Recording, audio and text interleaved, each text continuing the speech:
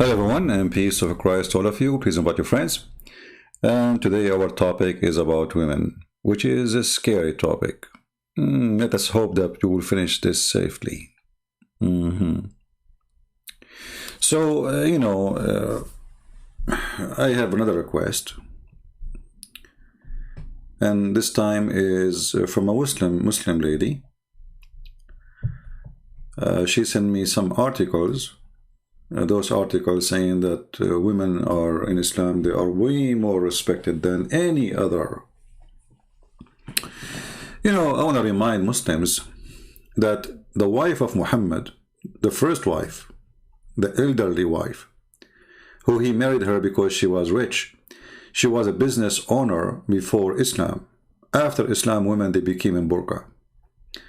Before Islam, there is women in the Middle East, they used to be queens, rulers, and history report many names.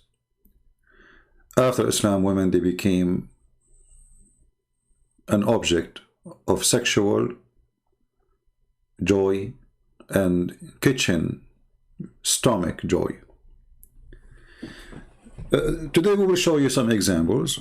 We cannot cover the whole topic because this is a huge topic, but if you read my book Sex and Allah, you will see how Islam look at the women. They are nothing but sex promise. But here we have Dr. Zakir Naik, who is very, very, very educated Muslims about Islam, according to Muslims. He will tell you what is the legal rights of women in Islam. Let us see. Discuss the legal rights of the women in Islam. Legally, men and women are equal. If for the crime they commit, they get the same punishment. Okay. For example, see here you see that there is no decency with Muslims who explain Islam to us. Is it true that the punishment for women and men are equal? Let us go and see the Quran. Let us say there is a man, he is a homosexual, and there is a woman, she is a homosexual too. Let us say lesbian, sorry. What is the punishment for the man and what is the punishment for the women according to the Quran? Remember, he said this is, they have equal punishment. So if we go in the Quran, we find this.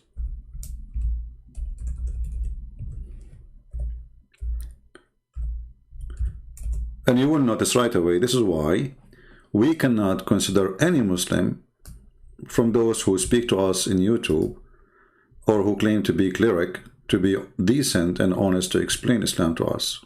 We cannot trust them. They are not trustworthy. This is the Quran. This is not Christian Prince saying, this is not Zakir Naik saying, this is the Quran. Chapter 4, verse number 15 and verse number 16.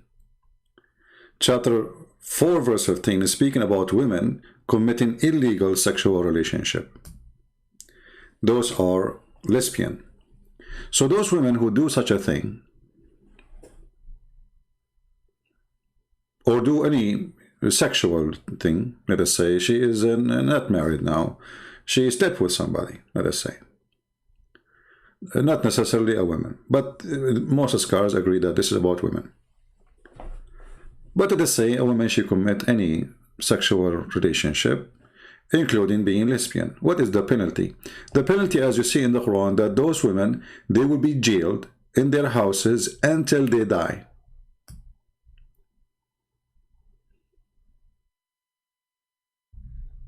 This is the punishment of a woman committing illegal sexual relationship, which is like being lesbian. What is the punishment of a Muslim man if he commit the same exact sexual act, if we can call it illegal? If two persons among you, men and women, they commit illegal sexual intercourse, punish them both. If you go and read the Quran, by the way, this is fast translation here. It says, if two person, men and women, this is not true. It says وَالَّذَانِ, and both those two men. If two men, if you change the translation, you will see this is why If you remember yesterday, we have a Muslim, is an African Muslim. He asked me to read it from Rashad Khalifa translation, you remember? And we noticed right away that in the chapter we were reading from, 79, verse number 30, you know, there is the whole sentence is taken off from the Quran, and he changed the whole meaning. So if we go and find different translator, we will find that the Quran totally changed. Let us go to Yusuf Ali. Let us see what he will say. If two men among you, do you see how things change? And the other translation says, if two, and then between two bracket, women and men. In fact, this is about homosexual. If two men among you. And the Arabic is so clear. It says, so I mean, it's even a stupid kid who don't know Arabic yet, like let us say in his 6th grade, he will know that this is about men. But look, we just change the translation, and we find different punishment if two men have sexual relationship together. So, if two men among you, guilty of loudness, punish them both. But if they repent, leave them alone. Okay, if we go and read the interpretation for this punishment, you will see, beat them by sandals, insult them. If they repent, leave them alone. So how come the women, they will be jailed until they die for the same crime?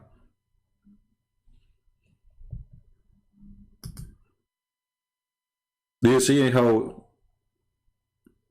why we say they cannot be considered to be decent people to explain to us their religion? He just said women and men are equal. Is that a God talking?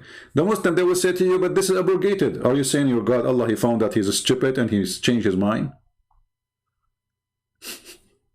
And have you ever heard of religion like this?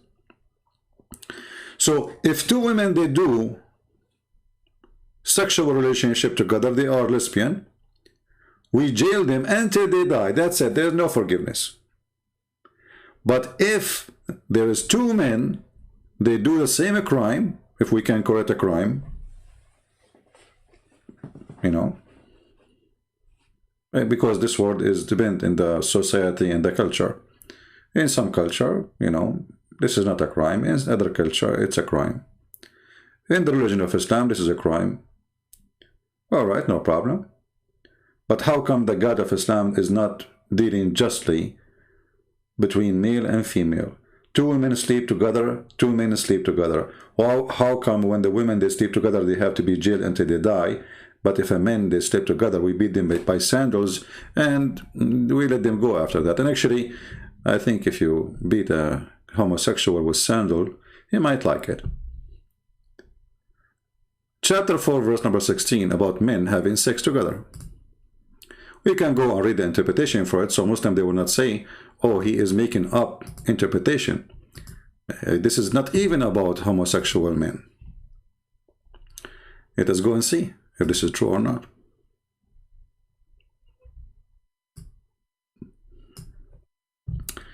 And then when two of you commit that loud act, adultery or homosexual intercourse, punish them both with insult and beating them with sandals. Do you see it? If they repent, let them go. So Christian Prince is not giving you his opinion. This is what the Muslim and the Mohammedan believe. And this is the official government website of the Kingdom of Jordan. And this is Tafsir al-Jalalain. So if a man have sex with a man, we beat them with sandals and we let them go. But if a woman have sex with a woman, we jail them until they die.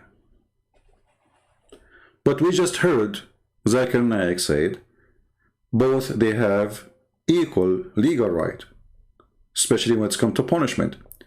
So he's lying. If we go to different verse in the Quran, not only this one,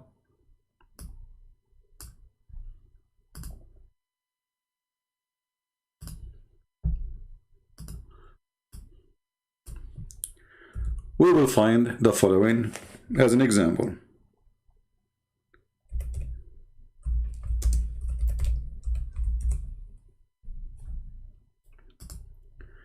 chapter 2, verse 178.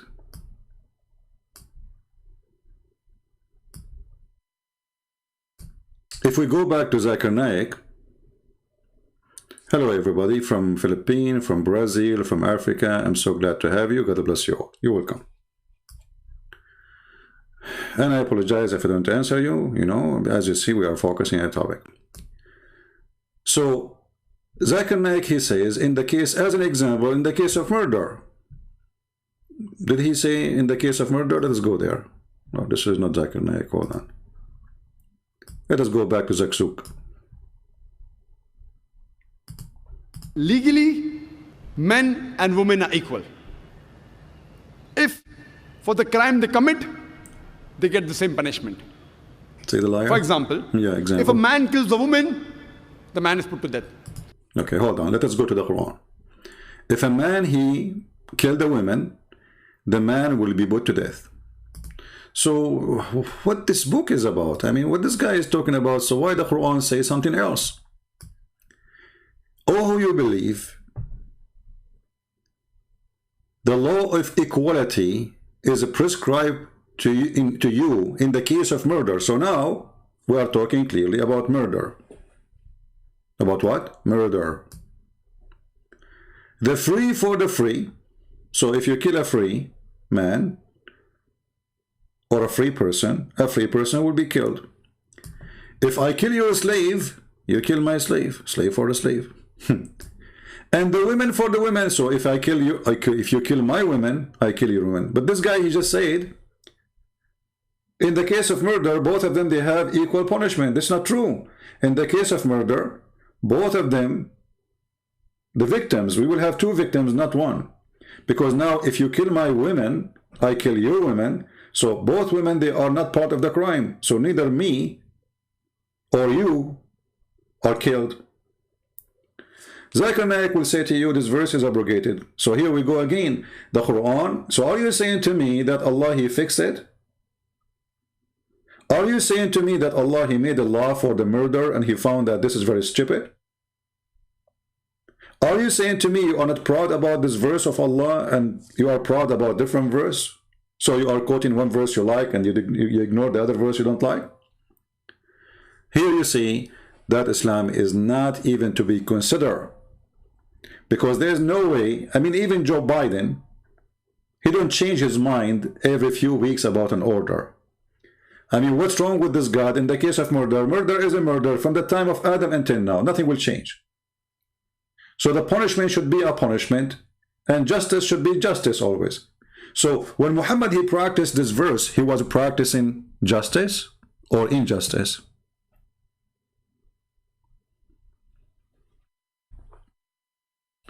So do you see how they lie?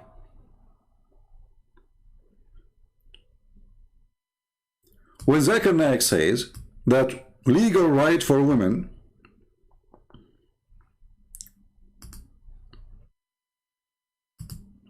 do the women inherit the same thing as a Muslim man? The answer no.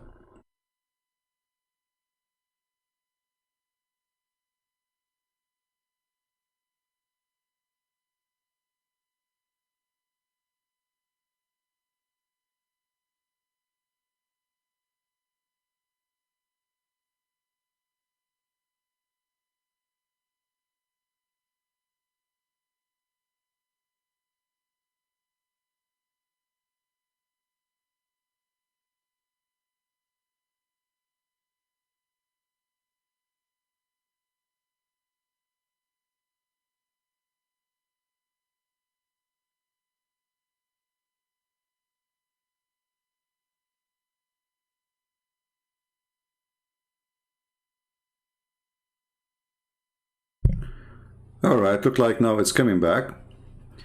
You see, because from my side, do we have a connection or not? Let us see. Yeah. See, from my side it says excellent connection, and I have actually the scale here is showing me that my internet is very strong. Still, YouTube was, you know, maybe there's an issue in YouTube. So anyway, we go back here. And you will see that in the case of women, a man, he can beat his wife, but the wife, she can't beat her husband. Is that a legal issue? Absolutely. But Zakir Naik was just saying that when it's come to legal and punishment, they are equal. If this is true, well, if somebody do wrong, according to this verse, only women, we can beat them, and we have the right to stop sleeping with them. We have the right as men to school them. We have the right to beat them. If they obey us, we stop doing all of those things. But he just lied, and he said women, they have equal right. And here you notice, by the way, that this is where terrorism started. You know, terrorism is when you terrify your child. You just say you are a very aggressive father, and you terrify your wife. So you are very terrifying husband. You use violence in order to silence anyone who will oppose you. This is the purpose of terrorism. Somebody who don't agree with you, so we scare the hell of them, and then they have to agree. Otherwise, we will keep doing what we are doing until they agree. That is the truth about Islam. So if a woman, she commit adultery, we jail her until she die, as we saw in verse number 15 and 16. But if a man, two men, they did the same act, we beat them with sandals, and if they repent, we let them go. But if they are women, we jail them until they die. The Muslim, they will say to you later that Muhammad in the hadith, he said, if a man, he commit this sin, kill him. Here you notice that Muhammad is a prophet for a different God, because if the Quran says those who commit two men commit like homosexuality, just harm them and beat them by sandals, and if they repent, let them go. And then you say to me that Muhammad, he changed that and he said, no, kill them. Here you notice that Islam is a very confusing, stupid cult, because there is no way that a prophet, he will oppose his God, and there is no way there's a God, he opposes a prophet.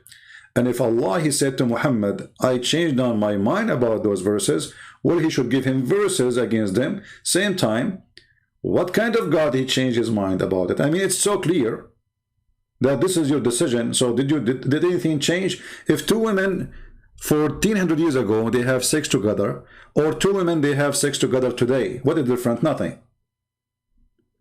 You see, this is not about economy. This is not about mathematics. This is not about going to the space. This is not about going science. It's about two women sleeping together. So why the punishment for the women is not equal for the man?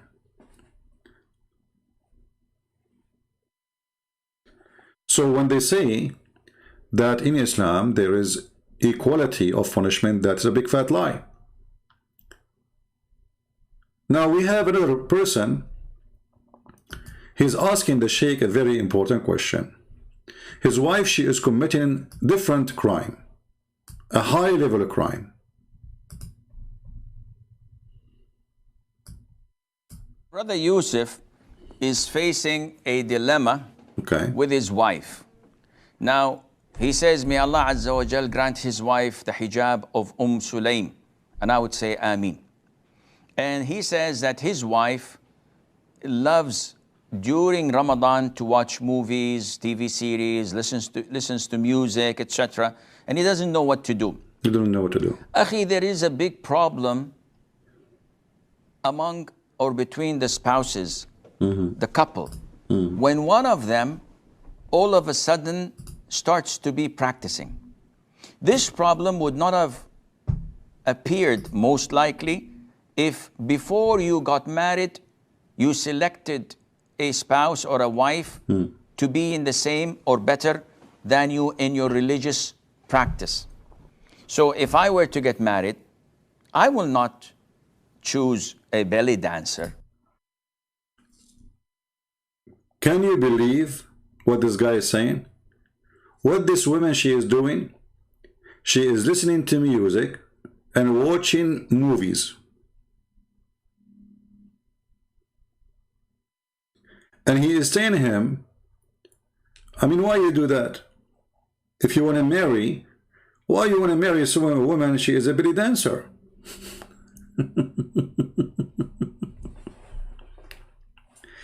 And I assure you that those who grow their beard, they don't only watch belly dancers, they watch porn non-stop.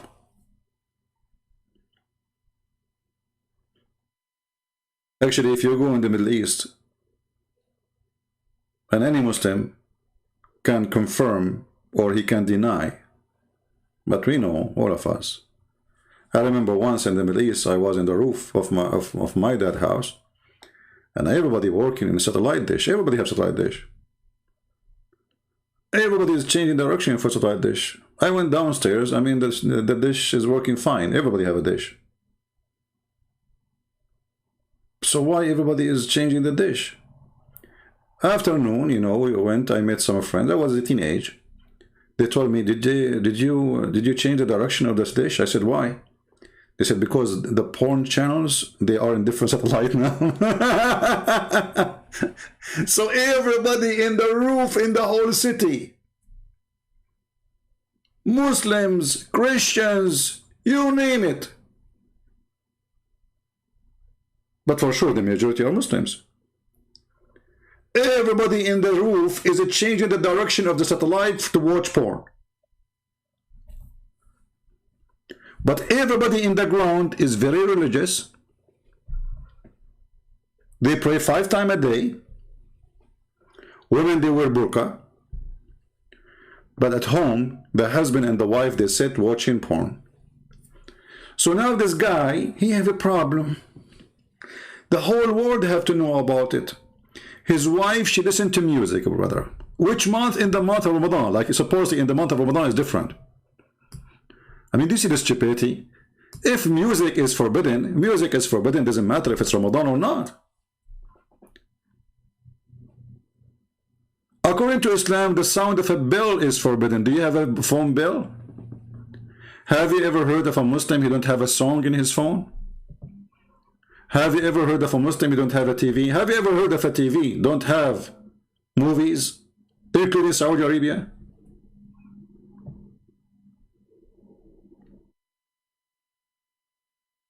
This guy who lives in Saudi Arabia, how come you don't dare to open your mouth about the new beach is open for the bikini in Saudi Arabia right now?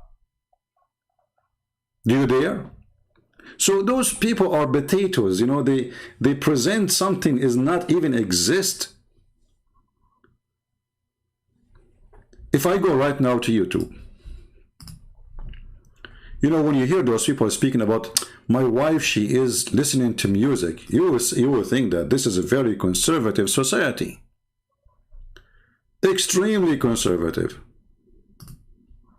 In reality, it is the most lousy society ever you can imagine.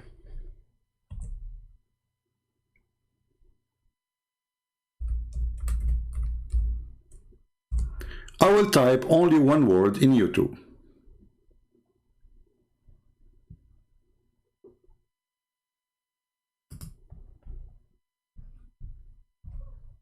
I just type in the search engine only one word. What do you see? If I play the video, you will get disgusted. Look, those two women dancing in the top of each other in a very sexual way. And they are wearing hijab. And they are wearing burqa. It's a very conservative society, brother. Extremely conservative.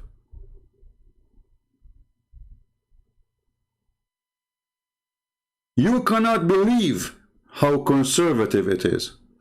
Look, those YouTube, they blank them because they are too much, they are blank. You have to sign in to see them. Do you see? Even YouTube, I mean YouTube who allow nakedness, even YouTube is putting a blank image in the top of them. Did you notice? Did you notice? Look at this. You have to sign in and click that you are 18 and over so you can see it. This is how bad it is.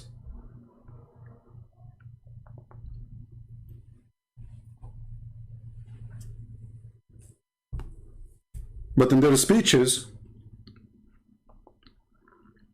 they say something. In reality, they are something else.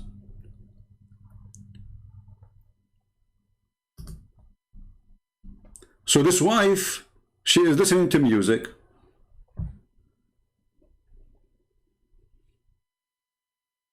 Okay, brother, what we would do with her?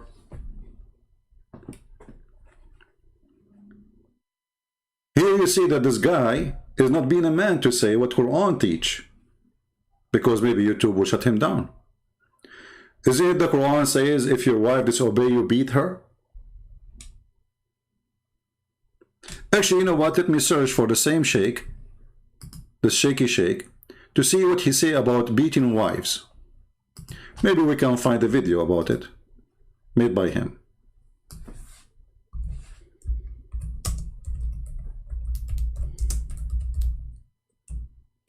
Let us see.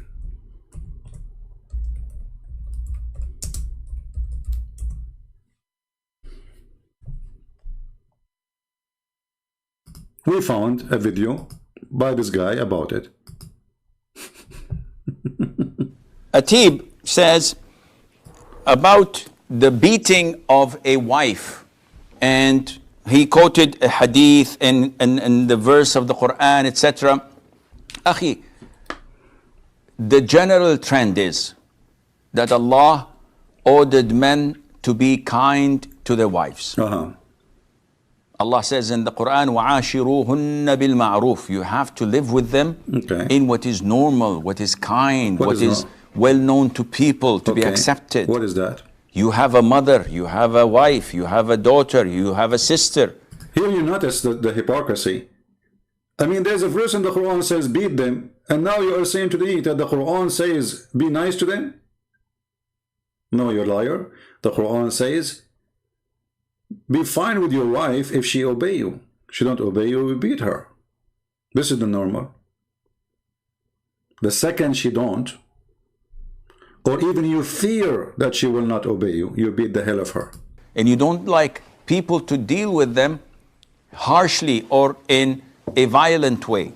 So this is the general trend. This is general, okay. However, what goes behind closed doors is something that only the man and his wife are capable of handling. There should be no outside interference, because whenever there is interference from the families, things go south. Also, the Prophet ﷺ told the companions that a lot of women visited my wives and complained to them of their husbands beating them. By Allah, they are not from among the best of you. Did you just hear what he said? The women who complain about their husband beating them, by Allah, they are not the best of you, they are the worst. Why? Because they complain that the husband is beating them. But you just said in the beginning, you should be fine, kind to the women. And now you are saying that the woman, she complained from beating her by her husband. For sure, she is a bad woman.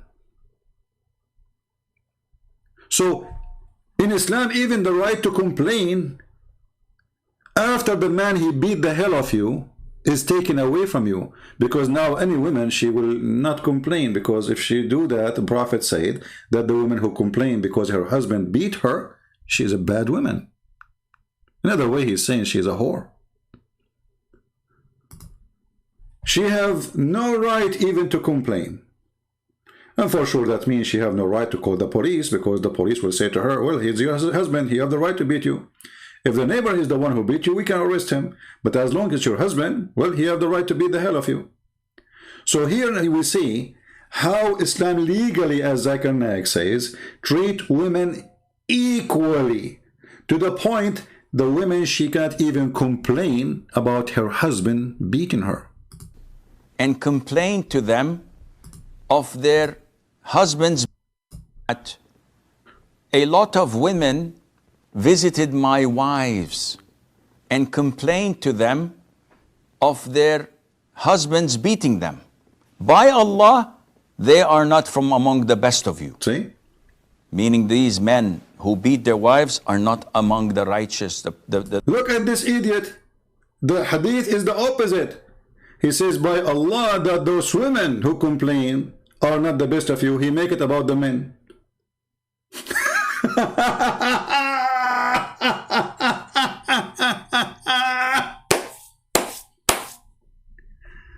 Do you see the coward? Unbelievable. Let us go to the hadith and laugh together. Hold on, let me find the hadith.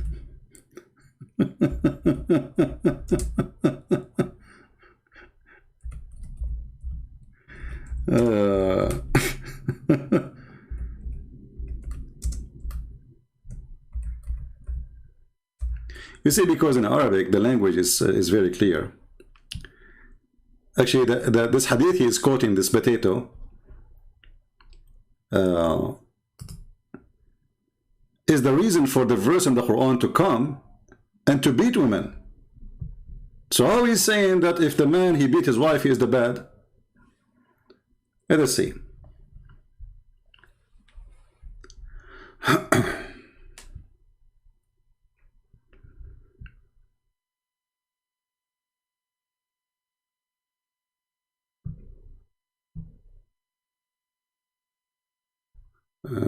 Let's go to this one.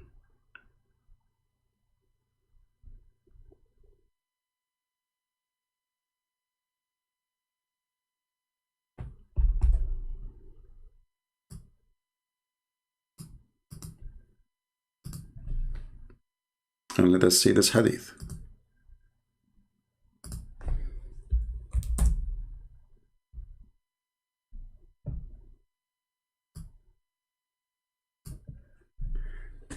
It says here that the Messenger of Allah is saying, don't beat God's handmaids. But when Umar came to God Messenger, to Allah Messenger, he said, the women have become blonde toward their husband. So he gave a license to beat them. Then many women went around God Messenger family complaining to their husband. And he said, many women have gone around Muhammad family complaining of their husbands. And then he said, those are not the best among you. He was speaking about the women because he is the one who gave license to beat the women.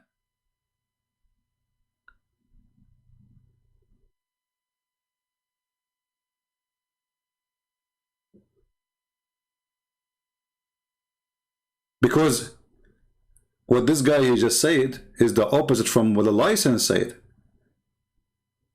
The license said, beat your wives. What happened now? Women are complaining. So if the men they are practicing the license Muhammad he gave them, why they are the worst?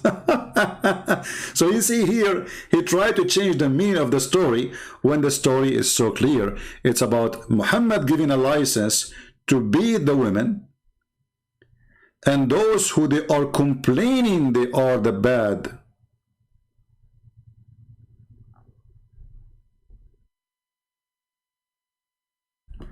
Let me show you here, just to show you how we can make it clear.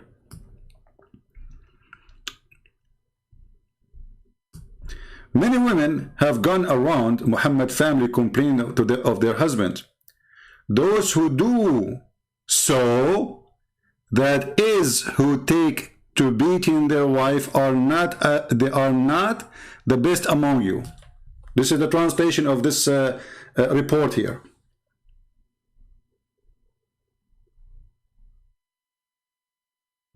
Look what the translation is saying.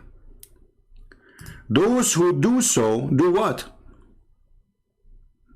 Complaining. And then here continue, he's saying, those who take to beating their wives are not the best among you, but this is not in Arabic.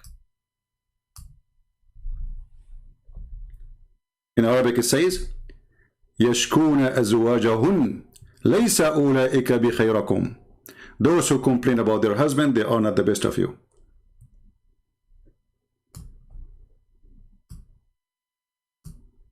Now here we need to ask the question, if the man, let us say for the sake of argument, if the man who beat his wife is not the best of you, so why Muhammad gave them the license to beat them then? You see, this is why the translation and the fabrication is amazing, how they try to cover the stupidity of this cult. You just gave them license to beat them. It's like, you know, the government, they gave me a license to carry a gun, and then the government, they says those who carry guns are the worst of you, but you are the one who told me you can carry a gun. So obviously the story is the opposite.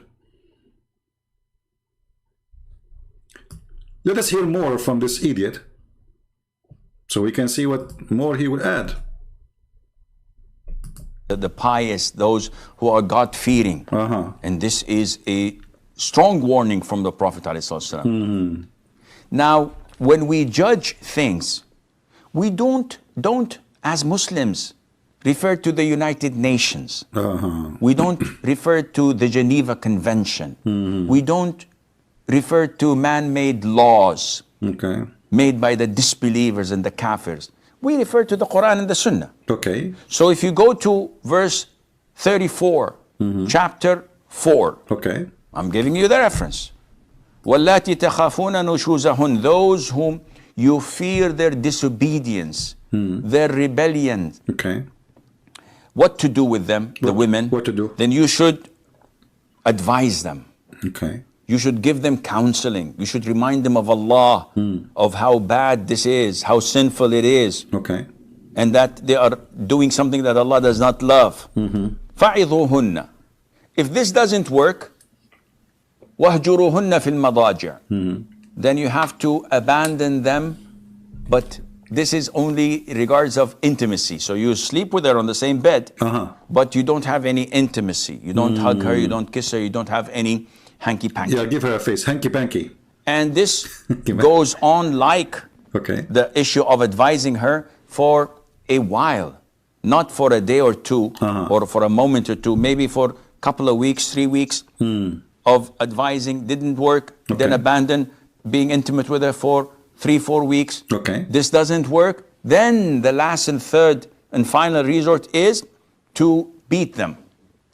So Allah doesn't say bring a baseball bat to beat them up with it. We beat them with what? Ibn Abbas, when who is one of the great interpreters of the Quran, was asked how to beat them, he said, with this. You see this twig? Yeah. If I beat myself with it, I'm not going to be affected. He said. Here you see the deception, you see. The miswak is a long root. This guy is holding little brush for his teeth, and he say, this is how we beat them. Who is a stupid here? I mean, who is going to believe this garbage? So you are beating her now as a last solution, and this is beaten by a toothbrush? Are you tickling her or you are beating her? You see the stupidity?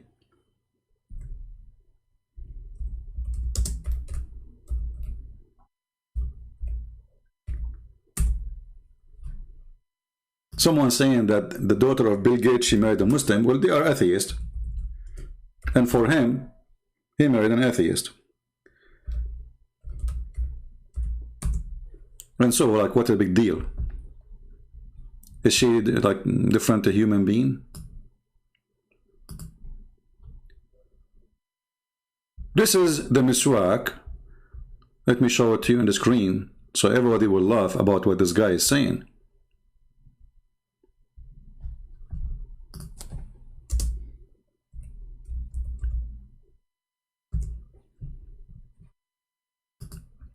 Look what he is talking about. This is what you beat the women with. And this is after they cut it pieces and they make it small. Let us put it in the screen.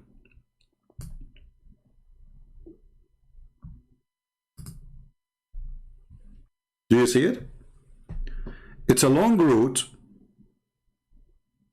very flexible. They beat the camel with it.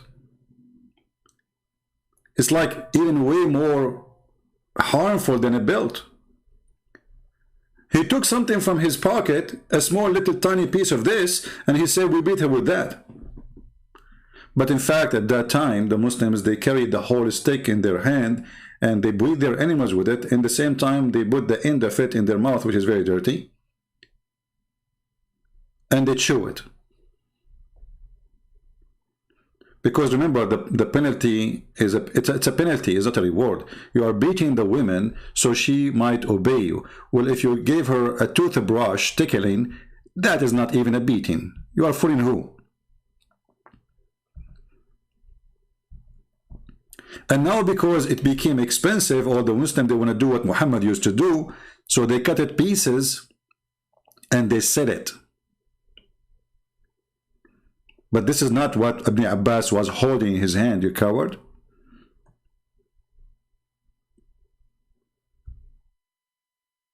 The miswak is a very long root. It's a root. It's not even a branch of a tree. It is a root. They have to dig in the ground in order to get it.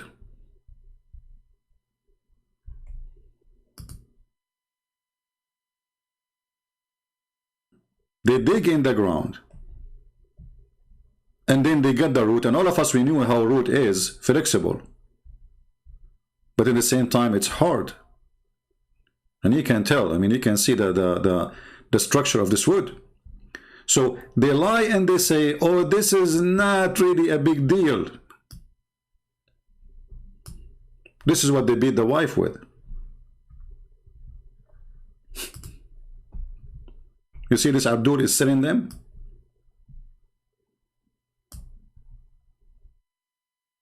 You see the stick? This is the stick he took from his pocket. look how small it is.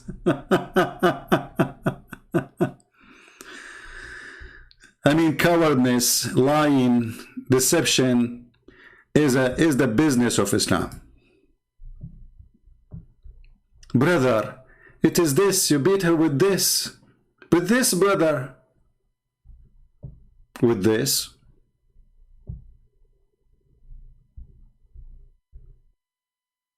And do you think really people will believe your stupid lie? And remember, the purpose of this beating is to force the women to obey you. But if you beat her with toothbrush, she will never. I mean, what's the point of this beating then?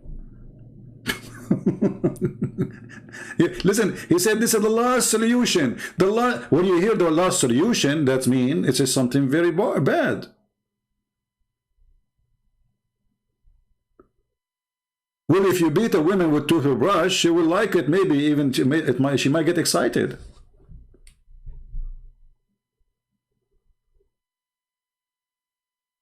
Imagine this Abdul coming to the bedroom of his wife and he have a toothbrush in his hand.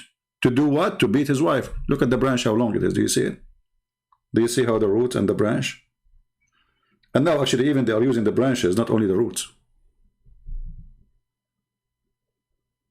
Do you see how short it is? While he took something from his pocket and said, we beat her with this.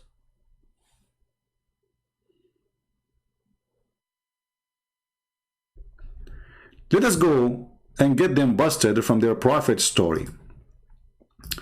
A woman, she come to Muhammad. And her husband, he did beat her until her skin became greener than her clothing. The guy, he just said to us, we beat them with the toothstick, and very short thing. Read carefully. Rif'a divorced his wife, whereupon Abdul Rahman ibn etc. blah blah blah, he married her. So this is a woman, she got divorced.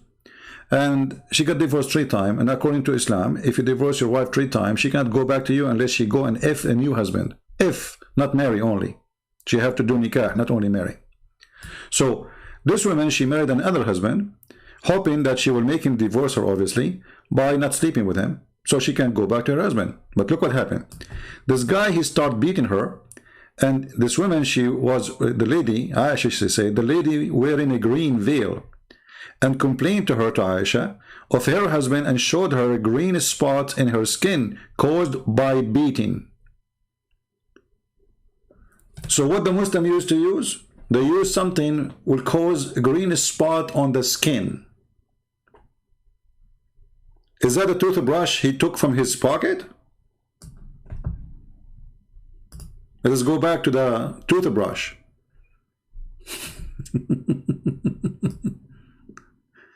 You beat her with what, brother? That I'm not gonna be a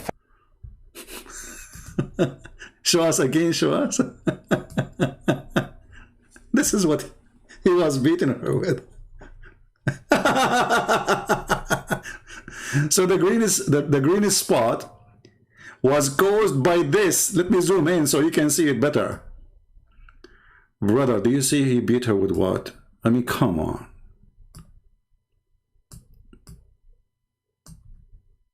Do you see, brother? This has caused nothing, caused no harm. Okay? So how come the husband, he did beat his wife in the time of your prophet, and he made her skin greener than her veil? And not only that, you see, if the guy, he did beat her and he made her skin greener than her veil, and Muhammad, he said to him, shame on you, then he's right. This guy right. But Muhammad, he took the side of the man. He did not even question the man why there is a green spot in her skin. We can read the whole story. So it's caused by beating. Okay, and then it says, it was the habit of ladies to support each other. So when Allah Messenger came, Aisha, she said, I have not seen any women suffering as much as I believe in women. So Aisha, she is witnessing that Muslim women they have the most horrible life ever. No women suffer as much as I believe in women. Who is saying that? Not a Christian Prince. So if a Christian Prince says Muslim women, they have the most horrible, miserable life, he's not lying. Because he is just saying what Aisha, she was saying. And Aisha, she is a first-hand witness. And she is almost God for the Muhammadan.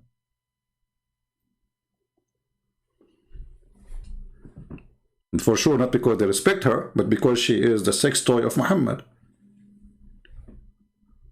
I have not seen any women suffering as much as a believing woman, which means this is the case for all Muslim women. And this is confirmed in the other hadith where Muhammad says that the worst of you is those who complain about their husband beating them. And here we go. A woman, she is coming to Muhammad to complain about her husband beating her. Did Muhammad say to her, you know, like, you are right and shame on you, the man? No, he took her side. Look, Aisha, she said, look, her skin is greener than her clothes. So it's not only just a spot, it's so deep green. This is how harsh the beating was. When Abdul Rahman, this is the husband, heard that his wife came to the Prophet, again to the Prophet, he came with his 2 sons from another wife. And she said, by Allah, I have done no wrong to him, but he is impotent, like Muhammad. And he is useless for me, like this, holding her dress, which means he cannot sleep with her. Abu Abdul Rahman, he said, by Allah, she had told a lie. I'm very strong and I can satisfy her, but she is disobedient and want to go back to Rif'ah. We will go back to disobedient. Okay, let us say for the sake of argument, this woman, she's lying. The woman, she don't want to sleep with you. What is the solution on Islam? Beat her and rape her. Because that's what Muhammad will say to her now. Allah Messenger said to her, if this is your intention, then you know that it's unlawful for you to remarry Rif'ah unless Abu Abdul Rahman, he do bang bang with you. By the way, the translation is absolutely false. Muhammad, he did not say unless he have a sexual intercourse. He said unless he taste your juice. Unless he taste the water of your vagina. I can go right now to the dictionary and you will see, I showed it before in the previous video, you can watch it. Usayla is the orgasm. The orgasm. So the woman, she is beaten now. The man, he did beat her. The woman, she is coming to Muhammad. Her skin is greener than her clothes. Did Muhammad say anything about why you did beat her? No. Did Muhammad he say why her skin is greener than her clothes? No. Did Muhammad say shame on you?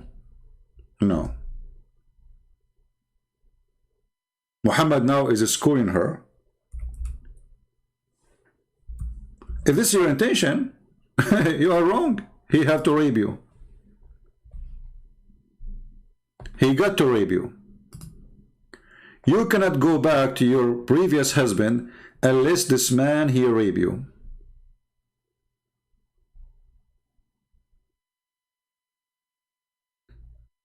What kind of a justification will be for such a thing? And then he said, the Prophet then he saw the man, they saw the two boys of Abdul Rahman, and asked him, are those your sons? Abdul Rahman he said yes.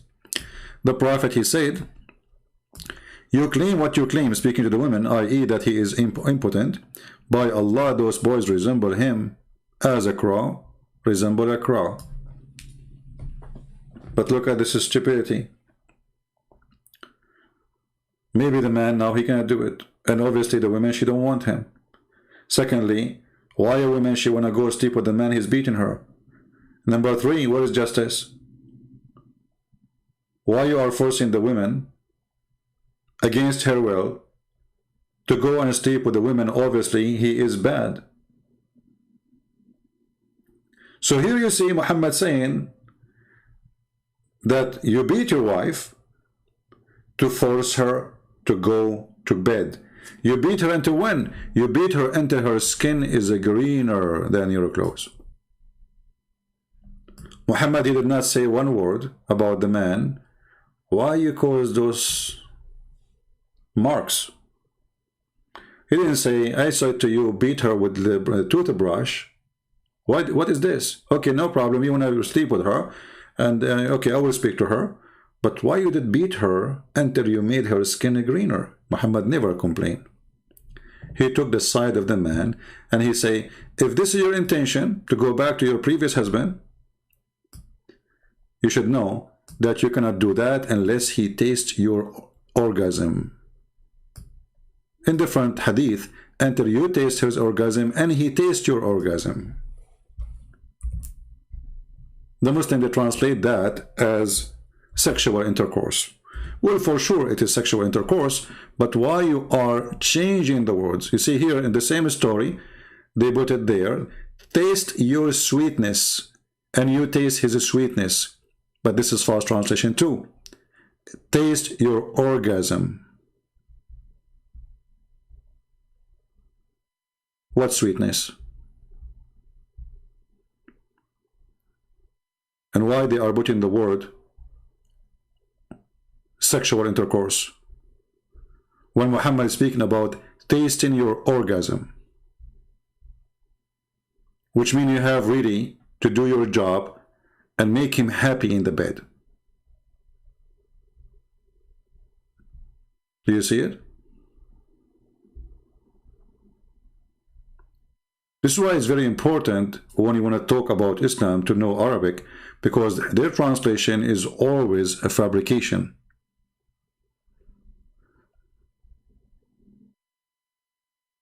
How in the world tasting your juice became consummate his marriage with you? This is your taste your juice?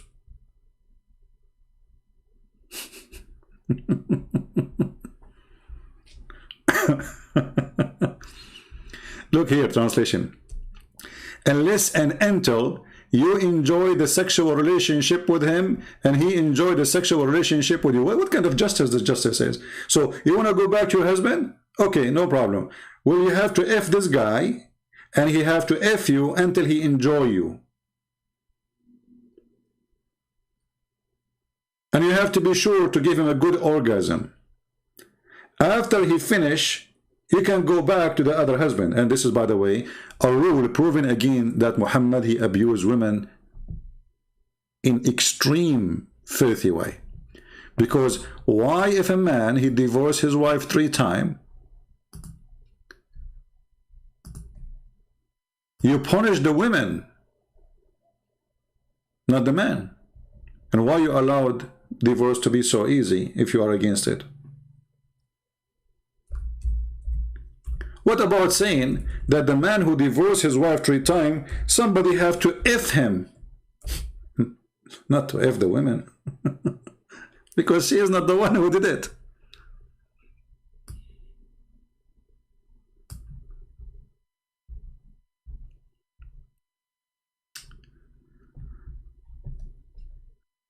Stupidity is beyond imagination.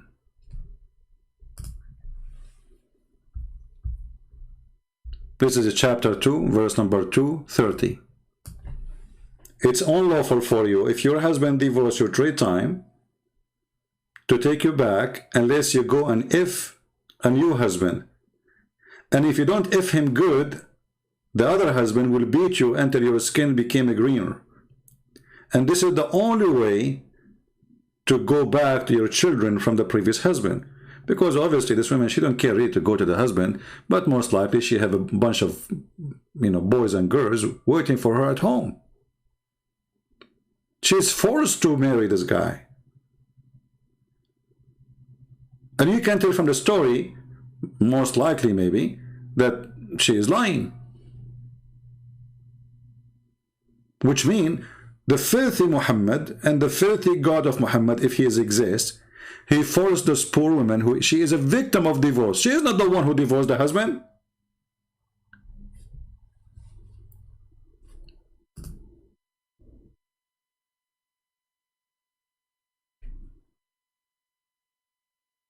So the man, he divorced the wife, and then you punish the wife, saying to her you can't go back to the husband unless somebody else F you?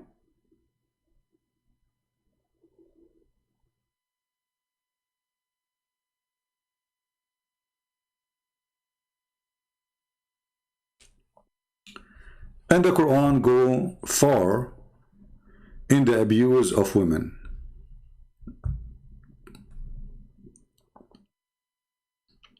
To the point, the woman is a goat. If you go in the Quran, you will see chapter 38, verse number 23, speaking supposedly about David, who is supposedly a prophet of Allah. He speak about his wives, saying that I have 99 goats.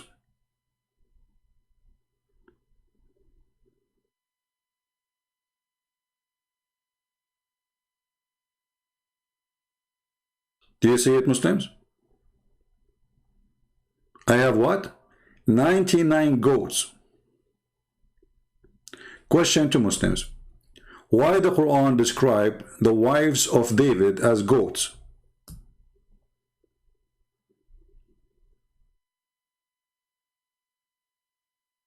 Any Muslim can tell us why? If we go and read the interpretation, the Muslim, they will tell you why those women are called goat. Let's read the interpretation. What happened to this website? Is not working? Here we go. The official government website of the Kingdom of Saudi Arabia.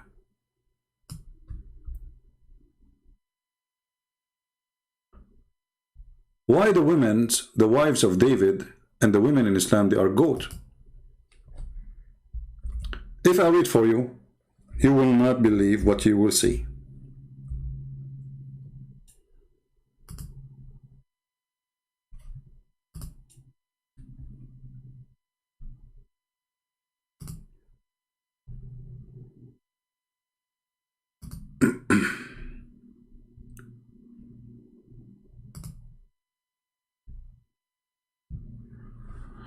Let us see here.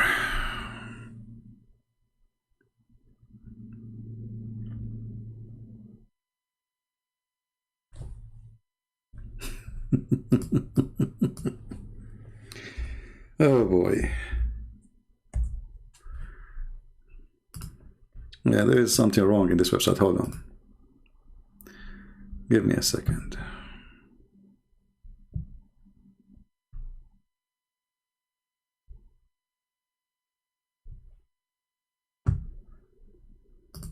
Actually, this is the interpretation of the verse before it. Hold on, yeah. The verse after it. Okay. This is verse 24. Let us go to the verse 23. All right. And now, okay. People, I will put in front of you a reference. I want you to read carefully, and I want the Muslim to challenge me. I want the Muslims to make videos exposing my lies, proving that this is not true. This is the interpretation of Al-Qurtubi.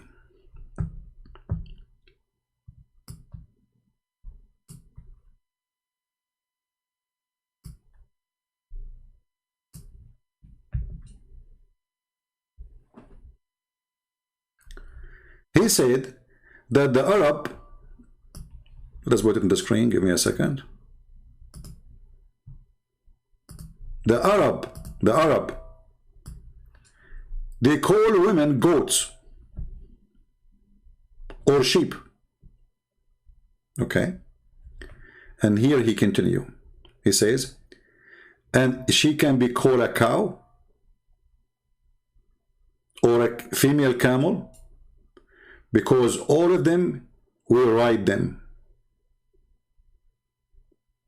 So why the women, they are called goat or a cow or a camel? Because all of those will ride, including women. Can you believe that this is a religion like this? Translate to English, maybe Christian Prince is lying.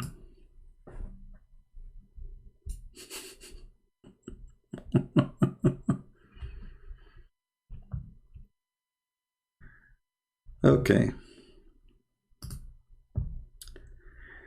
The Arab, they refer to women as a goat because, and this translation is stupid here, because we ride the markub, you know, the same as the camel, the same as the cow. Al-Baqarah, I mean, I don't know, Google is stupid to translate the word Baqarah as the word Baqarah, translate it as cow. So, because we ride them, all of them we ride.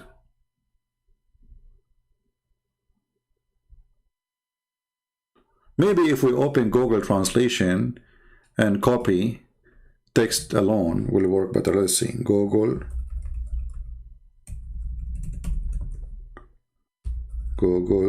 Translate. All right. Let us copy the text as it is.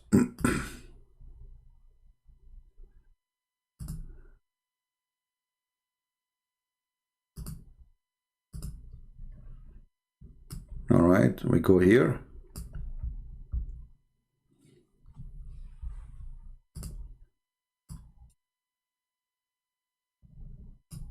And then we go to Google Translation.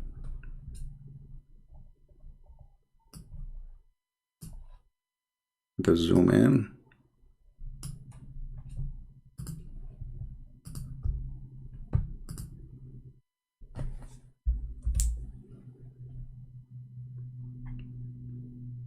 Do you see here? The translation came different. Because all of them, every one of those, we write them. So the women, we can call her a cow.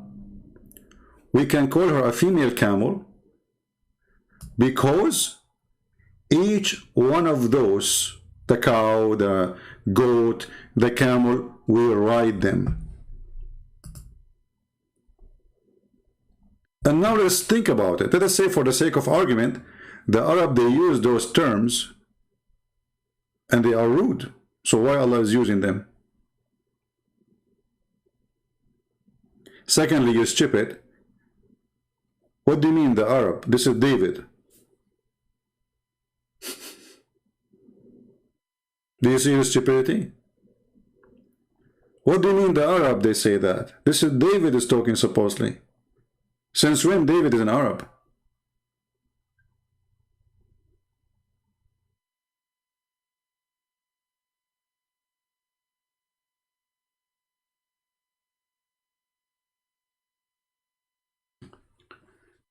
So those people, when they speak about women, they do their best to put some makeup on the face of Islam to make it look nicer. But in reality is, Islam is the most ugly place for a woman to be. Like one of you mentioned that the daughter of Bill Gates, she married a Muslim. Do this guy dare to practice Islam on her? He will never dare. He will be like a potato next to her. She will be riding him. He will not be riding her. Can he beat her? Can he jail her in her room? Do he dare? So what kind of Islam he is going to practice with her? He will not practice Islam. He will not dare to practice Islam. But if she is his wife and live in the Middle East, and she is nobody care for her, he will ride her, he will beat her, he will humiliate her, he will abuse her. I mean, this is his right.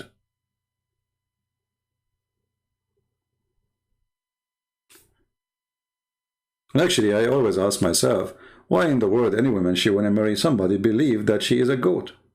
Unless she is one. To marry a Muslim man who believes that you are a goat and equal to a goat, well, then you are what he is saying, because you accept the terms and the conditions. Right?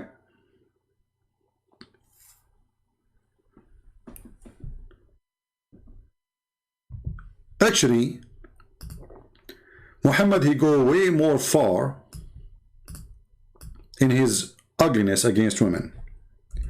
Muhammad, he consider every woman is a devil. So when you marry a Muslim, you are marrying somebody believe that you are an image of the devil. Am I making things up? Read it. This is their prophet, and this is a very authentic report, which means Muslims, they have no question if this is true or not. Muhammad, he was sitting outside with his friends. He saw a woman. Look how decent the man. You see, a man, he is married and he have tons of wives and tons of sex slaves. A woman walk by, he gets so horny, he leave his friends to go F his wife. And his wife, she is tanning leather. In case you do not know how hard this job is, you know, you have to boil water, add color, put the leather, blah, blah, blah, blah. It's a lot of work. And Muhammad is just drinking his tea outside or whatever drinking. He's drinking ginger. He promised the Muslim in heaven you have a ginger with the wine, which is very weird. So, just because the Arab, this is what they use for drinking, Muhammad, he promised them, he said, don't worry, you will have it in heaven too. So he saw a woman walking by. He came to his wife Zainab, and she was tanning leather, and he had sexual intercourse with her. Then he went to his companion. Look at this filthy. He just went there just to do boom boom. It's like a mule. And then he said to his companion, who he left them, because now he given one excuse why he left. Well, the guy, his penis is in trouble. He's a decent man. He's keep looking at the women in a sexual way, obviously, because why, if a woman, she walk by, you get horny, unless you are looking and thinking about her in a sexual way. Correct? I mean, all of us, we go on the street. Do we get horny just because we see a woman in the street? Are we animals? Are we horses? Are we donkeys? We're human. The woman, she did not do anything. She is not wearing bikini. This is a Muslim woman walking by, and she is wearing a burqa. And now Muhammad, he keep looking most likely at her ass, and her ass is like the antenna of sex for him. So he got horny, he go to his wife. And then he said, after he came back, the woman advances and retires in the shape of a devil. But the woman, she did nothing. But look what he said. The woman, she advances and she retire. So it doesn't matter what you do if you are a female. Just walk by, you are the devil. You go back home, you are the devil. You come from home, you are the devil.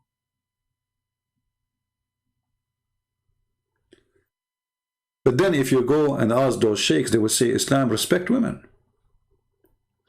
You see, he's not talking about a specific woman. He says women. إن المرأة تدبر في صورة الشيطان تقبل في صورة الشيطان and وتدبر في صورة. She come in the image of Shaitan and she live in the image of Shaitan.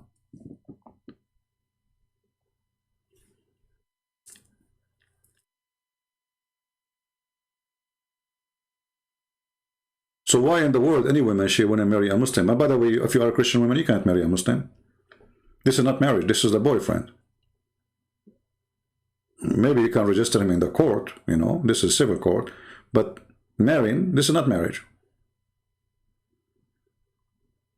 You see, the word marriage is a religious word, and religious word have to be practiced between people who believe in the same belief. So, in order for me to marry a woman, and I claim to be Christian, I have to marry a woman, she is a Christian. Otherwise, this is not marriage.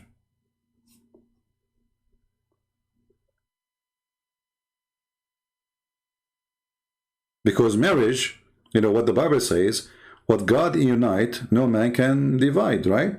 So the marriage is done under the name of the Lord, not under the name of the pen of the court. And we don't have the same Lord to bless our marriage. While Jesus, he ordered the man, he said, okay, you will be the Lord of the house, you are the master of the house, no problem. But you will be the same as a Christ. He gave himself to the church.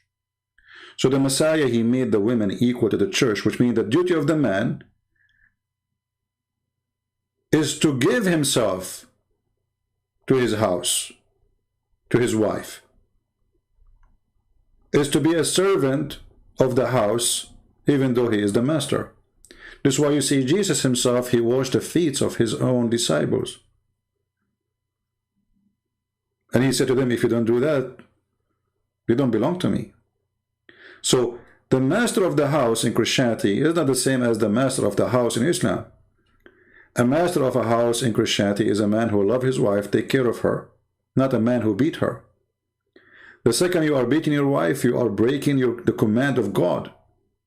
Where Jesus, he said, the same as the Messiah gave himself to the church, you give yourself to your women.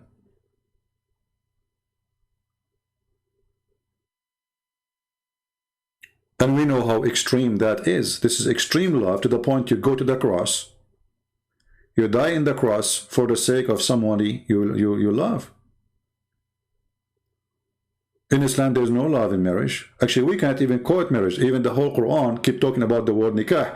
And we showed you 1,000 times that the nikah does not mean marriage. Even the Muslim, they say, oh, no, it is. Actually, there's Abdul, he made a video before saying, I will show you the word nikah in the Arabic Bible.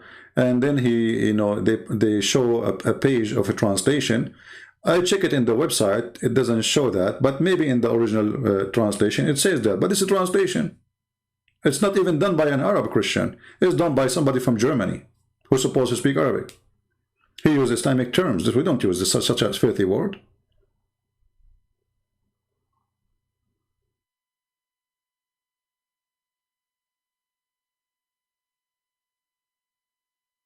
If Islam actually give any respect to women, then we should have even the same equal, reward in heaven. Like you see, the guy, he says, we are equal in heaven. How we are equal? The man, he will have a lot of women. Even women in heaven, they will be jailed. They will be literally jailed.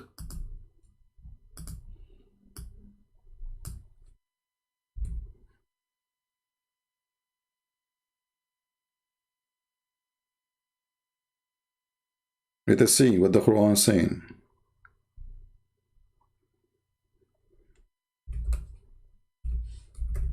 You go to heaven? What kind of heaven this heaven is? You will be restrained in your tent. Do you see it? This is chapter 55, verse number 72. And no man can see you, and nobody can see you. You will spend your eternity naked in a bedroom. And not only that, the husband, if he is a bad person, he will have 70, 70, 70, 70, 70, which means he have 70 versions or 72. Each one of them, she have 72 maids. Every maid have 72, they call it like wasifa or helper. And the 72, they have another 72. So if we calculate the numbers, you end like with 5,000 something women. And then Muhammad, he says, with each woman, you will have, just the orgasm will be 70 years. I mean, you can tell the guy he's stuck with the number 70. So if the man he was going to have, let us say, the first 72, they will have 72 made. And then the other 72 made, they are going to have another 72. Actually, we end with what? We end with 300. No, hold on. One more 72. 26,873,000 women for a bad Muslim. 72 x 72 x 72 x 72. So you will have 26 millions, almost 27 millions. Then if everyone, this is not the whole sex, just the orgasm, is going to be 70 years, so x 70. You have 1,881 years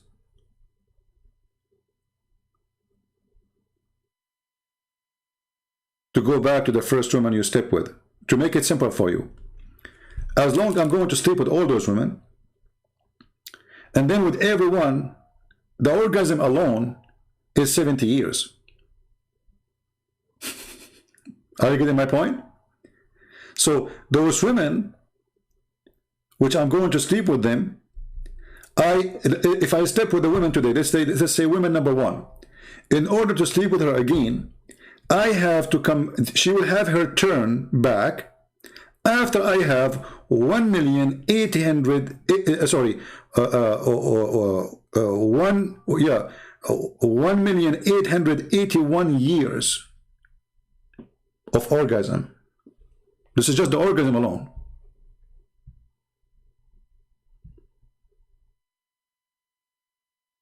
This is religion.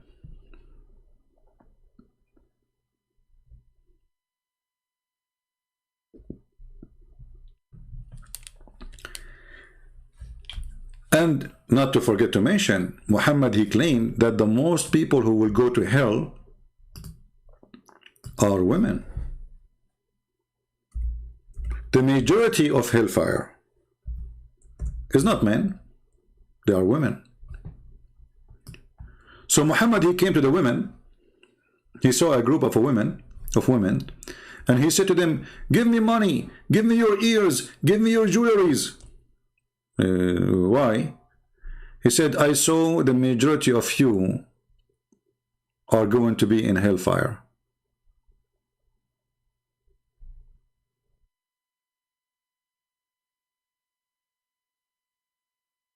There will be what? The majority of you, they will be in the hellfire.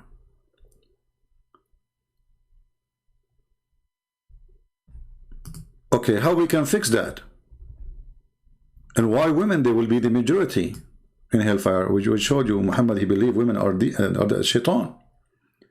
So I saw the majority of hellfire are women, which means this is going to happen. That's it. The majority of women, the majority of hellfire are women.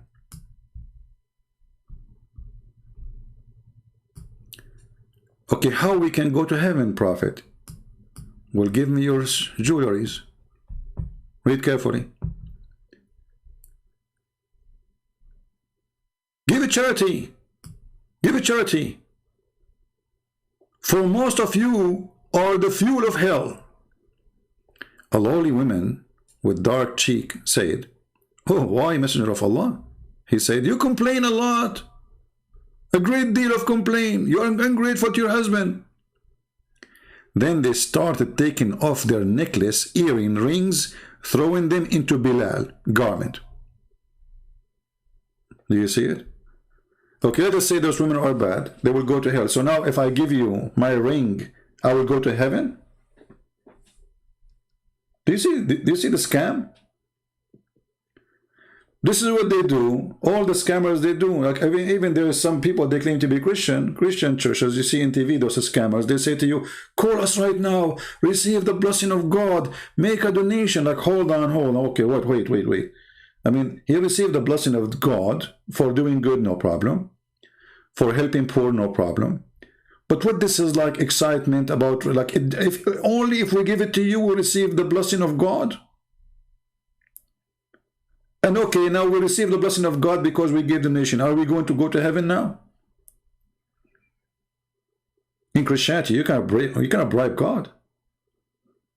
Giving donation to Christian Prince doesn't make you go into heaven. No? So now those people, they will go to hell. And now just because they gave their earring and their rings and their bracelet, they will go to heaven? Is that how we can fix it? He did not say to them, you have to change. He said to them, give it charity. Stay as you are. They were wrong, supposedly, according to him. But just give me your rings. Give me your bracelet. Give me your earring. And those women, they got scared, they got terrified. Okay, this is the Prophet of Allah is saying to us, you will go to hell. So what we do? He said, give it charity.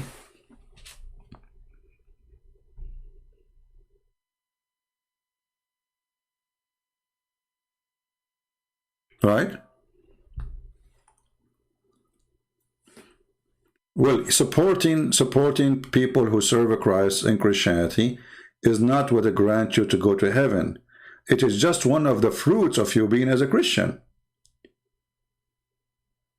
You see, in Christianity with Christ, you know, like there's an argument, you know, between two churches. One, they say we are saved because we have to do good deeds. The other one says no, it's just by the grace. But actually both of them, they are right. Because you have no grace if you don't have a fruit, and if you have no fruit, you have no grace. To make it simple, Jesus said that from their fruit you shall know them. So Jesus, he will not take you to heaven because you made a donation. But he will not take you to heaven if you don't. Because obviously you are fake. Do you understand what I'm saying? So a person who claims to be Christian and he sees somebody dying in front of his house in the cold. He don't want to help this homeless. He's no Christian. But Jesus, he did not say, this is the only way to go to heaven. But he says, I was hungry and you feed me. I was with no clothes and you clothed me. I was thirsty, you gave me water. I was hungry, you did. So I was a prisoner, you came to me, you visited me. They said to him, Lord, we never did those things to you. When we did those things to you? He said, when you do it to my brothers, which means the people like you and me, you are doing it to me. So doing the act of a Christian is the fingerprint of Christ, which means your signature as a Christian is doing the act of a Christ. If you don't do it, you are no Christian. So the only proof that you are a true believer is doing what a true believer do. But it's not because you did that you go to heaven. Because I can be fake and give donation, correct? Is it true? There's many, they give donation to churches that just to show off, just to show that they are giving donation, and they go to speak about it, you know, they write a check, they want to show it to everybody. And they are very rich. They put their names in the newspaper. So, helping others is an act of a Christian. It is a fruit of a good tree. So Jesus will know you from your fruits. But those women are giving their earring for what purpose? And how giving your earring and your bracelet is going to take you to heaven? You see, those women, first of all, in the Middle East, and until now actually, we don't have any kind of security. Like in USA, if you get over 65, you have like a retirement, let's say, social security payment, something like that. But there's no such a thing. So the women, their gold, their jewelry, this is all what they have in their life. This is their security. So when this woman, this poor woman, she is given what she owned. This is what her husband, he gave her when he married her as dowry. So she owned it. Muhammad, he just stripped her from everything. If her husband divorced her now, she will get nothing.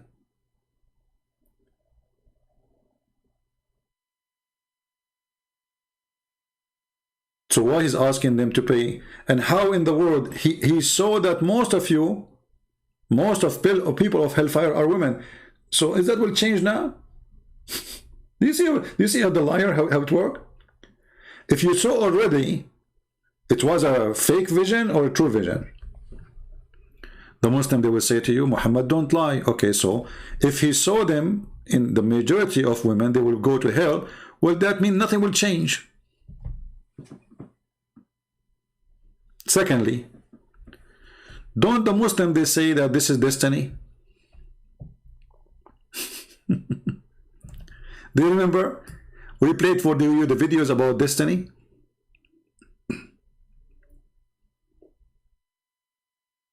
Do you remember? Who remember? Destiny. So if a man or a woman do something bad according to Islam, it was a destiny. So what this garbage is about? I pay charity, I don't pay charity, it's a destiny.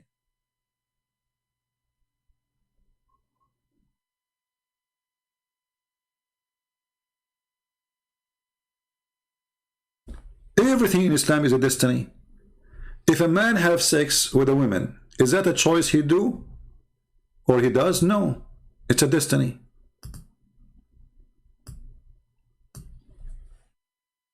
So why women, they will go to hell if everything is destiny? So Allah, he destined women to go to hell.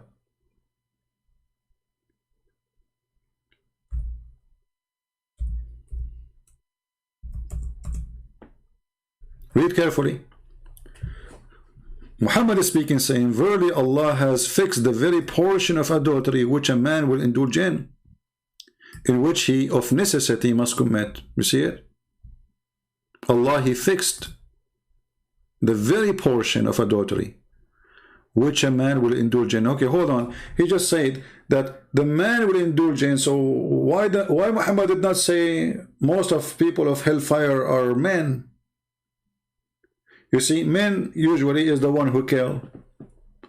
Men usually is the one who do women abuse, child abuse, sexual abuse, rape, child molestation like Muhammad. So if you think about it, if it's about justice, the one who should be the majority of hellfire, it should be men, not women. Women usually, not always, they are the most kind, the most peaceful, not always. The most, let us say, most of women crimes cannot go and reach, usually, I'm talking about usually, the standard. Like if we go and see how many male in jail and how many female, we will find that the number of male are way, way higher. Especially to violent crimes. How many women we saw them, they are doing child molestation. Compare them to men, we will find there's no compare.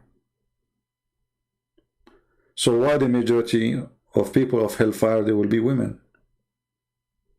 And as long Allah is the one who fixed our destiny of adultery, and you know, adultery does not happen just by a male alone, right? So when Allah, he made a destiny for the man, obviously he made a destiny for the women too. Because the man, he will not have sex with himself.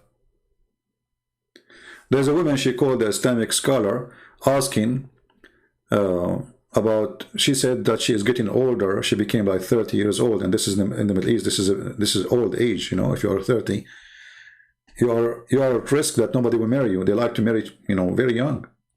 So she said, I'm afraid that I'm not going to get married. He said to her, my daughter, my sister, don't worry. The Prophet, he says, it's written on every vagina the name of the one who will if her.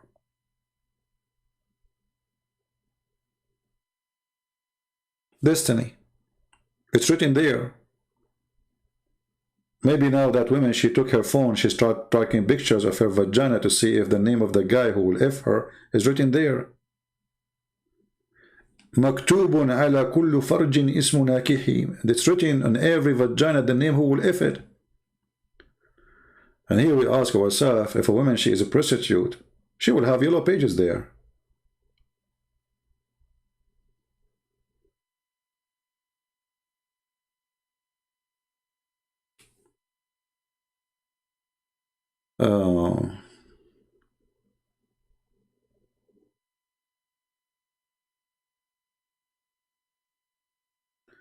There is 2 eras of a human civilization and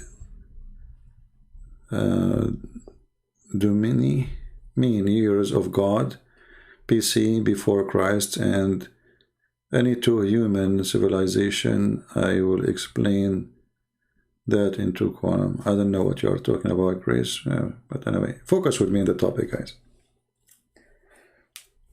Focus with me, especially if you are a female.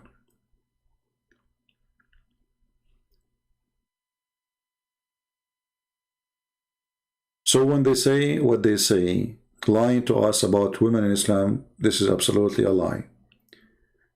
How many... Okay, you are a female. Muhammad, he said, describe you, that you are the devil. You come as a devil, you live as a devil. Even Muhammad, he described that the most evil person in the world is a female. And her name is Eve. And all women, they are like Eve. Read it. Muhammad said, if not Eve, there's no woman will betray her husband.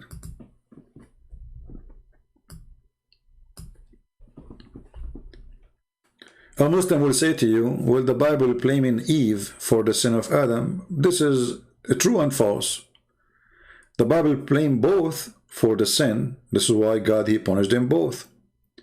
Same time, Adam, let us say Adam, he listened to Eve. Why he listened to Eve? And Eve, she was deceived by the devil. And he was deceived by the devil too. Through who doesn't matter. So, Muhammad, he made it clear. He did not blame anything Adam did except on Eve. In the same time, if we go on just to show you the contradiction of this mentally ill man, Muhammad, he claimed that Adam committed no sin. It was destiny too.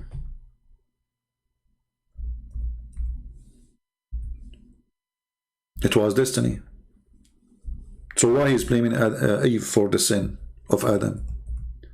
Here you will see right away the stupidity of this man. According to Muhammad, there was an argument between Moses and Adam. Don't ask Muhammad how Adam and Moses they met. So Moses says to Adam, because of you we are out of heaven. Because of you we are out of paradise. And then Adam, he said to him, oh Habibi Moses, Allah favored you, he talked to you. He even wrote for you the Torah by his hand. Do you blame me for an action which Allah written in my fate 40 years before my creation? Okay, hold on. So, and Muhammad, he agreed with Adam. This is why Muhammad, he says, so Adam confuted Moses 3 times. He repeat that, confuted, which means he refuted him. So Muhammad, he believed that Adam, he did not commit any wrong, except the plan of Allah, which is written for him to do. And he had no choice, it's a destiny. And even Allah, he wrote this plan to Adam to commit sin 40 years before the creation created him. Okay. And Muhammad agreed that we can't blame Adam for the sin. So why he is blaming Eve for the sin of Adam? This is stupidity. Because if I cannot blame Adam for a plan Allah wrote for Adam 40 years before he created him, that means Allah, he wrote that Eve, she will mislead Adam too. Correct? So why he is blaming Eve? Here you notice that we are talking about a person, he is mentally ill. This man, he hate women, and at the same time he want to have as many as he can. To the point, even when he want to sleep with the wife of the Pharaoh, the sister of Moses, the mother of Jesus. Any famous woman, Muhammad want to sleep with her. Allah, he promised him to be in his bed.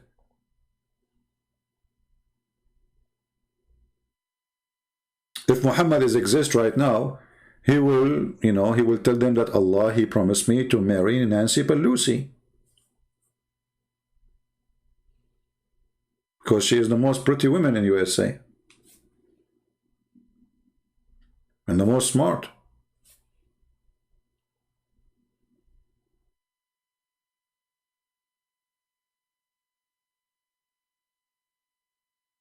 Do we have any Muslim have anything to say?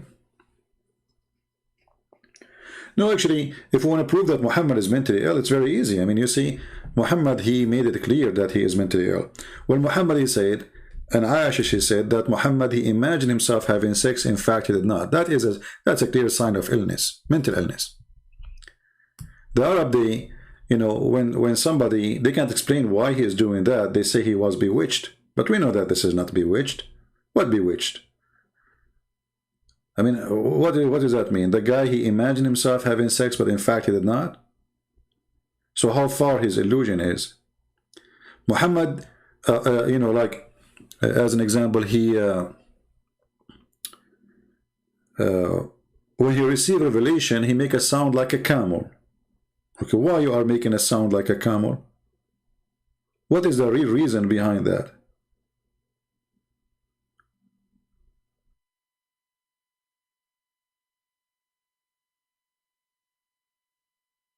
If there's a reason?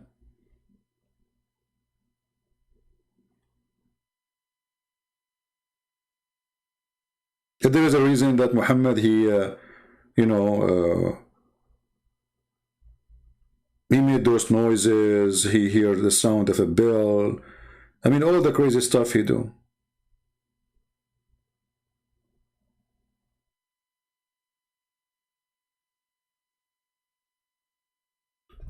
Muhammad, he hear a sound of a bell, and this is how God, he sent his message to him. Muhammad, he sweat so much when he received revelation. Why? He's in the jacuzzi. Muhammad, he said that angels, they will never accompany a person. He have a sound of a bell with him, or a bell with him, or a dog. Then later we find that Muhammad received his Quran in the sound of a bell. Muhammad, he said the bell is the musical instrument of shaitan. Okay, if the bell is the musical instrument of shaitan, then how Muhammad receive Quran, which is the musical instrument of Allah, as a sound of a bell? Do you see the stupidity?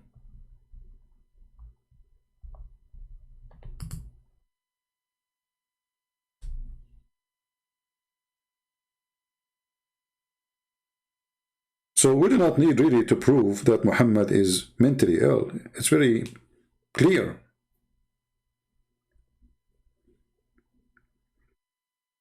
Actually, in the book of Ahmad ibn Hanbal, he said that the Prophet, he made a sound like a camel when he received revelation. This is a person is suffering from epilepsy. He makes sounds, he make growling, he make a noise. He is unaware of what he is doing.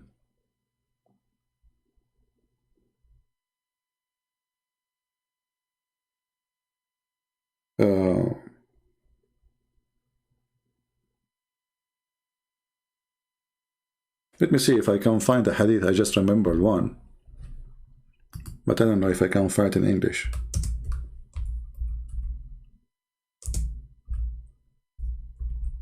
Let us try.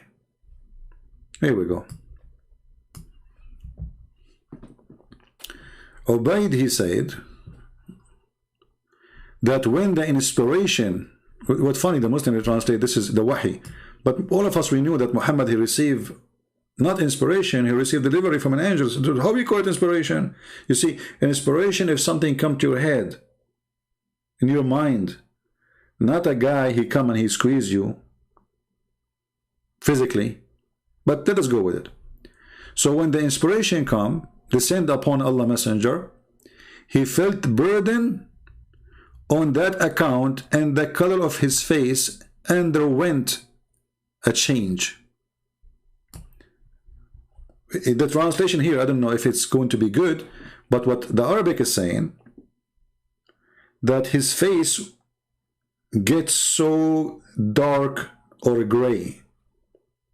تربد وجهه. Okay, why somebody receiving inspiration from God, he suffer from such a thing? This should be a good news. He should be happy, he should be smiling, he should be happy, excited. But what is happening is the opposite.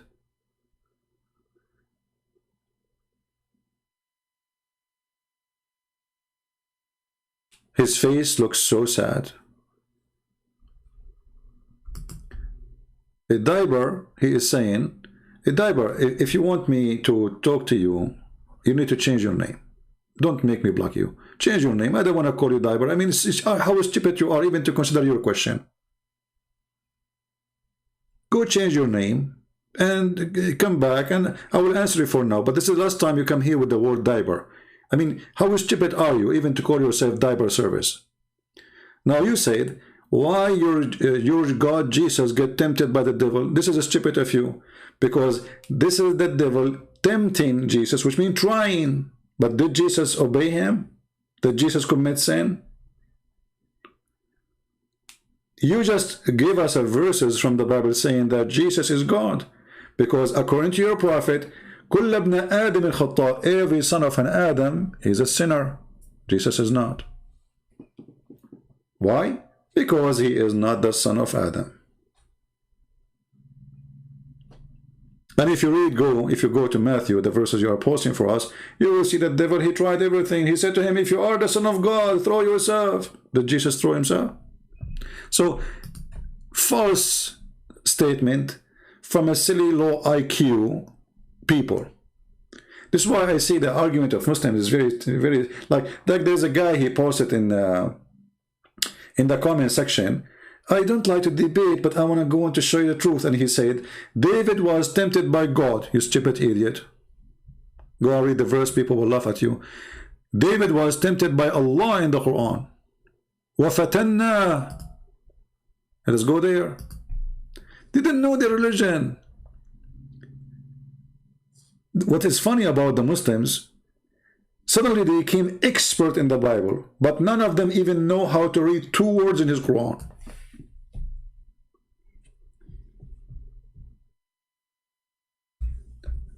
The same verses actually we are talking about the goats.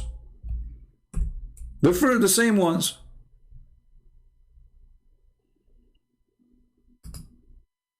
Read with me, Allah. So he said, my brother, he have 99 goats, which mean wives. And then here it says,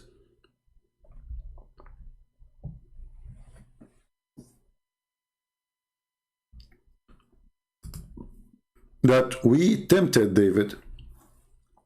Translation here says, we had tried him.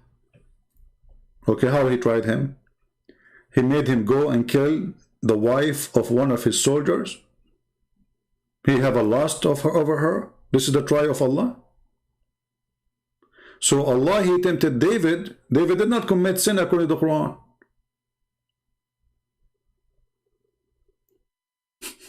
Do you see it?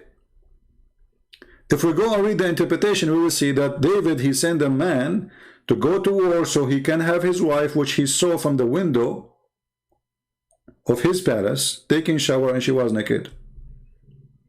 So who is the one who made David see that? And who is the one who made David kill the man? Allah. And remember, we just showed you Muhammad saying that adultery is something a man he have to do, not he choose to do, because it's a destiny. You remember what we showed you a few minutes ago? So according to Muhammad, Allah, he tried David But what kind of a try if it's a destiny, you idiot? Secondly, he did not tempt him. Even the word temptation is stupid, because it's a fixed very portion of adultery which a man he will indulge in. So he have no choice. Which means he have no choice to do or not, and he have no choice to ask forgiveness or not. Allah, he wrote the scenario already. Do you see the stupidity?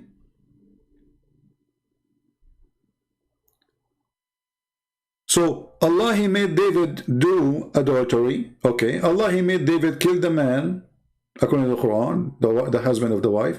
Okay, and then Allah made David ask for repent. What? It's a destiny. Which means none of this really happened. It's a story, it's a fiction story. Because there's an author, his name is Allah, he is writing our pages, and we are just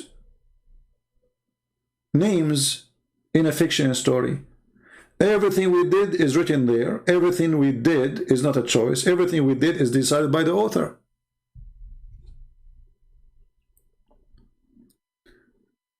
Do you remember when Mufti Mink, he said, Allah, he know what we will do and what we will do not?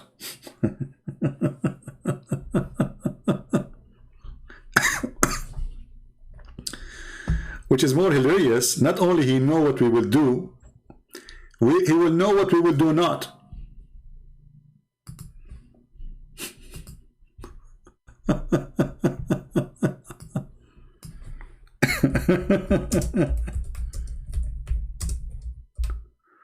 Let me see if I can find the video. Hold on.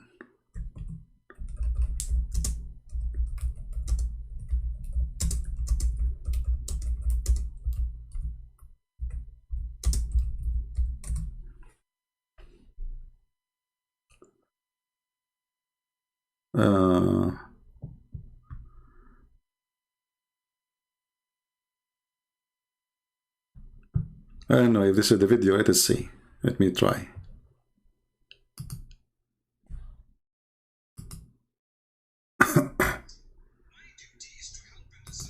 Yeah, this is not the one. I'm trying to find it. But you remember the video, right? He says, Allah, he know. He know what we will do and what we will do not. And how? Allah, he kill you before you do it.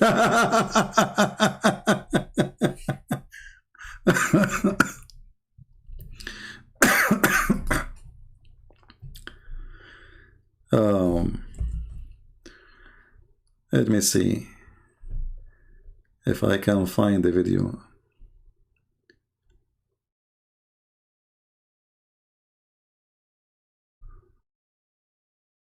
Allah knows everything.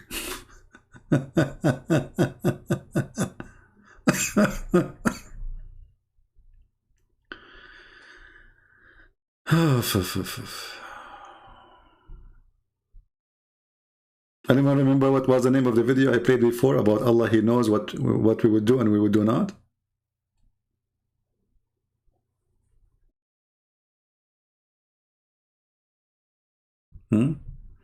I'm trying to remember. Okay, let's see if we...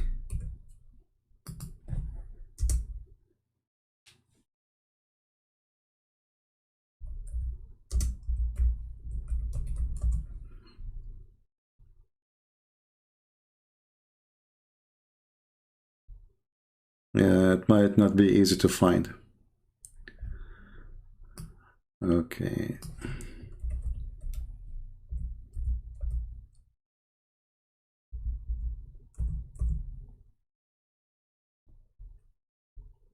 Maybe this one. It is. Okay, I found a different one, but this one will do. This one is not bad. It's not bad.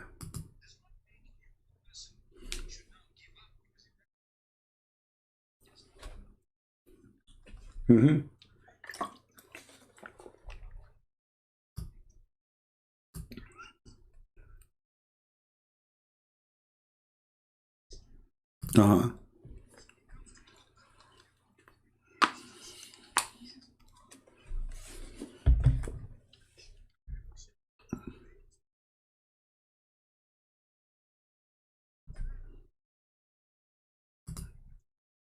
Do you see?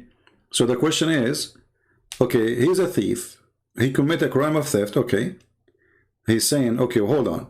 So if Allah He destined for me to be a thief, why am I going to be punished for what Allah He destined for me? Mufti Menk, he said, well, this is quite a good argument. I mean, you cannot beat that. I mean, where is justice? If you decide for me what I would do, so what is my guilt? You see the stupidity? So this is a quite... What do you mean there's no sound? No, the sound is... Oh, you cannot hear the video? Oh, okay, sorry. Let me fix that. Okay, let me go back and play. Then obviously you would be the fool. A man came at the time of Umar ibn Khattab radiallahu anhu. According to one of the narrations, he needed to be punished because he stole. So he comes to Umar ibn Khattab radiallahu anhu and he uses the same line. He says, "Oh Umar, oh Amirul Mu'mineen, how can you punish me for having stolen when it was predestined? My deeds were already written by Allah subhanahu wa ta'ala." Now that's quite a good argument if you were to look at it. See? Let's repeat again. So the guy is a thief. He was arrested. The caliphate will punish him for being a thief. But all of us, we know all the caliphate are thieves. The caliphate, he is talking himself, he have thousands of females, they are stolen from their family. But you can't steal from a Muslim. You can steal from non-Muslims. So the guy, he is a thief, okay? And now he said, okay, if it's my destiny to be a thief, and Allah, he wrote for me to steal, why am I going to be punished? This is the question. The Sheikh, he agree. This is a quite good argument. We cannot beat that. Amirul Mu'mineen, how can you punish me for having stolen when it was predestined? My deeds were already written by Allah subhanahu wa ta'ala. Now that's quite a good argument if you were to look at it. Umar ibn Khattab radiallahu anhu was one ahead of this man. He says, well, let's punish this man because it was predestined that we were going to punish him as well. Do you see the logic? This is Islam. Islam, the caliphate have no dignity, no justice. The guy is asking a question the caliphate can't answer. So now the sheikh, he said that the caliphate is ahead of him. It's like we are playing games. He's ahead. He can't refute the question. If I am destiny for me to be a thief, why am I being punished? He could not refute him. He said, okay, it was destiny for me to kill you. Do you see the stupidity? But based on this, let us kill each other. It's a destiny. Do you see how dangerous this cult is? If everything is a destiny, that means I commit no crime, you commit no crime. If you are a thief, if you are a rapist, if you are a child molester, it was a destiny.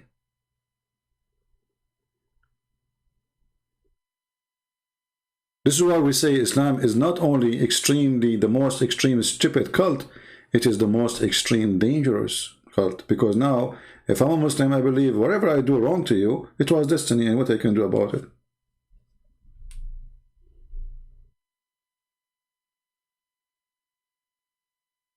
So you go and rape a woman, and then you say it was destiny.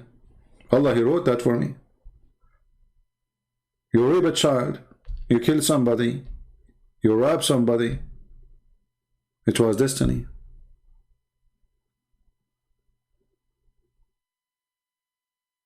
My friend, you cannot call me right now because I am not in Skype. And why you insist to call me now? I mean, who are you? Are you Mufti Menk? Why you want to call me? Where the hell I do call you?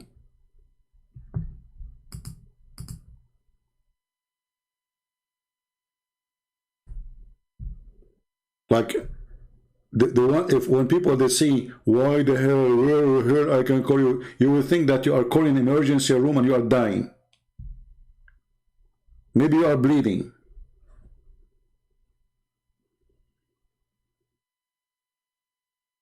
When we open Skype for 10 hours, nobody call. When we are not in Skype, they say, well, I can call you. You cannot call me now. It is 12:17 a.m. in the morning. I'm not going to scream. Because all those who call me are stupid usually. If you don't believe me, just watch the video yesterday. And you know the funny thing about Muhammadan, like, you know, this guy, Ultimate Fart, honestly, I feel sorry for him. I hang up on him because he's, I don't know, I don't want to be a bully. But look what he did to himself. He keep chasing me, he want to bully me. And he don't understand that I am being merciful to him when I hung up on him. But yesterday I said, you know, it's time to give him a good spank we'll remember for the coming century. I mean, and you know, I have to hold my patient really, because speaking to such a person is pain, you know, because I hate stupidity. Honestly, the most thing I hate is stupidity. You see, I don't go really out with people because I hate stupidity of people. I mean, you go when people are talking about stupid things, I don't like it. So, but yesterday I said to myself, I have to hold myself from hanging on him. I'm trying, you know. So I went with him easy, and he called me names, and he wanna call, saying, I'm your daddy, blah blah blah, all the insult. And he kept digging for himself, keep digging, until the hole became higher than his head. And then I buried him alive. And trust me, is he going to stop calling me? No, now he will go more crazy. Because now he wanna get back his honor, which is shattered in the floor. You know, when you speak to those Abdul, the one who call you, if they ever call you, it's like the Abdul coming to the casino. You cannot win against the casino. You always will lose. So he play, he gamble, he lose. He come back hoping that he will get back what he lost. He lose more. He get more upset. He come back. So they will keep doing that until they go bankruptcy. This is why the smart Abdul, they don't call me, because they knew what would happen. You see, all those Abdul who say, we debate him only face to face, because they knew exactly that they will lose horribly.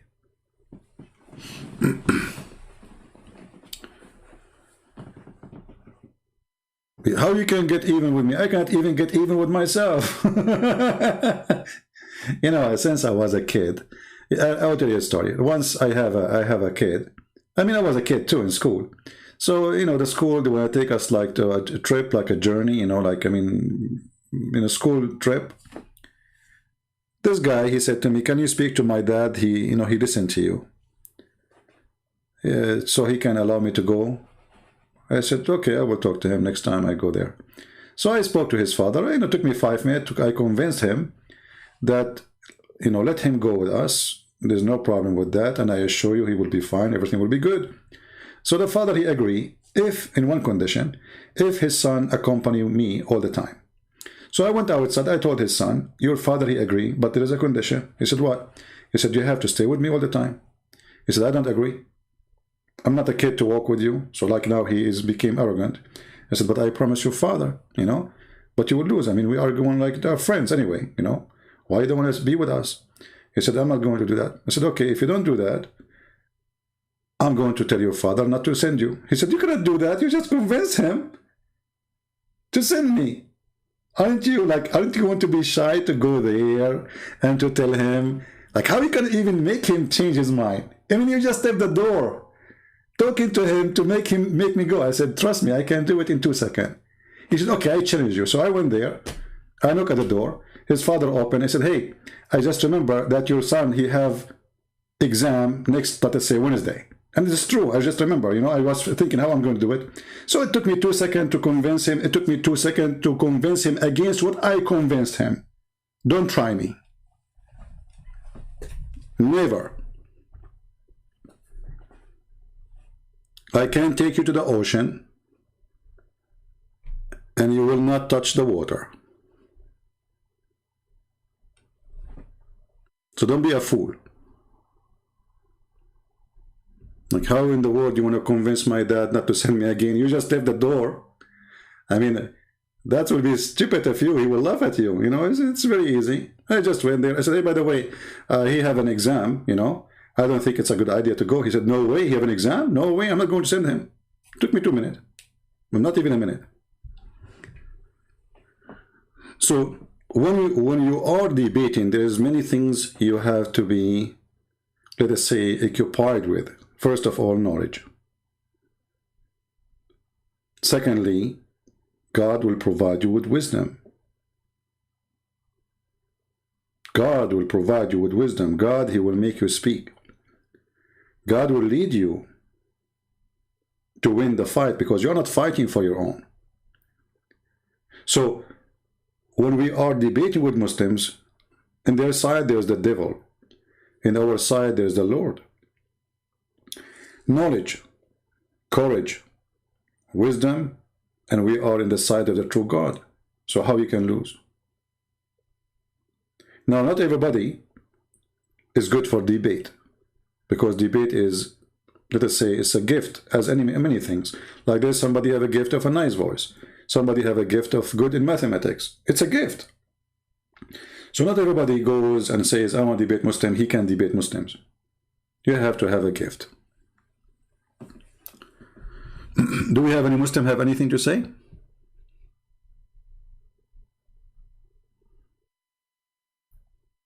Anyone?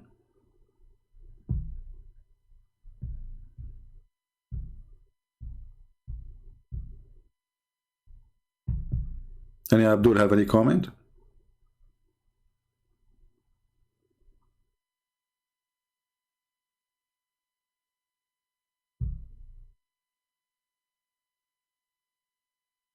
And you know, like when you are debating, you have to be able to like process the information you are receiving right away. This is why I see like all the debates online, we see them online. Like, you know, there's two people, they have a print in their computer in front of them, and they are reading what they prepare a month before the debate. This is not a debate, especially if you are preparing for a topic. A real debate is, and real debaters is a person you don't even tell him what the question. You know what I mean? I mean, how in the world we can say there is an exam if we know the questions before the exam? So what those people who claim that they are debaters, either they are Christians or Muslims, they choose a topic and now we know the questions. So what is left? And now we have months to collect information, put it in front of us in the computer screen to talk about it. So there is no debate. It's a joke. Because both of them really, they are not debating.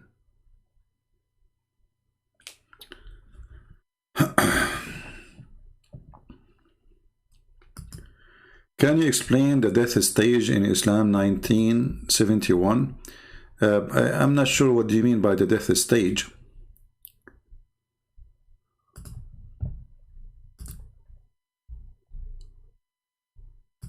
Can you make your question clear?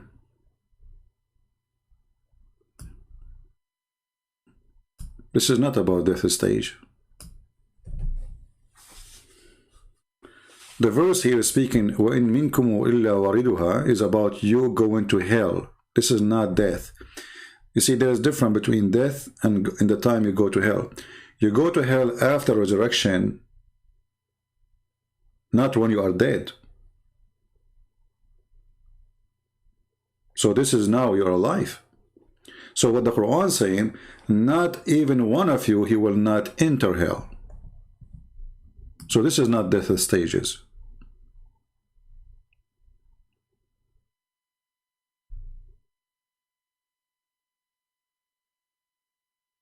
All right. Any other question?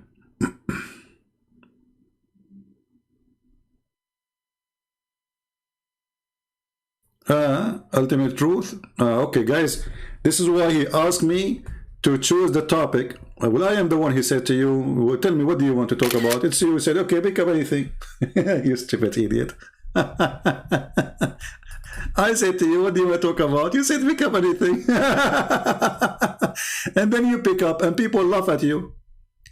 The recording is still there. Look, ultimate fault. I don't know how in the world even you come here. I thought you would disappear for a century. And look what ultimate fault is saying. You got me busted. Okay, ultimate fault. As long as you get me busted, did you pause the video on your channel? People, if this guy, he got me busted, then he should put that video as it is in his channel. What do you think? If you don't, it's mean you are ashamed of it. So why you don't download the video and put it in your channel? Ultimate Fort? Just a question. I mean, as long it is you made victory, if I am you, I will be, I will be so excited to have it in my channel. Not only that, I will share it everywhere. I will share it in Facebook and Twitter. So why you are not doing that? The answer is very simple. You wish to make it disappear because everybody can see that we got you busted, you got Allah busted. Allah don't remember which one he created first.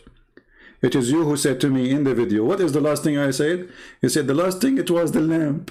In the lower heaven, okay? The lower heaven, not only heaven, not only heaven, the lower heaven, okay? The lower heaven. You stupid idiot, repeat more. Yeah, you repeat more, lower heaven. And by the way, this is another stupid thing. So, in the lower heaven only there's lamps.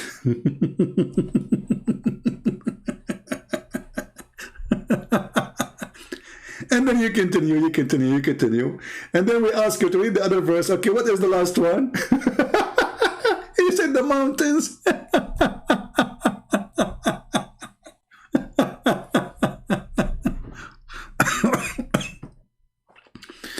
So Abdul,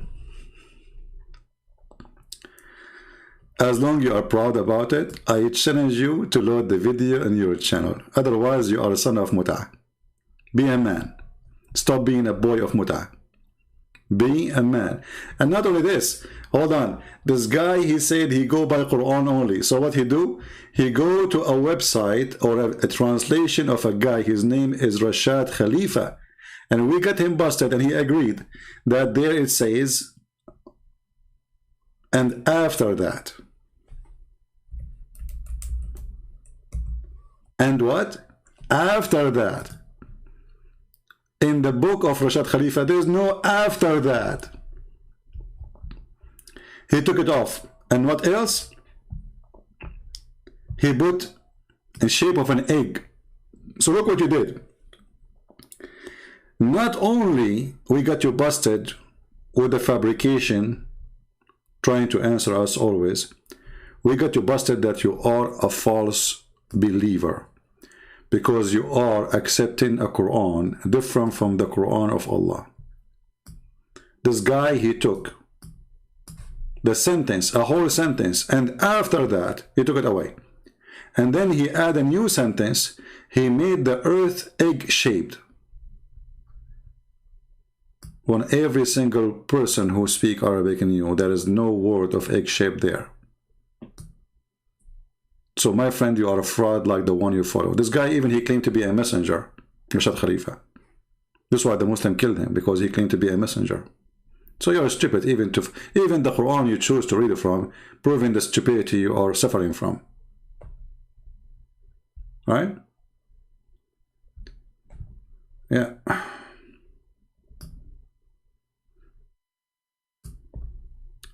Anyway. And by the way, this guy, Rashad Khalifa, he took like many, the reason he took those sentences from the Quran, because he was trying to make a calculation, math calculation to make it, you know the miracle of number 19, this guy is the one behind it. And this is why the Muslim killed him, because in order to do it, he have to cut a lot of verses from the Quran, a lot of words. He took them off totally. In Arabic, not only in English, you know. So, Ultimate Fort. As long as you are happy, and I'm so happy that you are okay. I was afraid that you would do something wrong to yourself after what happened yesterday, you know. But I'm so glad that you are okay and you are happy. But now, please, I have a requirement from you. Download the video and post it in your channel. Otherwise, people will be laughing at you. Prove to everybody that you are the winner and load the video on your channel. Is that fair, guys? Load the video on your channel. Any Muslim who debate me, you are more than welcome. I don't want to call it a debate, actually. You're just, all of you are a bunch of kids. But for the sake of argument, we call it an argument. As long as you are happy, anyone who call me, I beg you, to download the video of your call to me and load it again in any form you wish. If you don't do that, that's mean you are the one who is ashamed of it, not me. For me, I don't keep videos on my channel because Muslims, they keep a flag in my channels. Otherwise, my videos are over, and I ask people to download them. So I'm not even asking you, Muslim, to download them. Very simple.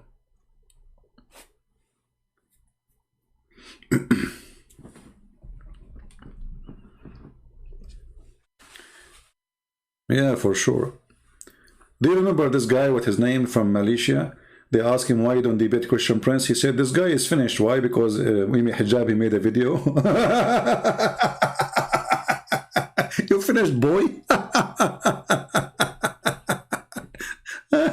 And then 2 weeks after, he was arrested for porn. What kind of porn? Child porn. What his name, this guy? What's his name? I'm not going to debate Christian Prince. He is finished. So he said, challenge David Wood, you know, okay. 2 weeks after, he was arrested for child pornography in Malaysia. They trace him. Mukhayyar laysa musayyar. Well, this is against your religion, Abdul. You see, this guy, he claimed to know Arabic. He claimed to be an Arab, supposedly, and maybe he's an Arab. And he says, no, in Islam we have a free will. But this is absolutely false. You have no free will. And we can show you tons of reference. You are an ignorant in your religion. And this is the Quran. Everything happened to you, it is a destiny from Allah.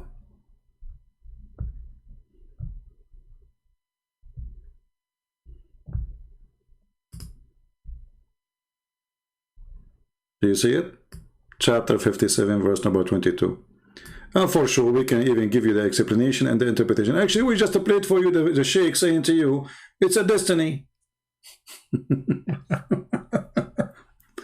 It's very funny when the Muslims, they say, we believe in a free will. When their prophets say the opposite, the Quran say the opposite, their Sheikh say the opposite, and then Abdul in the chat, he say we believe in free will.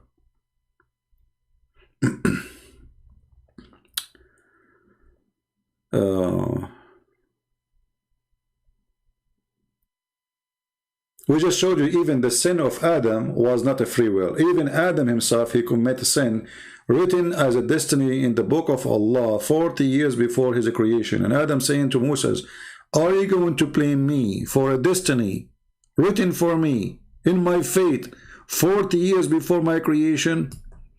And then you eat it, you say to me, we believe in free will?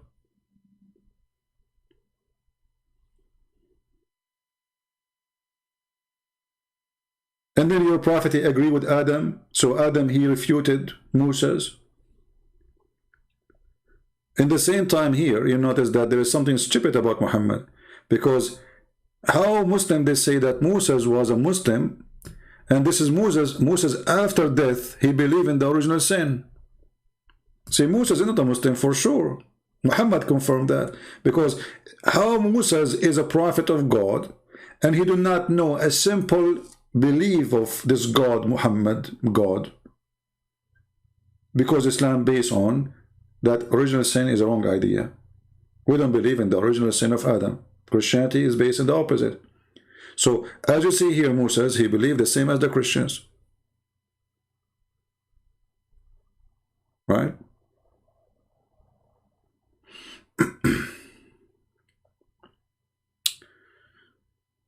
Do we have any Abdul?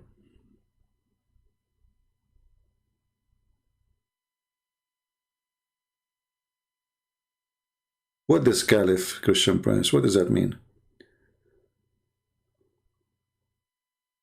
What answer, sister? Don't put your word, Islamic word before my name. I'm not a Caliph. I don't want to be a Caliph. This is an insult. You know what Caliph mean? It's mean I am the one who took over after Muhammad. Why? I am a child molester? Am I a sex offender?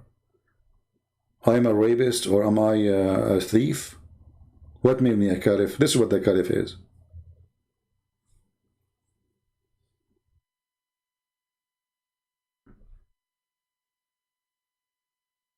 Okay, Mr. S1, I'm going to take your call. Don't go.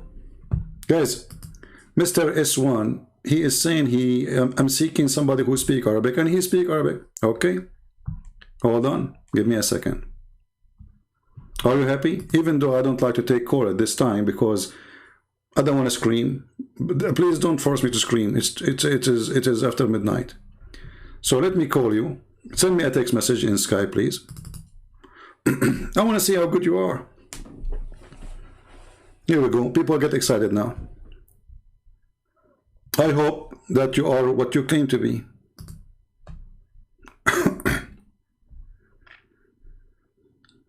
Text me, just text me and I will call you right away.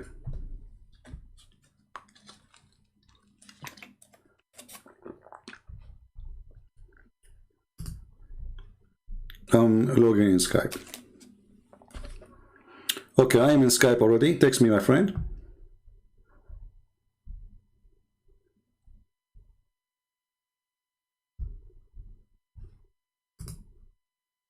Are you there? You see, you keep saying how I'm going to call you, how I'm going to... Here we go. Text me.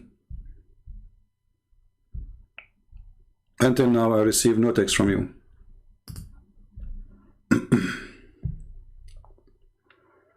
Text me and tell me what's your name there, because I have 1 million people texting me in Skype every day. So I open my Skype, I will find tons.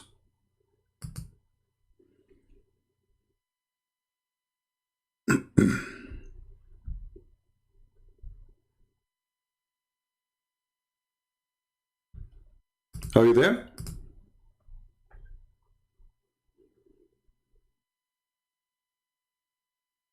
What happened to you? The Arabic speaking person. S1, are you there?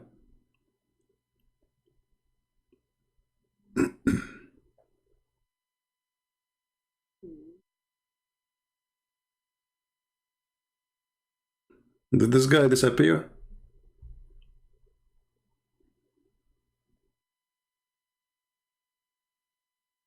Maybe he was trying to make a show in front of some Muslim girls that he is a hero.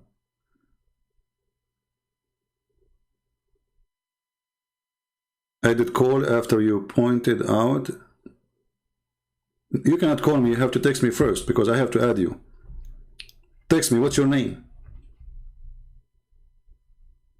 What is your name in Skype?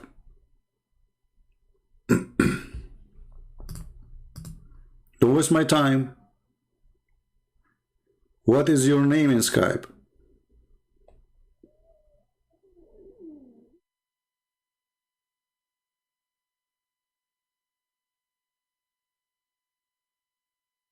What is the problem, Abdul?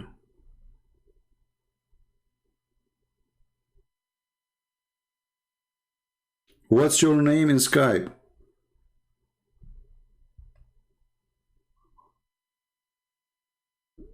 You texted me, what's your name? Okay, tell me what's your name so I can see. I have 1 million texts there. Is your name the same as one you are using here? I don't see any of them. I see somebody, his name is Nassim. Are you Nassim? Or Naeem, sorry, Naeem. Which one is you? And this one is, you know, he did from long time. What is your name?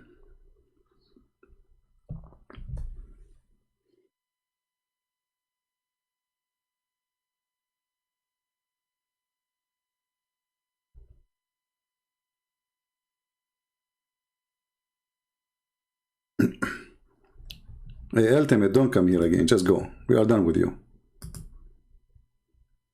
Don't even come to chat here. You're just a stupid idiot. We have no time for kids. We spanked you yesterday. That's it. I give you a chance. If you are a man, go and download the video, post it in your YouTube channel. Because you're supposed to, yesterday you got me busted. So what do you want more? That's it. S1. Here we go. I receive a text. Let us see from who. Ah, this is you? Okay, so why you are calling yourself Manjan? Okay, Manjan.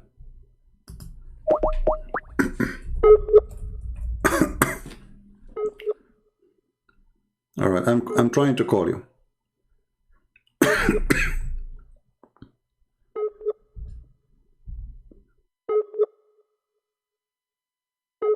It's connecting, I don't know. Let us hope it's going to work.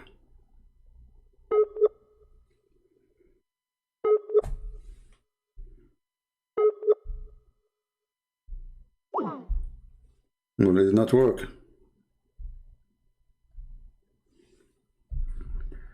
It says you are not online. Let us try again. Don't call me. Let me call you.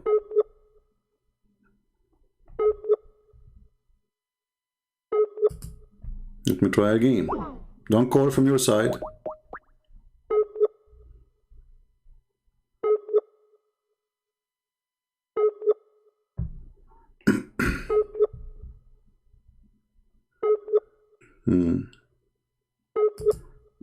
Okay, let us see.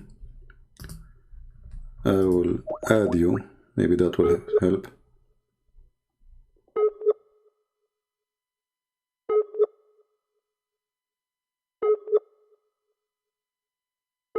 Okay, I will stop calling you. You call me now. Let us see. I just added you because from my side it's not working. Call me. You call. See, I called you 3 times. It says no answer. All right.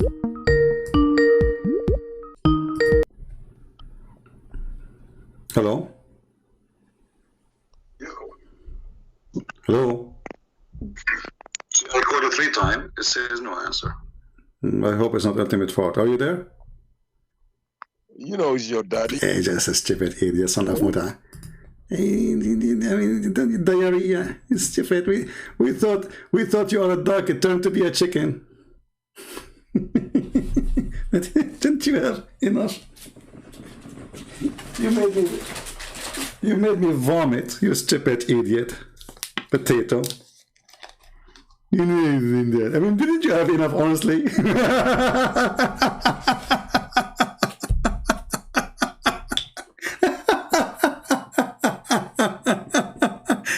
I'm telling you, now he will do it more. He will go crazy because what happened yesterday is horrible.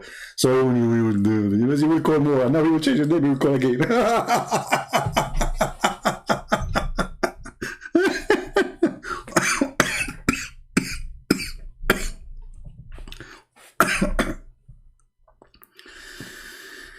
All right. Well, I just received a text. Okay. Hey CP, I wanted to confirm. Okay, and then, sir, my parents are now ex-Muslims. I'm not going to show the name. Let me do this. Hold on.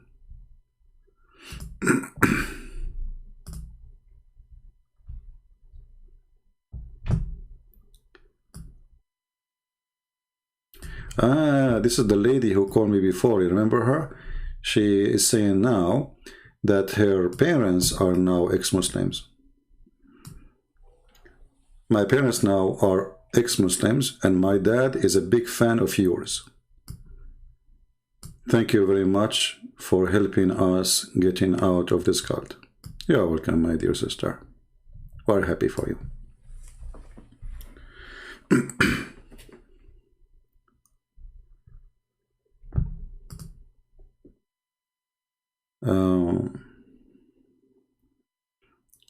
But be careful, don't listen to Ultimate Fort because he's very convincing. He will make you convert to Islam again now.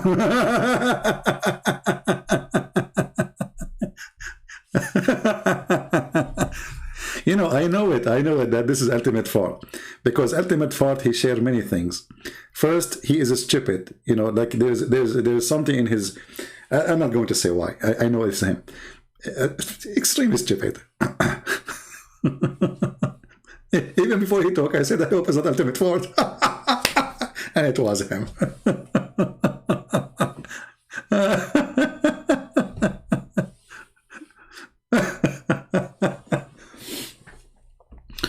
And you know, the Quran says the shape of the egg, brother. The shape of the egg.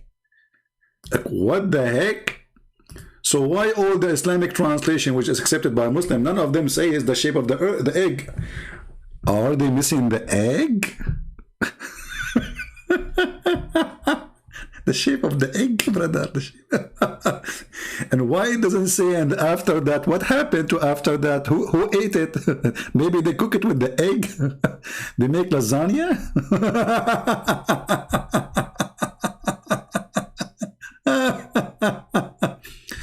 See, this is the Muslim translation for the verse. It says, and after that he spread the earth.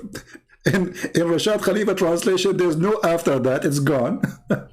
And the earth became maybe they are talking about spreading the egg.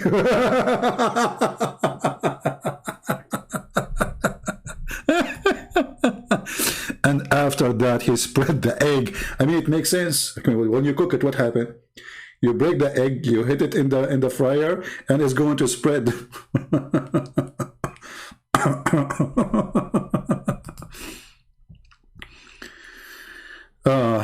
Latina, she is asking, don't you get emotionally exhausted?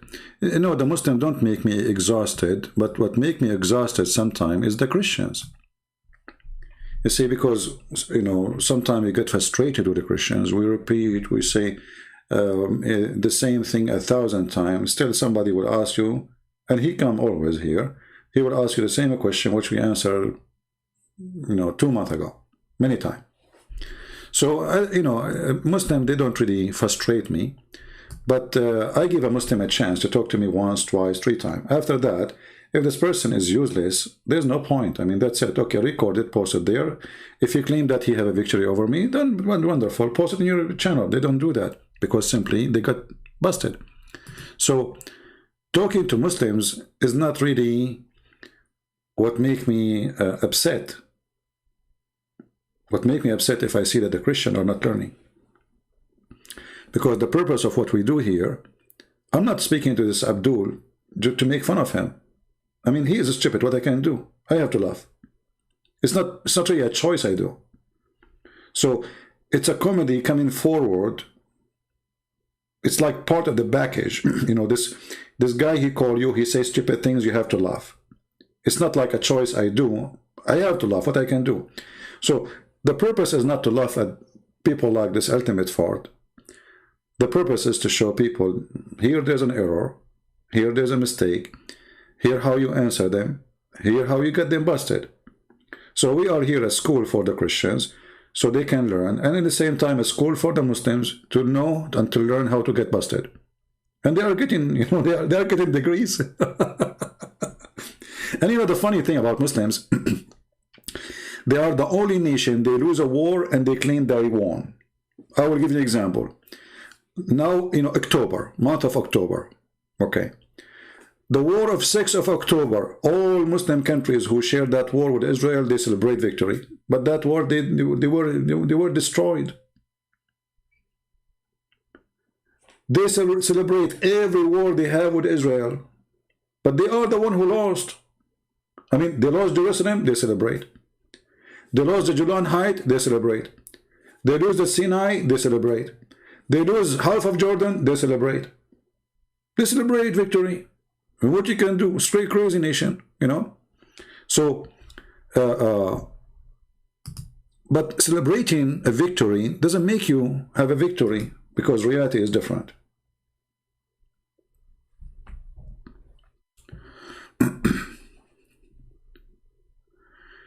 If you believe in sola fide, what is sola fide? I don't know what is that. Is that like a kind of a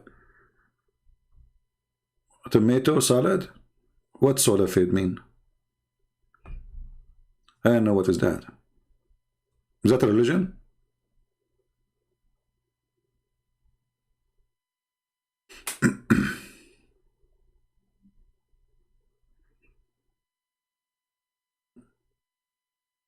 Well, it's too late. I just closed because it turned to be that this is ultimate fart.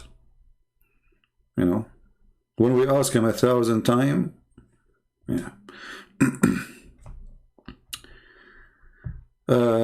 Alex or Excel, You know, there's no need to talk about what happened to Aisha, but I mean, everybody should ask himself. A man at the age of 54 marrying a child at the age of 6. If the Muslim, they say he did intercourse when she is 9, but still she is his wife at the age of 6, why he married her then?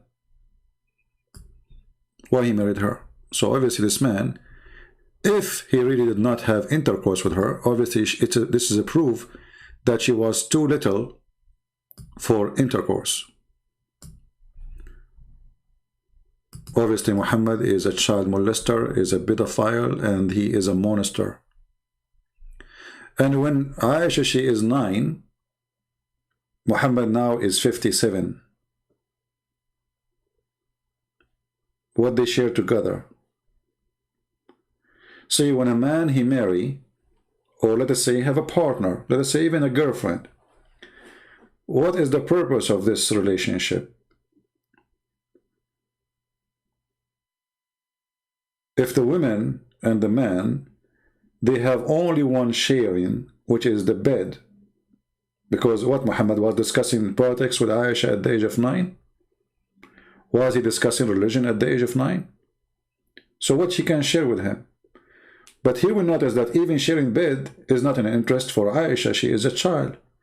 Even the hadith confirmed that Aisha, she was playing with her swine and playing with her toys even when she became 14. So even at the age of 14, still she's a child. So what they share together? What is the interest of this man? Obviously, he is a perverted man. You know, this is an act of a person, he is a perverted. Because there's nothing to share.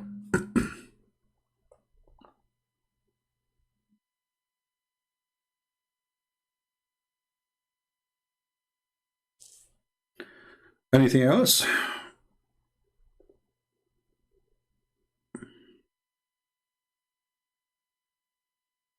You see, like, you might see somebody, he is 80 years old and marrying someone, she is 18 years old. Okay, at least she is a female, grown female. You know, she have what, like, I mean, she is a woman at this age. And there's an exchange of benefit.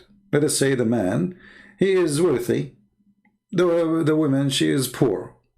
But she is 18. So the exchange is, he will be a provider, but she is not the dream husband she is looking for, but she accepts because she is poor.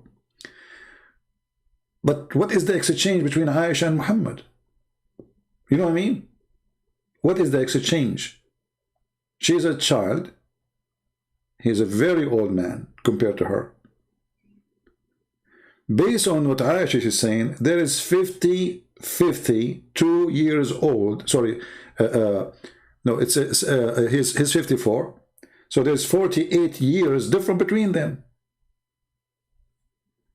And not only 48, you see, if Aisha, she was 20 and Muhammad was 50 older, I will say, okay, she is still, you know, a lady. But she is just a kid. Okay, Mr. S1. How come when we asked you to give me your Skype, you did not mention it, and now you are mentioning it? Is that you again, Ultimate Fart? Okay, I will give you one more chance.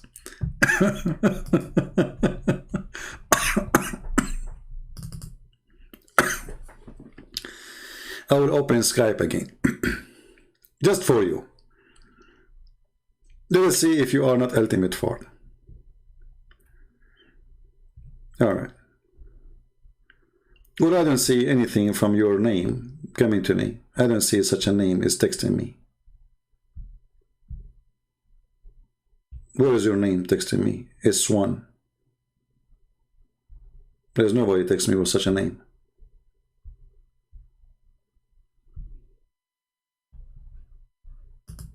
Text me now. You must be Ultimate Fart, aren't you?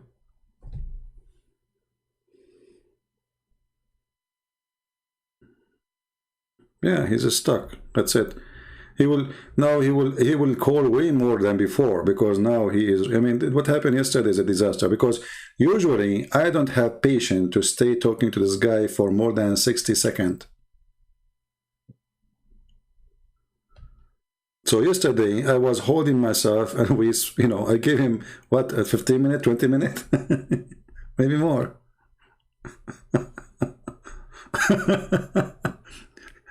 You know, this guy, Ultimate Fart, is like a stalker. You know, a stalker. It's not my fault if you are stupid.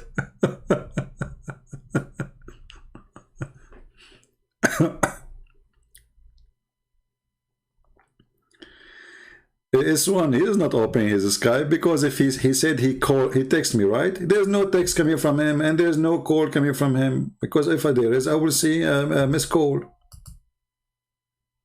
I can show you all the names I received from them, call in the last 1 hour, or text, let's say. None of them is him. There's a guy, his name is Leo. You are not Leo, you said your name is S1. There's a guy, his name is Naeem. And this guy, he called yesterday, actually it's not even today. So where is your text, Ultimate Fart? I don't see you. The Joker.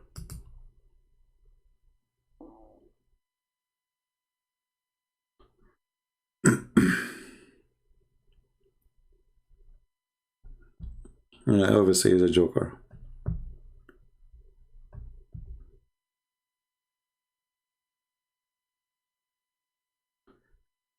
And now if I exit Skype, he will say, I'm texting you.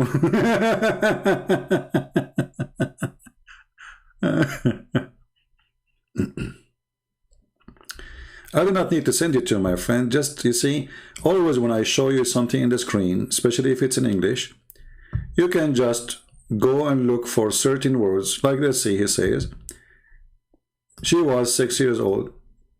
Type that in the search engine. You will find it. Why you are asking me to send it to you? Because you might watch my video in any other channel. Always learn how to find the same reference. Google will help you. This is Sunnah.com, where Muslim, they have the translation of the hadith. But this website does not have everything. But as long as I'm showing you in the same website, obviously it is in the website. So S1, are you there? Abdul, until now I get nothing from you. So you are obviously you are an idiot.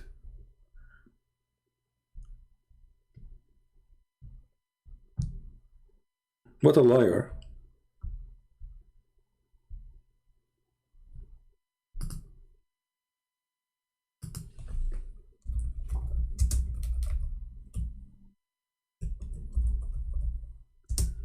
All right.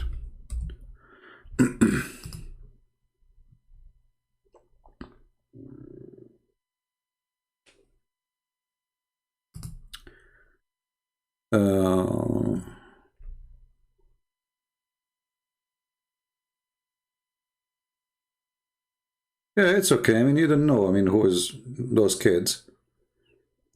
The funny, when you bring, you know, like when the Muslim, they say to you, I will bring my sheikh.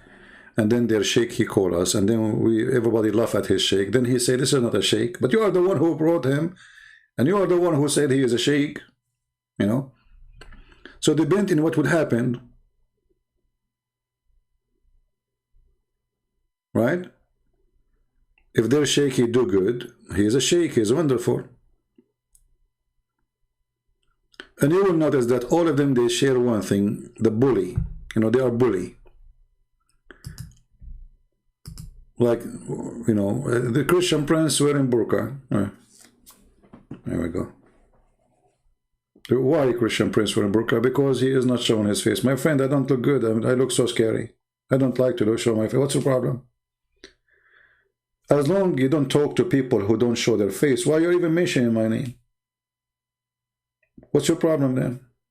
Just focus on the one who shows his face. Idiot. Your God don't show his face.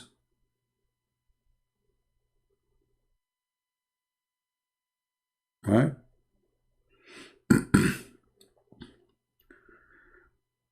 I like the video made by this Christian from, I think he's from Pakistan. He went in the front of the mosque of this potato guy, what's his name, Uthman, and he asked him to write a verse. He ran away. Here we go. This is a Christian. He is, I don't know how much he knows about Islam, but he got you busted in 2 seconds.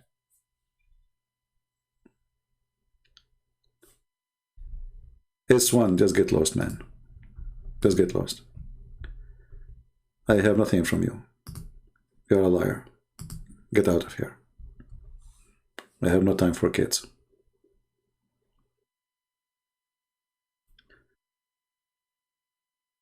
Now, let us see. How many people here are from Indonesia? Give me one if you are from Indonesia. How many people now join us from Indonesia? Give me one.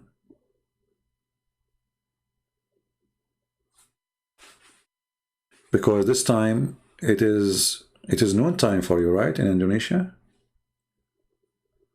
Are you guys join us and you are eating?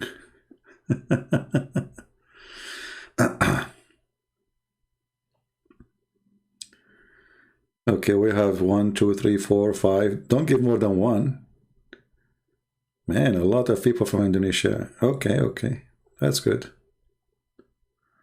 That's wonderful. Malaysia too, all right. Japan. A lot of people from Asia, I can tell.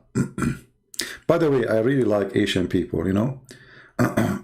For some reason, I feel that Asian people, they are, let us say, I mean, there's many good positive things more than the negative, but there's negative for sure.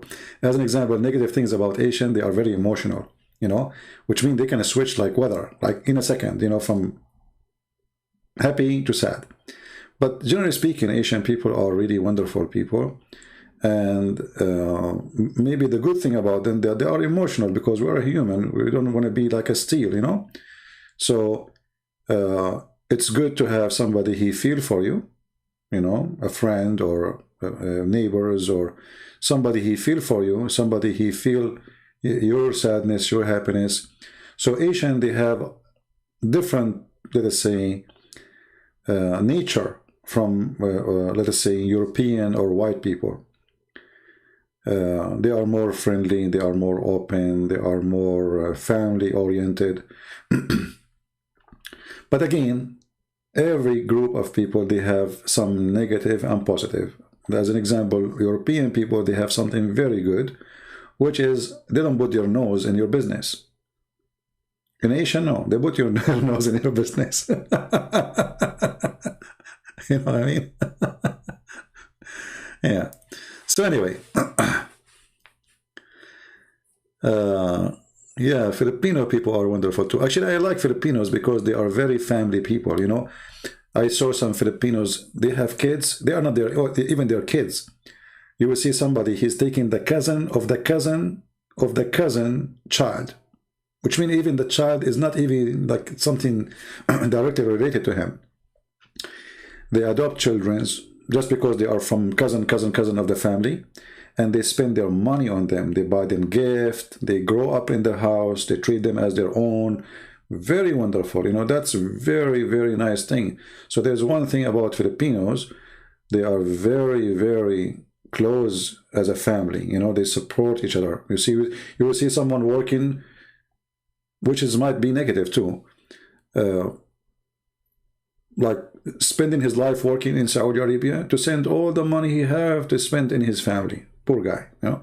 So there are those things you don't really find between Western in general, you know. Like in the West, you become 18, go find a job. That's it. You want to stay home? You have to pay. generally Eastern people, they have different culture. Like for us as a Middle Eastern, if a female, she stay in the house even until she is 60, you know, she's welcome to stay. And nobody will force her to leave. And I saw sometime videos on YouTube, a girl, she is saying, I convinced my mom to let me stay in her place and I will pay a rent for the room. For us, this is something impossible to happen. For us in our tradition, this is shame, you know, this is impossible. So every culture have some negative and positive, but Asian people in general, I believe they have a lot of positive things.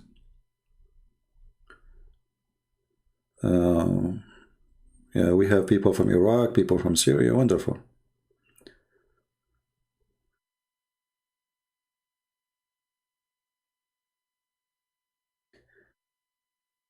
You wish that your boys can move out now at 18? Well, I don't think this is a good idea, because you see, when you make your son move at 18 or your daughter, then you expose them to a lot of risk. They are still young to make right decision. That is not a good idea. You see, 18 is not really good to be alone. You know, for me at 18, I mean, depend for sure. Like in some places, 18 years old is a man, is a grown man, right? But in the West, he is not yet. In the Middle East, we have a harsh life, very harsh life. So a person, he is 13 years old in the Middle East, he experienced something a person he is 20 years old in the USA did not experience. Same for people who they are like in the Philippines or in let us say countries who have a lot of suffering. A child, he go to work when he is 2 years old, you know, so that for sure he is not going to wait for his 18. He's already in the street. But those, they have no choice. It's not because this is the best for them, but because their family are very poor. So I advise you, if you have a children, don't wish them to go out of the age of 18. Let them establish themselves, help them. They are your kids. You don't want them to go and associate themselves with some people doing drugs, you know, bad friends.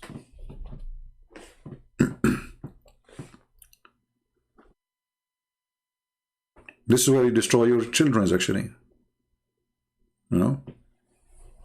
But anyway, for me, I find that this is not right. But maybe for you, you can make it right. I don't know. For me, I believe this is not right.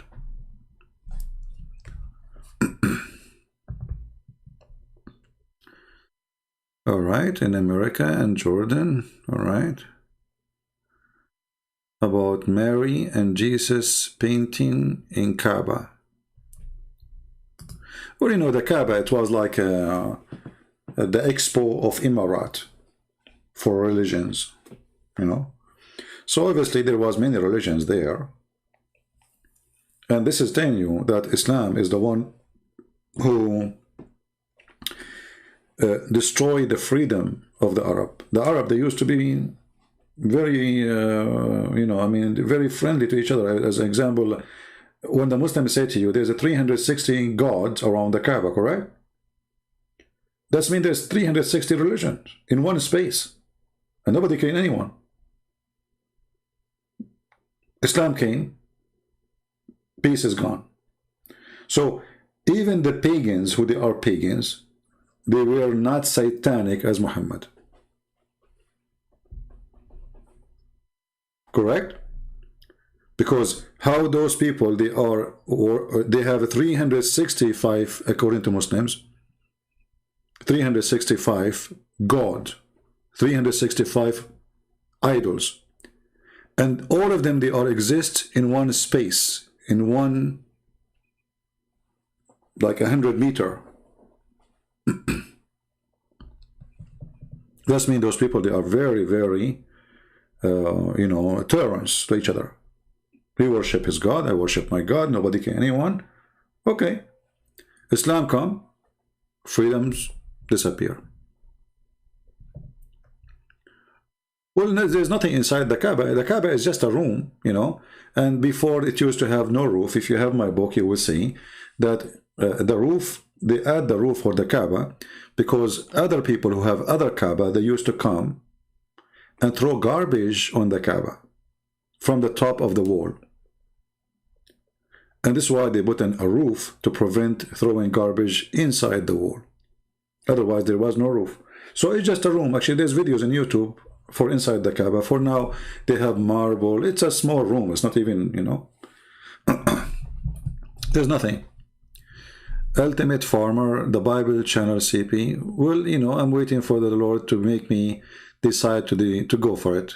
You know, when that will happen, I will let you know.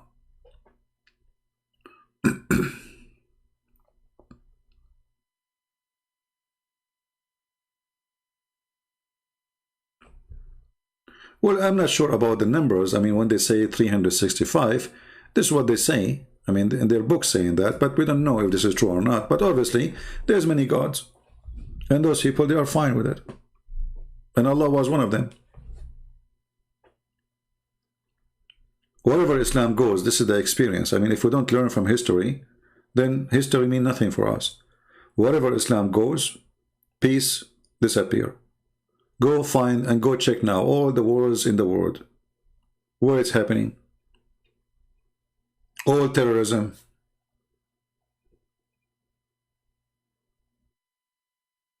You will find Islam behind it.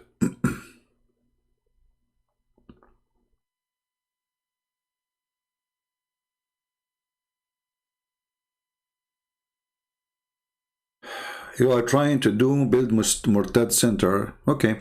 Well, you know, you do not need to build a center as a physical building. You can always create a movement, even if you are just one person in your computer.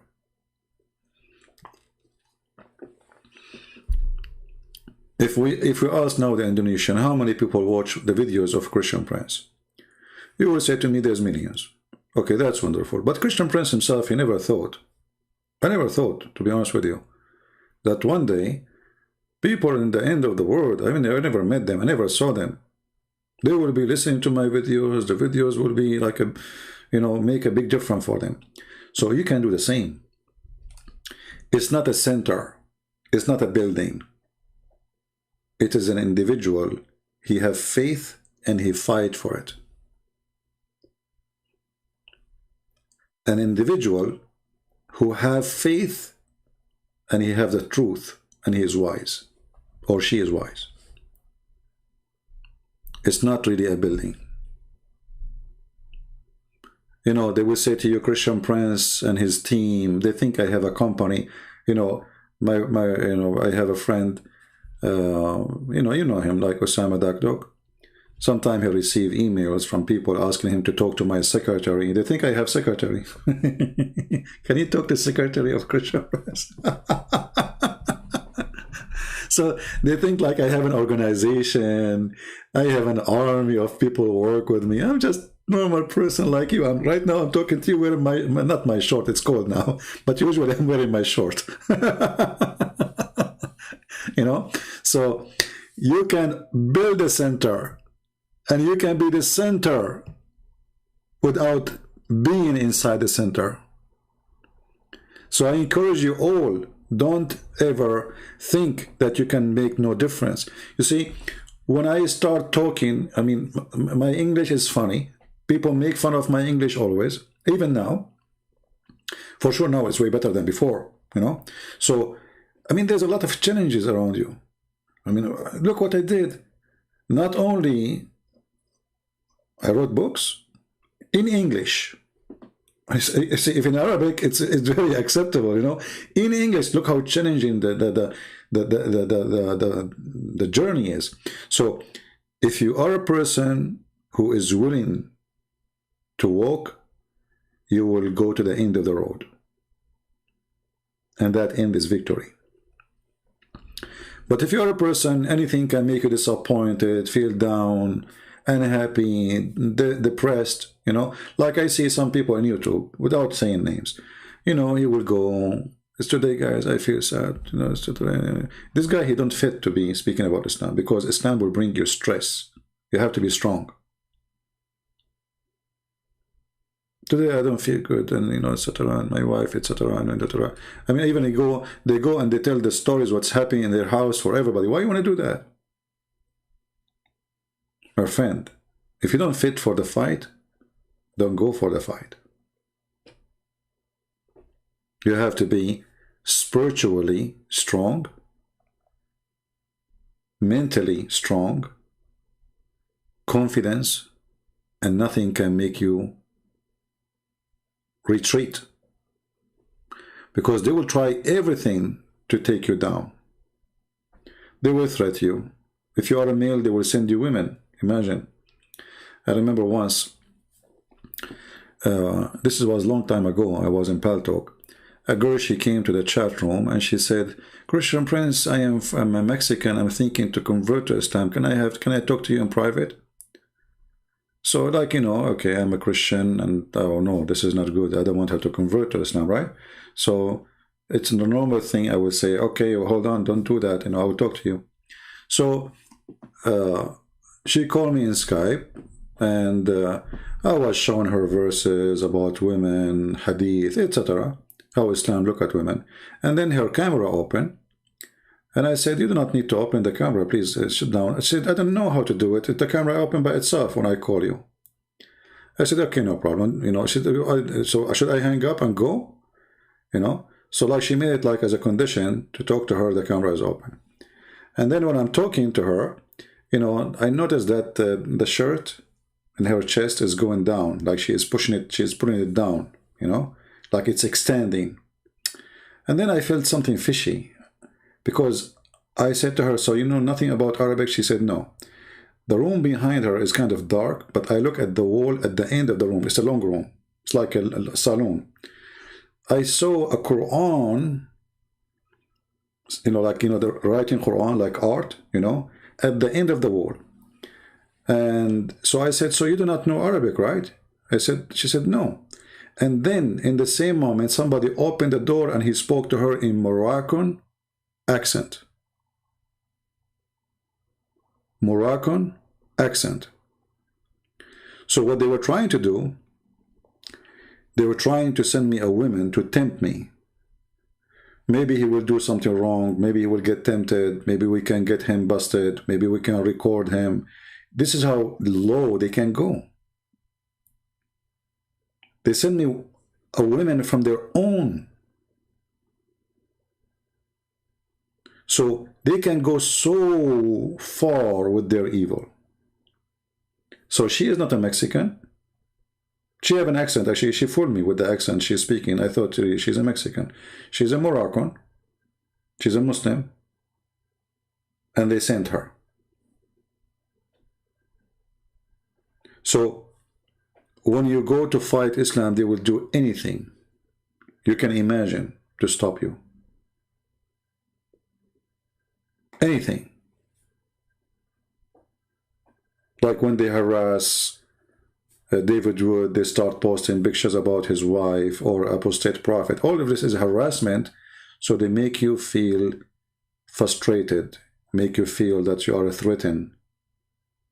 They want to make you feel uncomfortable. So when you go in this field, you have to be ready, because you are fighting the devil. The devil himself.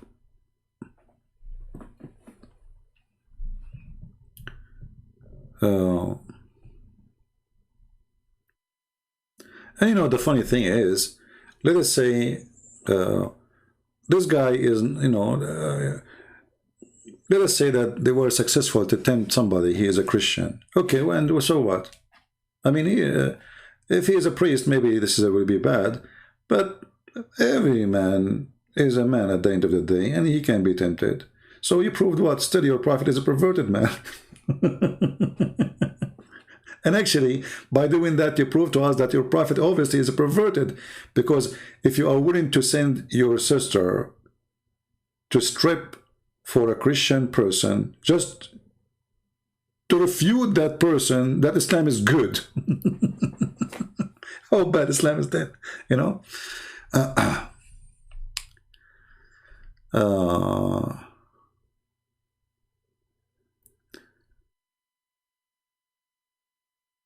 What happened to that number? I don't know what number is that. If you try to ask me a question, make it clear, otherwise I will not understand what you are saying. What number? We have a Muslim, his name is Azam, and Azam is saying CP is an idiot. Azam, why I am an idiot? Do you like to explain to us? Guys, he's a Muslim and he is saying Christian Prince is an idiot. Why? Can you please help us? See, we don't do what Muslims do. Like if somebody he says something against what me, I would block you. I will block you if you keep saying he's an idiot, but you don't tell me why. So can you tell me why I'm an idiot? I'm listening. Go ahead. Guys, aren't you interested to know why Christian Prince is an idiot? See, people are waiting for you. Look, even I put it in the screen so everybody can see what you said. Here we go. We publish it for you. I want everybody to see what you wrote.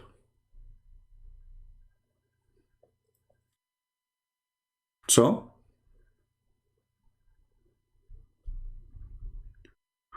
what age I start debating? Well, if I want to say a first debate ever I had, I was like, you know, let's say, I mean, almost a teenage. You know, I was just a kid. It was actually about DDAT. They brought a videotape of DDAT and they asked me to watch it with them, and then I got them busted. I said, this video, obviously, because my English is not too much good at that time, and actually it still is not good. But I said, look, you know, play the video again. You will see that there is somebody cut the video because the question had nothing to do with the answer. This is the first thing I encounter really as a, let us say, a real argument. So Azam, are you there? I will tell you why. Because you cannot explain the contradiction in the Bible about Judah's death. Well, no, we can explain, and you are a stupid idiot. Because when the Bible says that Judah he killed himself, and the Bible says that Judah he fell down and his body shattered, because simply he hanged himself, and then when your body decay, your body will fall down, and then your body will shatter. So you're stupid. Here we go, we answer you. Took us 2 seconds.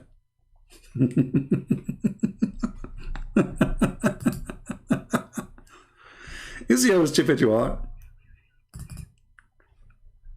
If I say, as an example, your Prophet Muhammad, he died because of poison. Huh? Okay. And then the Prophet, his belly explode, because the hadith says, قَدْ أَنْتَنَا, he smell, he stink. So if he keep, you know, قَدْ رَبَى بَطْنَهُ, which means his belly grow full of gas. So if you leave Muhammad for a few days more, his belly will shattered. So if I say Muhammad, his like Muhammad who his belly shattered when he died, I'm not lying. This is what happened. You are just a silly person.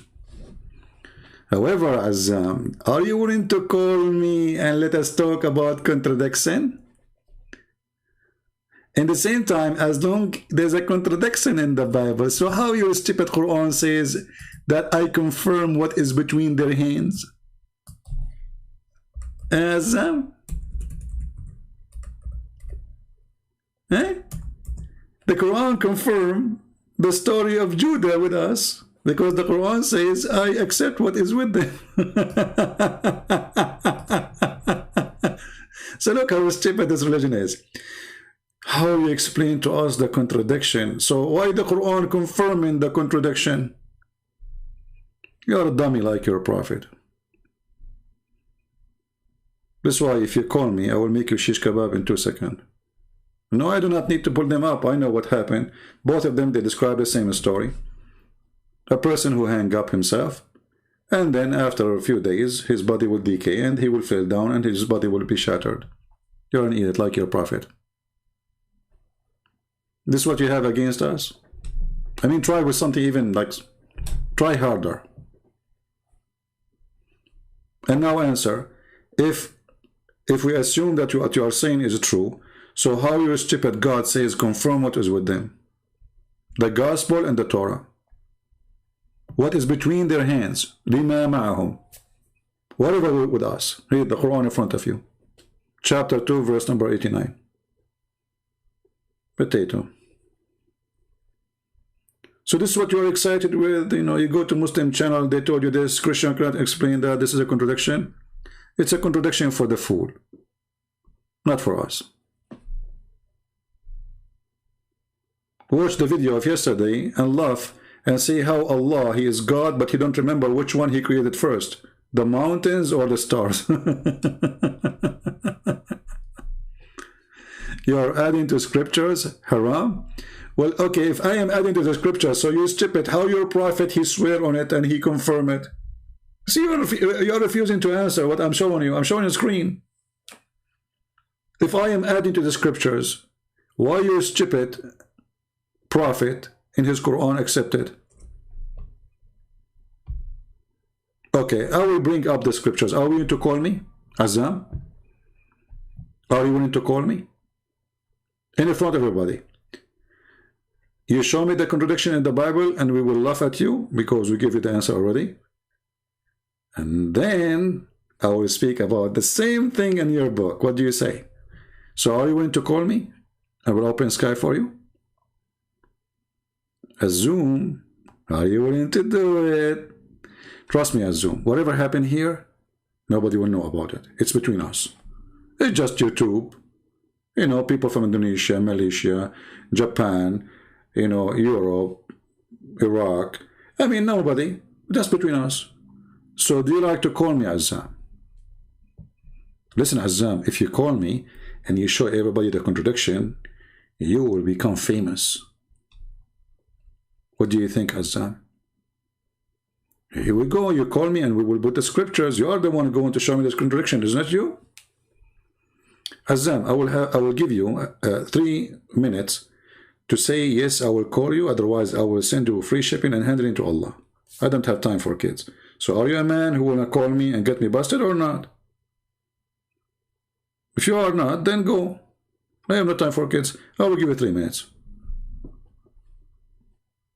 Let me know if you are a man. If you are not, then cut that thing between your legs and don't claim that you are a man, because obviously you are not. Allah, He gave you extra privilege because of that thing between your legs. And obviously you don't have it.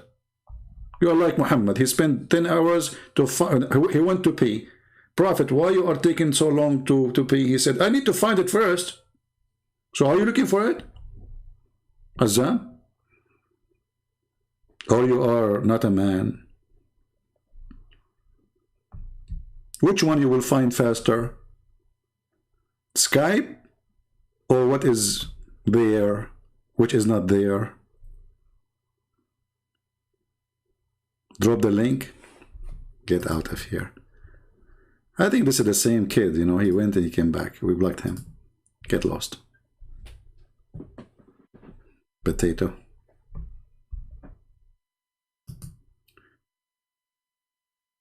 You know, the funny thing about Muslims, there's things you can say in different channels. Here, you cannot play with me. And the reason they don't dare to call, because they knew they cannot play. And the Muslim, sometimes he tried to be smart, so he said, like Ultimate Fart, he said, okay, I don't accept any tafsir, so now what Christian Prince he can do? I don't accept any hadith, so what Christian Prince he can do? Supposedly he struck me from all the papers I can play with. I don't accept hadith. I don't accept tafsir. I don't accept interpretation. I don't accept the Arab. So now, like, supposedly, like, how I'm going to debate me?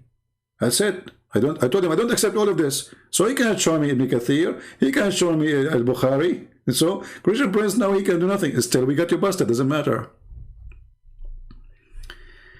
I'm going to grab you from your tail. Even if the room have no corner, I will corner you. You are talking to me. Deal with it. Even if the room is a circle room, I will corner you. Potato.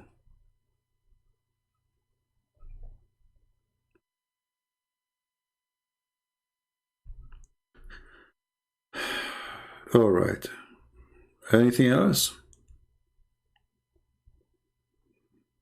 Yeah, I blocked him. I don't have time for kids, you know. You wanna, okay, hold on. So if you come here and you say to Christian Prince, you cannot answer this, and I answered you. Anyone can go and read the verses, and you can see. Like, when you have 3 or 4 people talking about the same story. Okay. So let us say a person, he have a car accident. He have a car accident. The first person, he says, this person, he died because of car accident. Then the second person, he said, this person, he died because his heart was bleeding. The third person, he said, his lung was bleeding. Well, all of them, they are telling the truth, because of the car accident, his heart was bleeding and his lung was bleeding. He died. So, very silly. But when you are just looking desperately to find a contradiction, you will find it if you are looking for something you try to fabricate. Here in our side, we are showing you from your Quran, step by step. In one verse, Allah, he says, he created the mountain after he created the earth right away, which means the second thing is the mountain. We go to a different verse, we will find the opposite. The last thing, it was the mountain. So there is no need even to debate about it. But anyway, even when you come to show us into contradiction, we say to you, call us to show us, you don't dare to do it. This is telling you how weak you are. Muslims are weak believers. This is why they have weak hadith. You ask any Muslim, what do you think about this hadith? He says to you, it's weak. What kind of religion they accept to believe that their prophet, the story they wrote about him, is a fabrication? They are saying to us that we Muslim, we lie. About who? About our prophet. This is what they were saying. So you have books in your libraries, all those hundreds of years, and they are the highest books for you. The second we quote for you what is in your books, the books are not good no more. That because your religion is weak and your prophet is weak. How you can find a good wife? Somebody told you that I am your neighbor who work in oh, I can find a good wife. Look at, hey, I need to find a good wife for me first. How I can find a good wife? Like somebody saying to, like somebody told you that Christian Prince, you have 10 wives. If I can find a good wife for me, I will advise myself first before I advise you. People are funny. Unbelievable.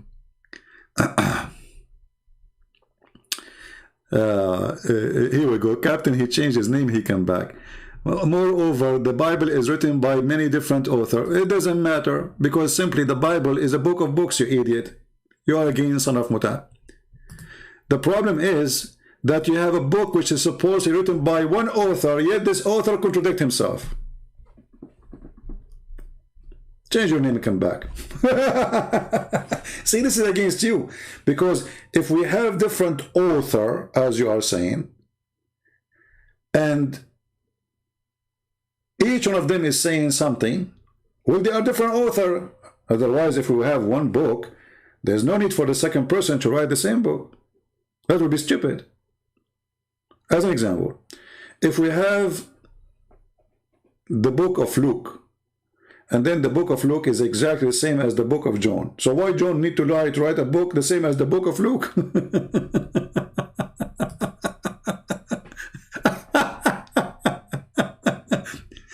Hey John, this is the same exact book of Luke, so why you are writing it again? Oh, okay, I like to do copy-paste. So Abdul, when we say we have 4 Gospels, that because Christianity is consistent for 4 individuals is reporting the same story, and everyone is giving you a dimension of the story. If you look at yourself, you have 4 dimensions. 1 in the front, 1 in the left, 1 in the right, and 1 in the behind. Each one who stand in a place, he see the same object, but he will see different side. The perfect dimension is 4 dimension, because we saw it from all direction. So the 4, they complete the story. They don't add to it, they don't take from it.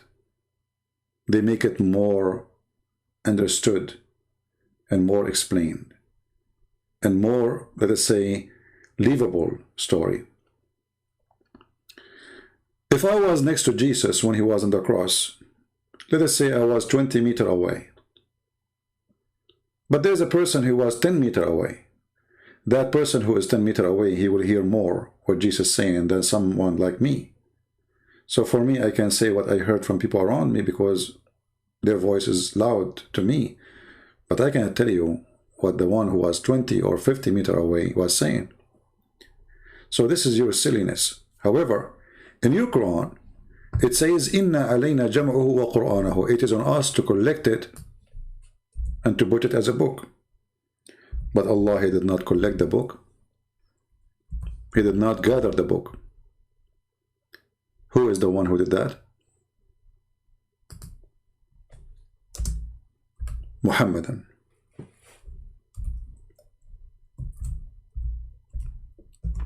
And then we find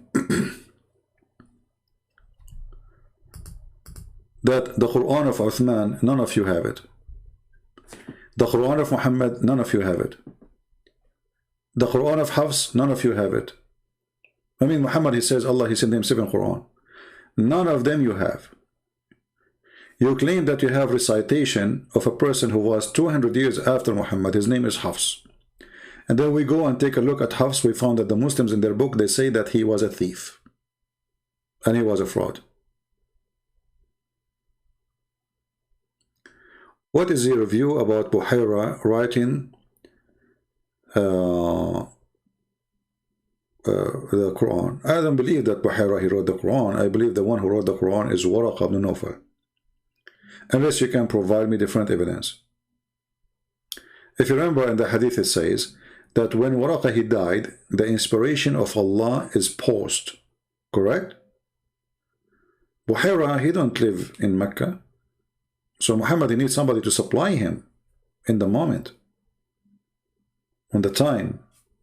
There's no internet at that time to send messages, you know. So when Waraqa he died, Muhammad stopped receiving Quran and Muhammad tried to kill himself. You remember the hadith? Here you need to ask yourself, and even the hadith says that Waraqa was writing a Quran, was writing Injil in Arabic. That is the Quran. If we ask the Muslims what happened to this book, which Waraqa was writing, where'd it go? Is Waraqa is a deceiver? They will say no. Is Waraqa is a bad Christian? They will say no. Is Waraqa following the true God? They will say yes. So where is his book?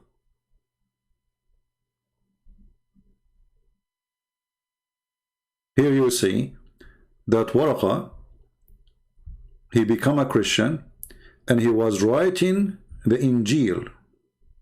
Read carefully. Who during the pre-Islamic period became a Christian and used to write an Arabic writing and used to write the gospel in Arabic. Do you see it? That is the Quran. And then when this guy he died, Muhammad stopped receiving messages from Allah. So what is the connection between his death and Quran? It's obvious. Right? Here you see that few days after Waraqa died, and the divine inspiration was also paused for a while. A while means long time. And the Prophet becomes so sad. So we have heard that he intended several times to throw himself from the top of the high mountains. Here again, this is confirmed that Muhammad is so desperate. He lost hope. He don't know what to do. The guy was giving him Quran is dead. To the point he tried to kill himself. So for me, I believe that Waraqa is more convincing to be the one behind Muhammad, and I believe actually Waraqa is the real father of Muhammad.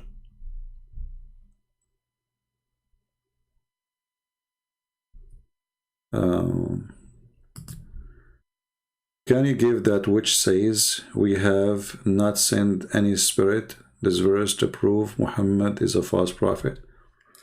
I'm not sure what you mean. We have not sent any spirit. I'm not sure what you are trying to say. You have to make it more clear, my friend.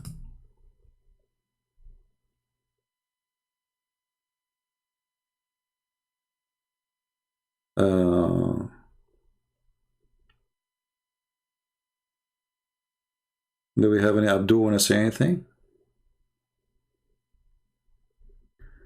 Tabari Tafsir, Muslim, they say this one is a true tafsir. Well, if they say this is a true tafsir, that's wonderful, because the Tabari will expose all of Islam. You see, if you go to the books of tafsir, like in this website here at tafsir.com, this is the Jordanian government website.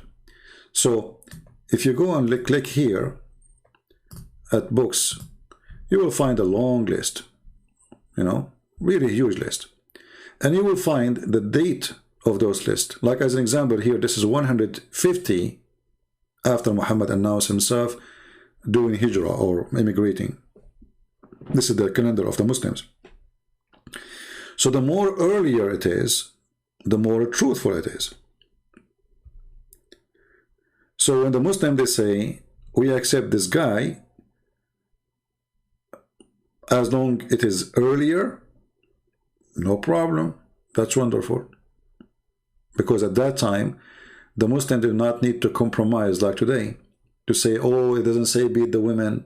Oh, it doesn't say, etc. You know what I mean? So they were like, at that time, in their glorious gang time, killing everybody, occupying land. So they have no reason to compromise in their books.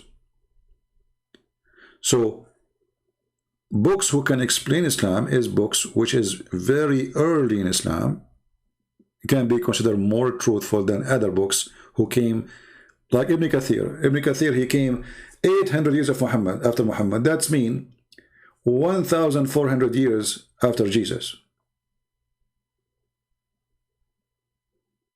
You know what I mean?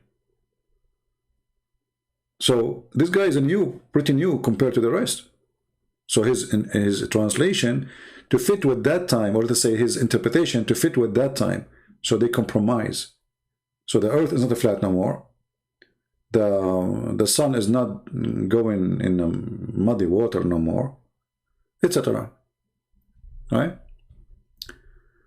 So here you see the date of every interpretation, and the more it is, the number is small, the more it is better. So now At-Tabari is a 310, which means 310 after Muhammad claiming to be a messenger. But this is not the earliest, but this is one of the earliest. So for me, no problem. Actually, I changed the Muslim to say we agree with this. At-Tabari is very good for me. No problem.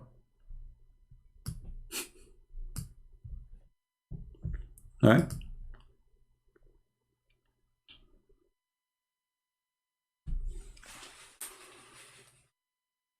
Do we have any Abdul?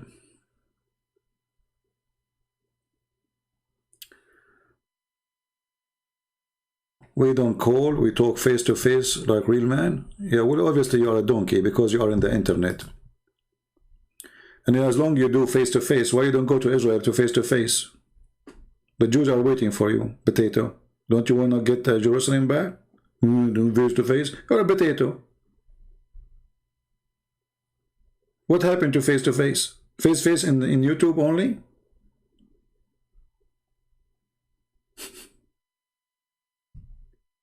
In YouTube, you want to do face to face? You're in YouTube, you idiot.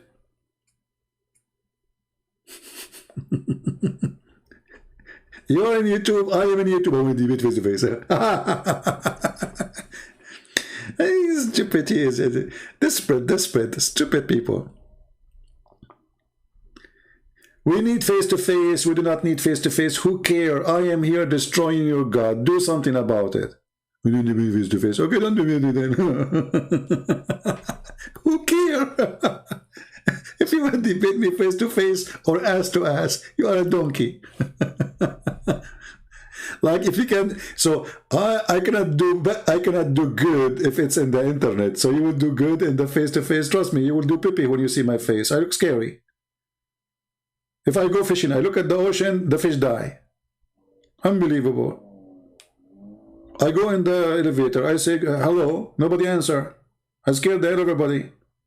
Good morning, nobody answer. Like hello. By the way, I'm your neighbor, and nobody answer. Everybody's head is down, like okay. You know, and they are breathing heavy. Face to face, what face to face would do? We don't want to go there.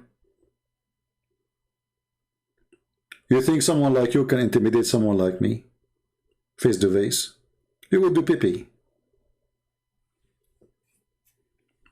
Potato.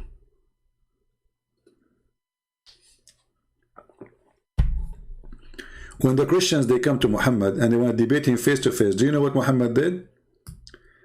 They spent the whole day talking to him. Answer us. Okay, give us an answer. He refused to talk. And then second day he said to them, those who say Allah, he told me to tell you this. Okay, what do you know? Okay. He said, Allah, he said to me, if they have dispute to you about this topic again, which is about Jesus, tell them, bring your wives, I bring my wives, bring your children, I bring my children, and let us ask Allah to curse the one is lying. This is how a Muslim did debate. Are you better than your prophet? Your prophet is a potato. He could not refute the Christians. The Christian party, take your microphone. May Allah cut my nose if I'm lying. Christian Prince, your turn. May Allah cut my beard if I'm lying. Hey, Christian Prince, that's not fair. I said cut my nose. You said cut my beard. I mean Abdul. If he can cut my beards, he can cut my nose too. Don't worry. But he can cut nothing. You still have your nose there, and I still have my beard here. And look how stupid this logic is. So Allah will not curse you unless you ask him to curse you if you are lying. Is that right? So I can lie all day long as long as I'm not asking Allah to curse me. If I am lying, he will not curse me.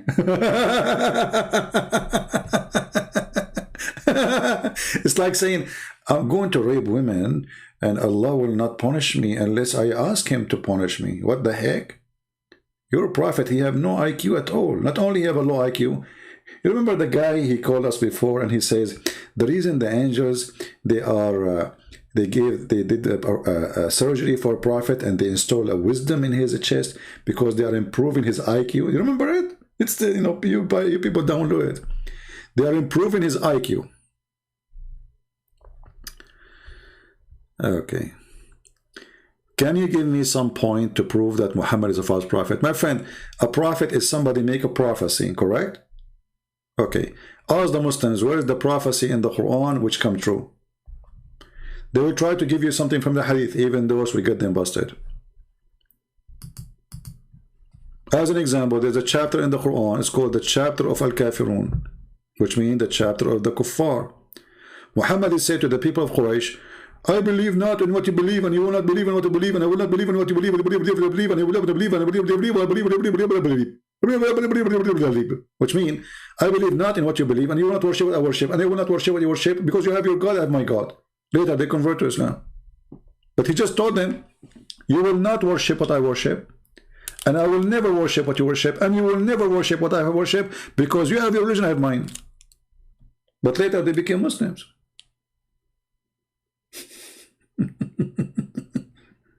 You see why I say stupid? See how easy to get him busted?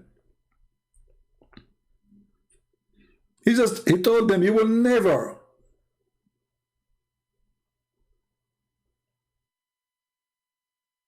And later all of them, they become Muslims.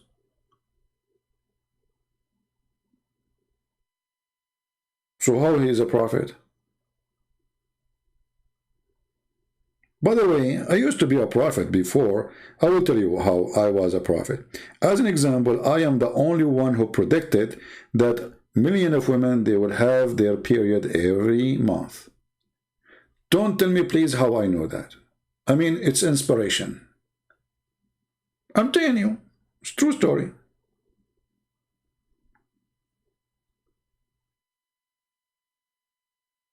So when those Abdul, they say,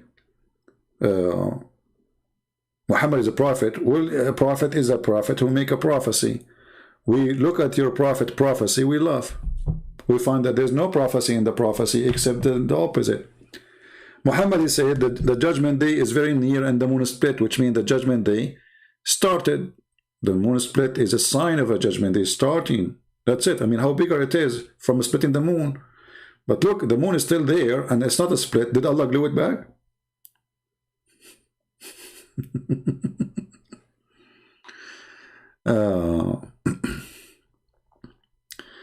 Prophecy about gold mine. Yeah, Muhammad, he's not the gold mine actually. He said there is a mountain under the river of Euphrates.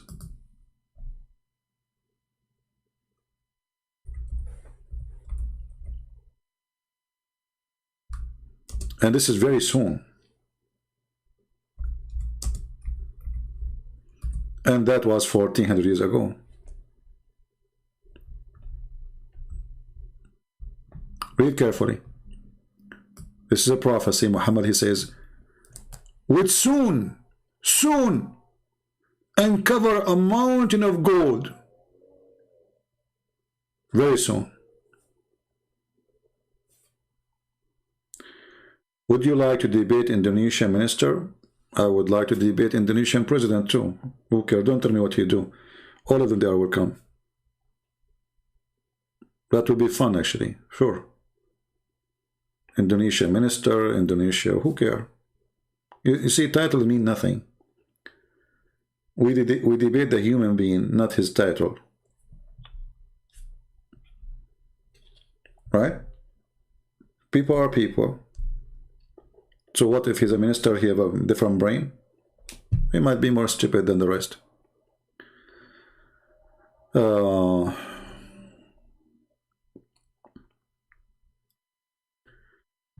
How the Muslims explain that Quran says no prophethood comes from except from Abraham and Isaac line? Well, they cannot explain anything. I mean, when you say they explain, let us say they answer that. If we go to the verse, the one you are talking about, you will find that the verse saying clearly that we made the lineage of a prophethood from Abraham, and it's mentioned his children Isaac and Jacob. Doesn't mention Ishmael.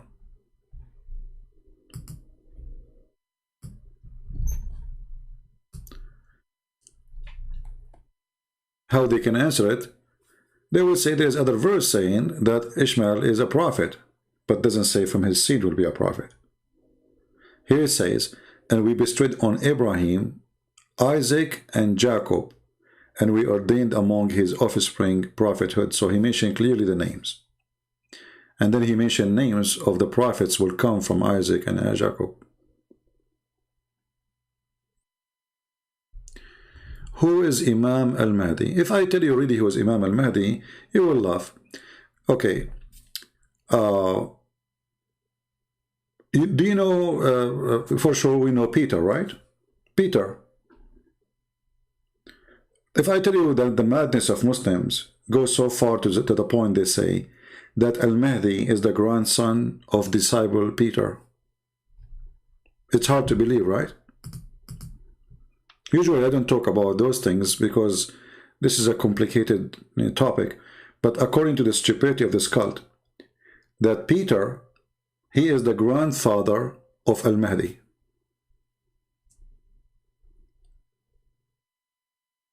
And now this is depend in which sect we are talking about. So this is the Shia. The Shia, they say that the disciple of Christ, Peter, he is the grandfather of Al-Mahdi, which means the Mahdi is descendant from Peter.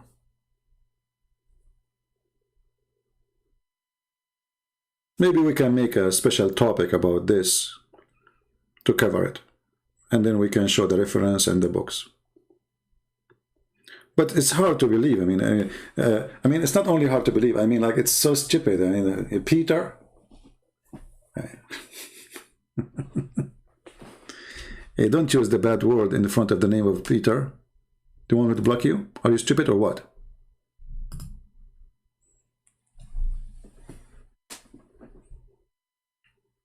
Clean your nose. Clean your mouth. Don't use the F word.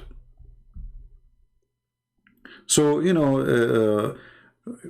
the more you read Islamic books, the more you learn, the more you notice how crazy this cult is. So you might be shocked when you hear it. You know, there's many things I don't share really, because there's no, I mean, I focus in what is making things easy, and it is necessary to learn to defeat Islam. There's other things which is not really the major interest. I don't really talk about.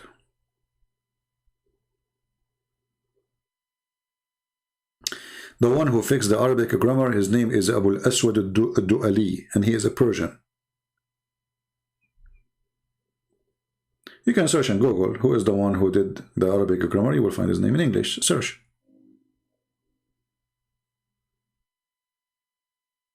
Well, there's a million things we can talk about Islam. We never mention here. But as you see, you have to give me a reason to talk about it. You see, a knowledge of a man will appear when the reason come.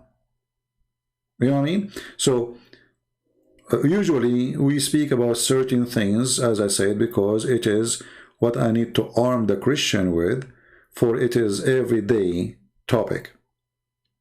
Al-Mahdi is not really important for me, because you know, I mean, he's not even Muhammad, so what I would talk about, you know. But obviously there's tons of fiction stories about such a person. And, you know, the Muslims are so desperate to try to find, let us say, a special man. When Islam took Christ from their life, those people who've been forced to convert to Islam, they are trying to find a new Christ. So you will find that in Islam there is a 12 Imam. Jesus have a 12 disciple. Muhammad, he says, take the Quran from 4. We find that we have a 4 gospel. And we have 4 disciples wrote the gospel. We find that Muhammad, he used the number 7 and the number 70.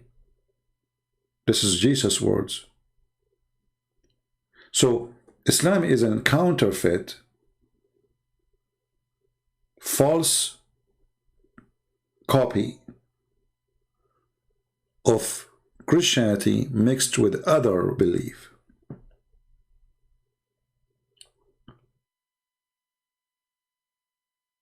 All right? So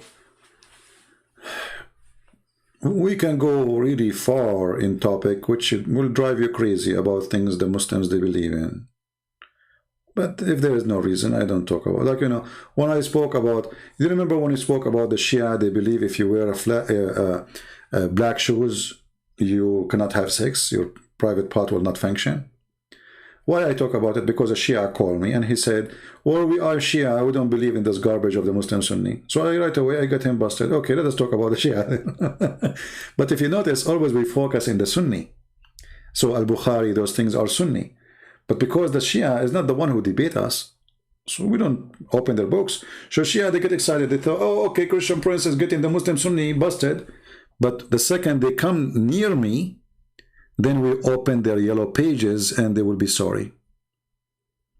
As an example, Al-Mahdi is a person when he fell in his ass, he say Alhamdulillah and he don't fart. Like, what? He don't fart. Al-Mahdi, he don't pee. He don't do poo-poo. Al-Mahdi, his mother, she gave birth to him from her thigh, not from her vagina. I mean, Shia, they have a lot more crazy than the Sunni. Like, if you look at your wife anus when you are having sex, your son will be a homosexual. Other hadith says, if you look at your wife anus when you are having sex, your son will be dumb and mute. This is what Shia believe. Watermelon, if she is sweet, she is Shia. If she is bitter, she is Sunni. According to Shia, every single Muslim Sunni is a homosexual. Why? Because Shaitan, when a Muslim Sunni is born, Shaitan, he put his finger in his anus. So if you don't give me a reason to talk about those things, I mean, it's endless. Why want to talk about it? Right?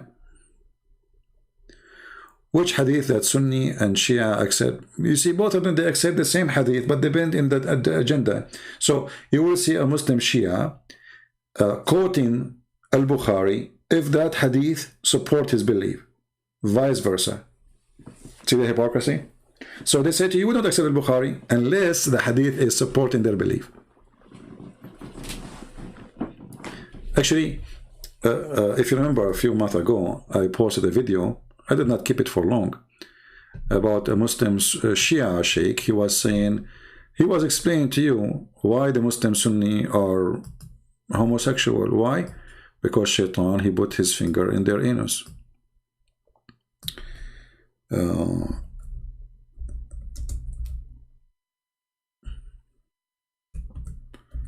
Let me see if I can find it.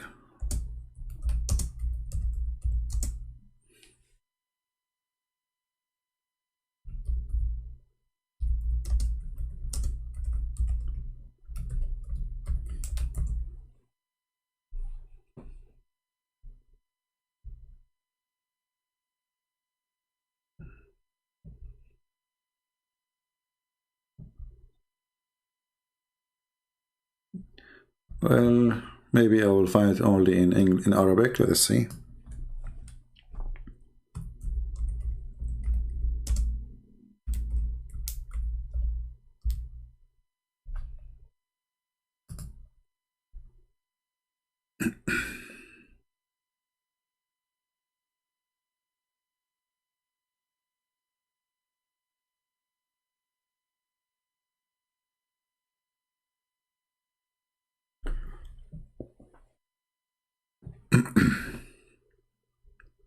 I don't know if I can find it really, but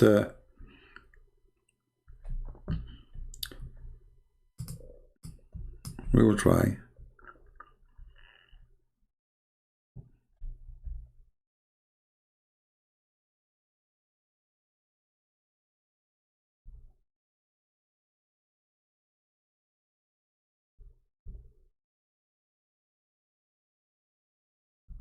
Let us see.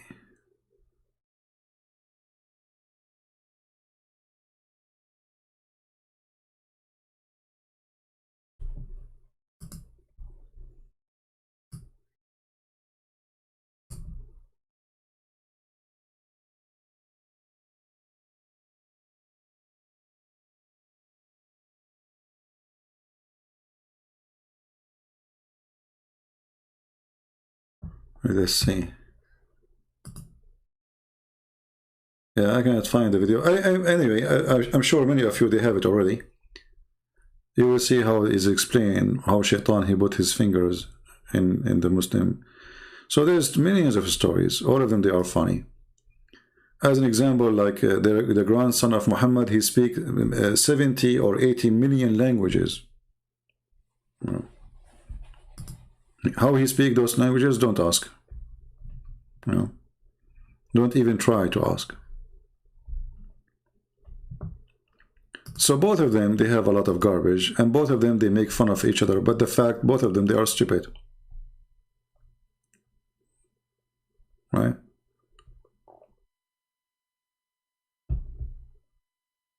Any other question here?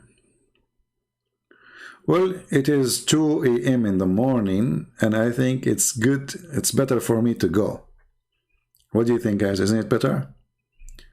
It is 2 a.m. in the morning. Hello. And I think my eyes start hurting from looking at the computer. We are already here almost for 4 hours. You see how fast time goes. Yeah, he speak 80 million or 70 million. I speak 69 millions. So like we have to say, me and Al-Hussein, we are very close in how many languages we speak. You know, like when I, you remember the story I told you, like when I was a kid, I have a fight with Bruce Lee, from Brazil, which he was coming from Indonesia. And, like we went to the grocery store, the guy was trying to buy potato, and I said to him, I'm not going to give you the potatoes. And then he spoke to me in his language, which is like, this is a true story, by the way. And then I said to him, we're going to fight outside. So he said, okay, let us go fight outside of the store. So we jumped out of the store, we found ourselves in South Africa. And then in South Africa, I said to himself, we are in South Africa.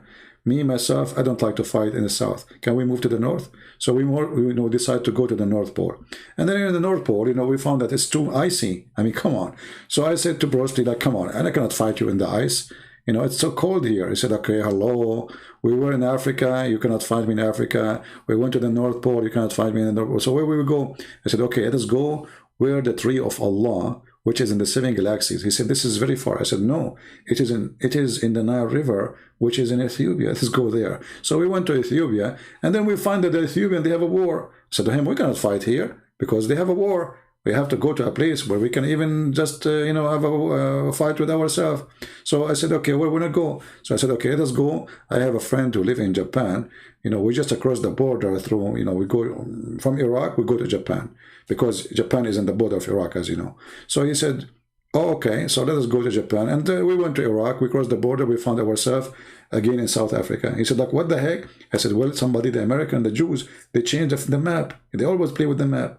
I mean, don't you know? So said, okay, so what we do now? He said, okay, let's try again. This is true story, by the way, true story. I mean, if you don't believe me, I can show the reference.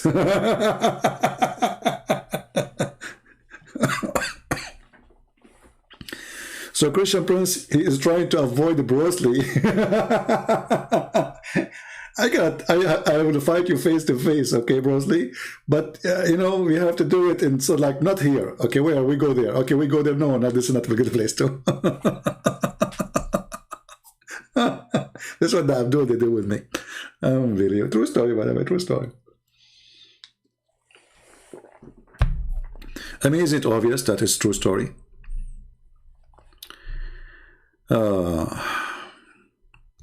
People who believe in a flying car with a flying horse, a prophet, the prophet, he have the power of 4,000 men in sex. I mean, why do you have a race? Did you measure it? How you measure it? Do you think at that time they have like a measurement for boom boom? I mean, how you do that? How Muhammad and how the Muslim, they come to the conclusion that the prophet, he have the power of 100 men of people of heaven. And he will have a power of 4,000 men, because if every man of people of heaven have the power of 40 men.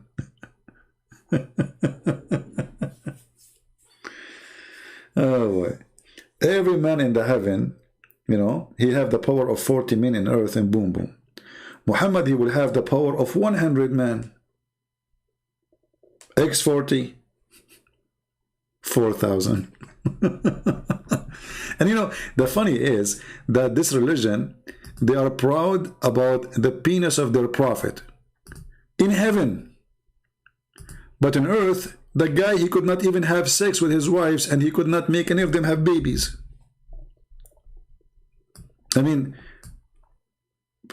nothing wrong with if he cannot make them have a baby, but obviously he's exaggerating with his sex power because he knew there is something missing. You see, those who exaggerate, talk about their sexual power, obviously either they are mentally ill or they are trying to cover something. Maybe it's the opposite. The hadith says that the prophet, he was bewitched and he imagined that he have sexual intercourse. In fact, he did not. What happened? Muhammad, he go to his friends. He said, yesterday, brothers and sisters, I was doing boom boom all night. You really, Muhammad? Yes, I did not stop. Boom boom boom boom. Boom boom boom boom. From a woman to a woman to a woman. Second day, the women, they start talking. They ask the wives, man, your husband yesterday told us you have a very hot night yesterday. I said, what? He did not even get close to us. What are you talking about? So when the news became fishy, so Muhammad, he have to come with an excuse, and he said, "Oh, I'm bewitched. Okay, I imagine myself having sex with him like that." The way.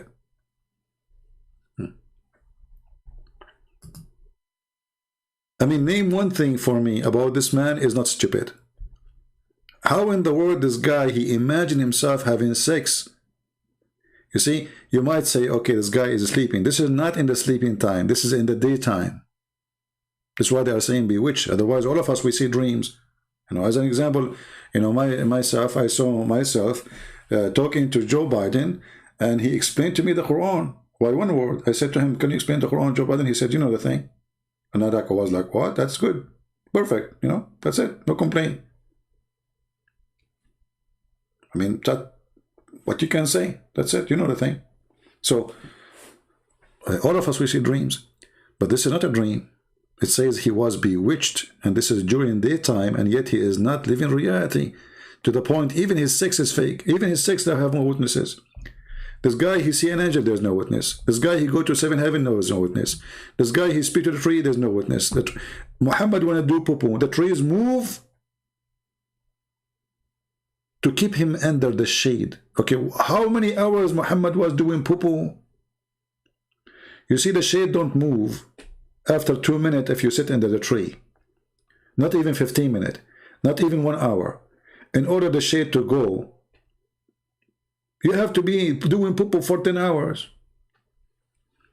And why? I mean, these miracles, all of them, they are shitty miracles. You know, the prophet, he wanted to do poo-poo, and there's nobody, because he don't want anyone to see his ass, so the trees move, and they surrounded him, and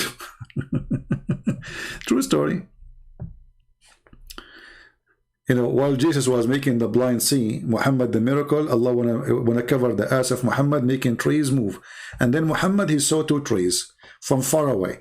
He said to them, come here, and the trees, they came creeping in their belly. And he asked them to say Shahada, and they convert to Islam, and they went back. So how come the Quran keeps saying he have no miracles, he have no miracles? The people keep saying, how come he have no miracles? Because it sounds like he have a lot of miracles. I mean, the guy, he have tons of miracles based on the hadith. But in the Quran, they keep saying, if you remember chapter 13, which is supposed to be at the end of the Quran, even though they call it 13, it says, if just one, the people around them, they are wishing just one ayah, one miracle, one sign, just one, and still Muhammad cannot provide any. This is at the end of the Quran. You see here, because you might say this is chapter 13, but this is reality. This is the end of the Quran. The believer says, if only just one sign from Allah sent to him, one. So all those hadith are fabrication, obviously, because the Quran is saying is they wishing they are just one. Or Muhammad speaking to the lizard, and the lizard convert to Islam.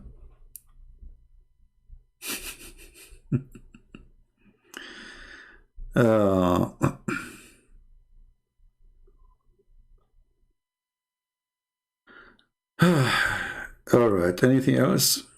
Actually, my eyes is hurting now. You believe it or not, I said to myself, let me go for 15 minutes and make a video about this topic and go back. Unbelievable. And now it's 4 hours. Do you see how much I hate you?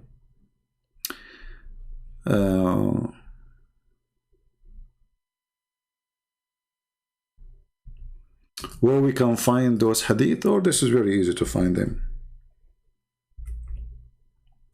Let me see. But the question is where we can find them in English.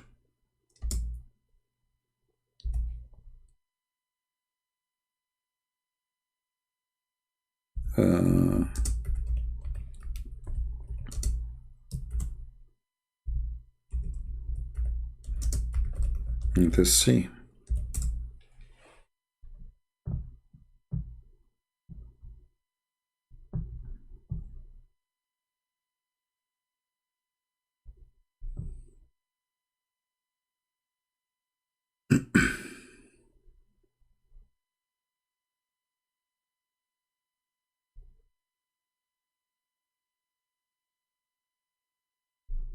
Da, da, da, da, da, da, da.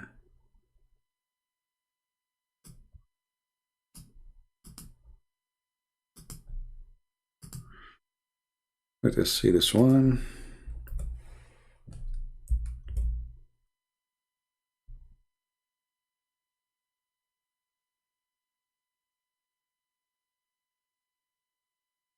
Here we go. So this is Sirat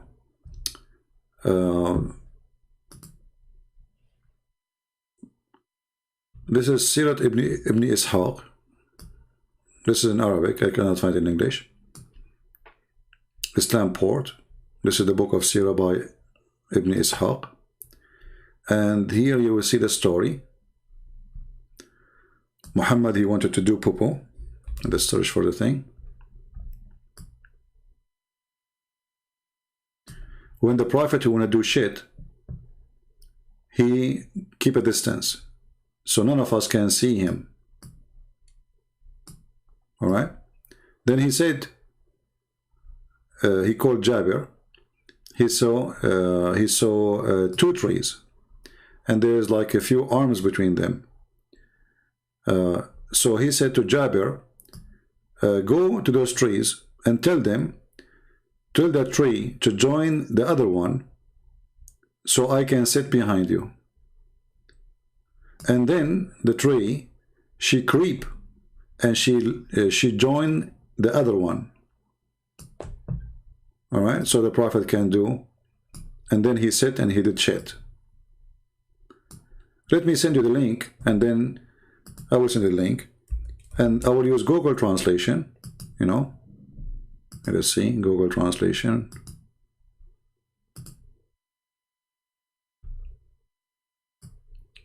Let us see. To find it fast, we look for the word tree.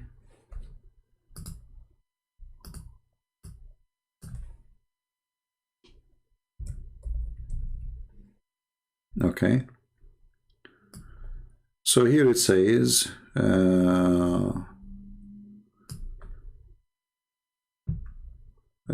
here, blah, blah, blah, blah, blah, blah.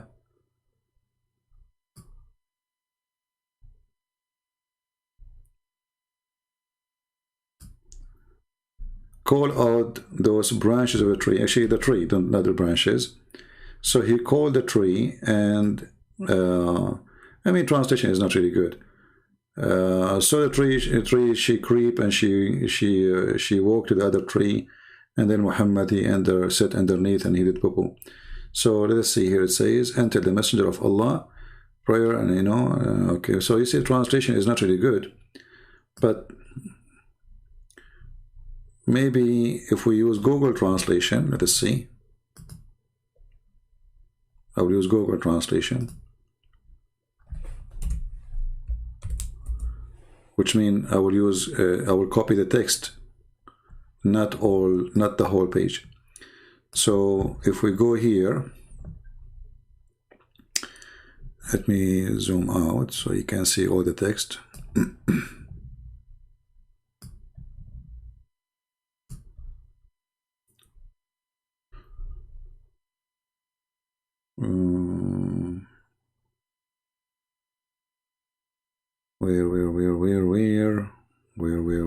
Where?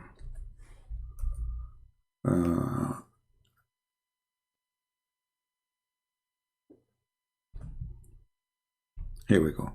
Actually, maybe here we did not see it. Let me go back. Grant him peace between two walls and partition. Messenger of Allah, grant him. He said,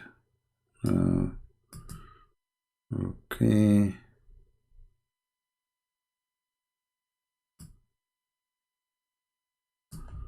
Yeah, for some reason in the translation isn't so. Anyway, so here we go.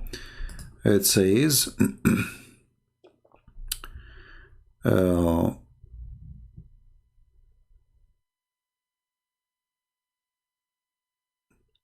from Jabir, we went, me and the Prophet, in a trip, and if he wanted to have a shit, excuse my language, he stay away so nobody can see him from far distance in the ground.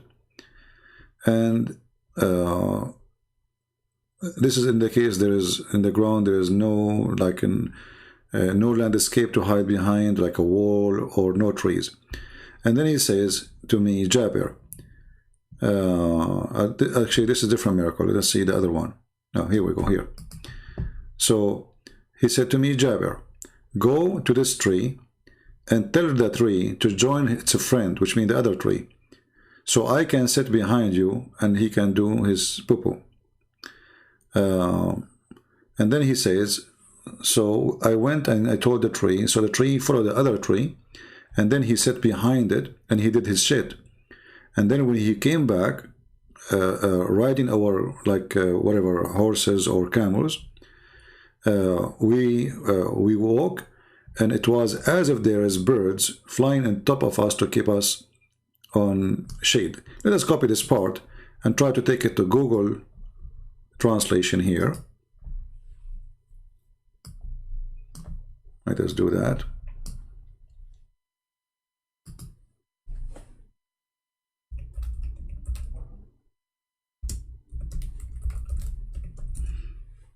Always it's better if you if you copy like a little amount of text, not the whole text, not the whole page. So we will paste whatever we copy from there, and here it says, let us see the translation. So he said, oh Jabir, say to this tree to follow your friend, which means the other tree, so I can sit behind it, and the tree did the crowd until, you know, cut to the other tree. And translation is not really good. And then he sat behind them until he relieved himself. Then we came back in the road, and then as if there is like birds in the, as I said to you. So let me give you the link. So this is the miracle of Muhammad, asking two trees to join so he can shit behind them. You can say this is like a shitty hadith. And this is the reference. If you, in case you are a Muslim, you don't believe me, here we go. And this is your Muslim website, and this is volume number 1, page number 257.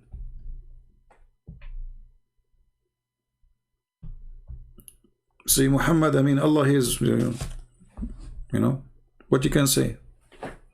No comment. I did that many times. You know, I go and I say to the trees, go, I want to do poo-poo. Right? Yeah.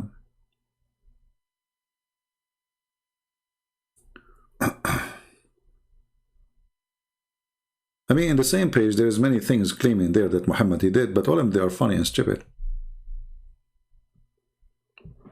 Even the miracle of Muhammad is about poo-poo. Can you in the future make a series videos of Islam stories by time-based order? Well, this is impossible mission, my friend, because Muslims themselves, they don't know about what is the time order. There's no proof, you see. This is one of the earliest books about Muhammad. But this person himself, he is copying from Ibn Ishaq. And Ibn Ishaq, he made it clear that he dropped tons of his story which is not suitable for Muhammad. And you will notice that the date and the reference about things, all of them, they don't make sense.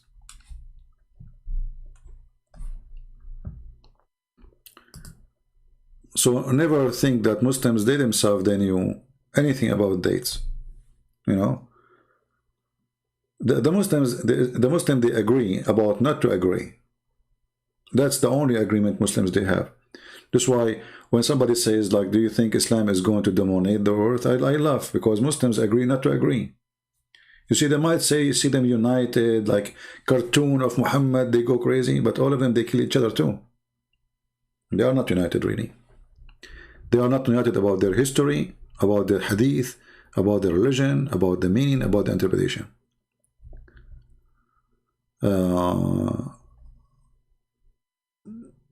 Misread her comment, please unblock her. Captain Hood. Well, she can come with different name if she is a female or a male, I don't care. Make a new name and come back.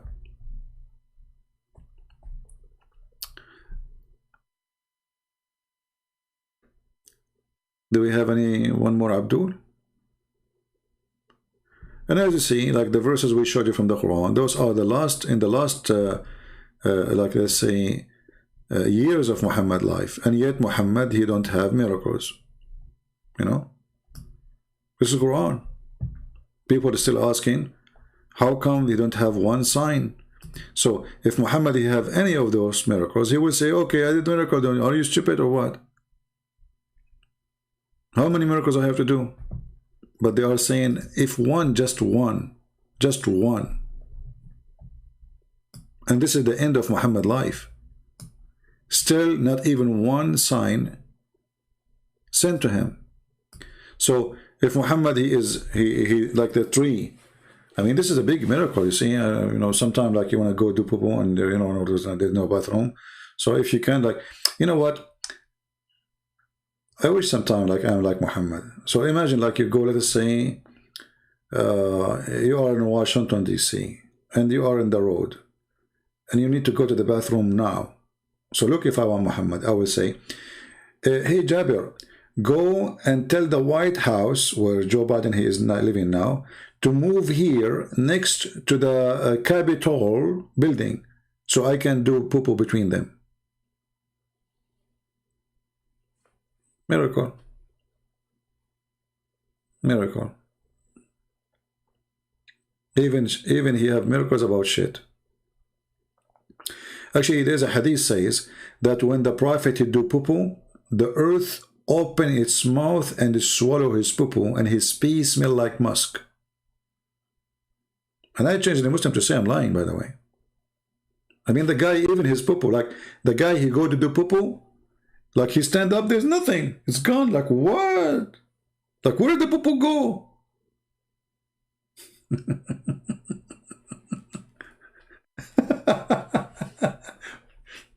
You know, like Muhammad is doing poo, and Muhammad is set for 10 hours. So you expect that Muhammad, when he stand up, he will find like a mountain of poo. No, brother, no. The earth will like yummy, yummy, yummy, yummy. Like the earth cannot even wait. Like the guy, he is dripping and the earth is eating. There's any Muslim can say I'm making things up? Challenge me. Just to challenge me. All what it take you is just to challenge me. Very easy. Shish kebab. You know? This is why, you know, when you see the stupidity of this cult, the more you study, you will see how lucky we are that we are following someone like the Messiah. You see, you might find like there's bad names. The Bible mentions stories about bad people, right? But the Bible never praise bad people. And at the same time, we have a very wonderful person. And this person, even though he is between us as a human, but he was holy always. And you will notice that Jesus, he did nothing for himself. You see, Muhammad supposedly here using the power of God to do poo. What is favor in that? Jesus, he used his power to heal you, to make the blind see. What Jesus will get from that? Nothing. Do he get paid for it? No. Is he doing a short time? No.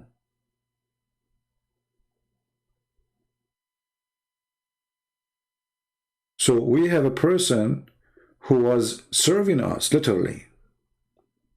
We have a person who said, if you don't let me wash your feet, you don't belong to me.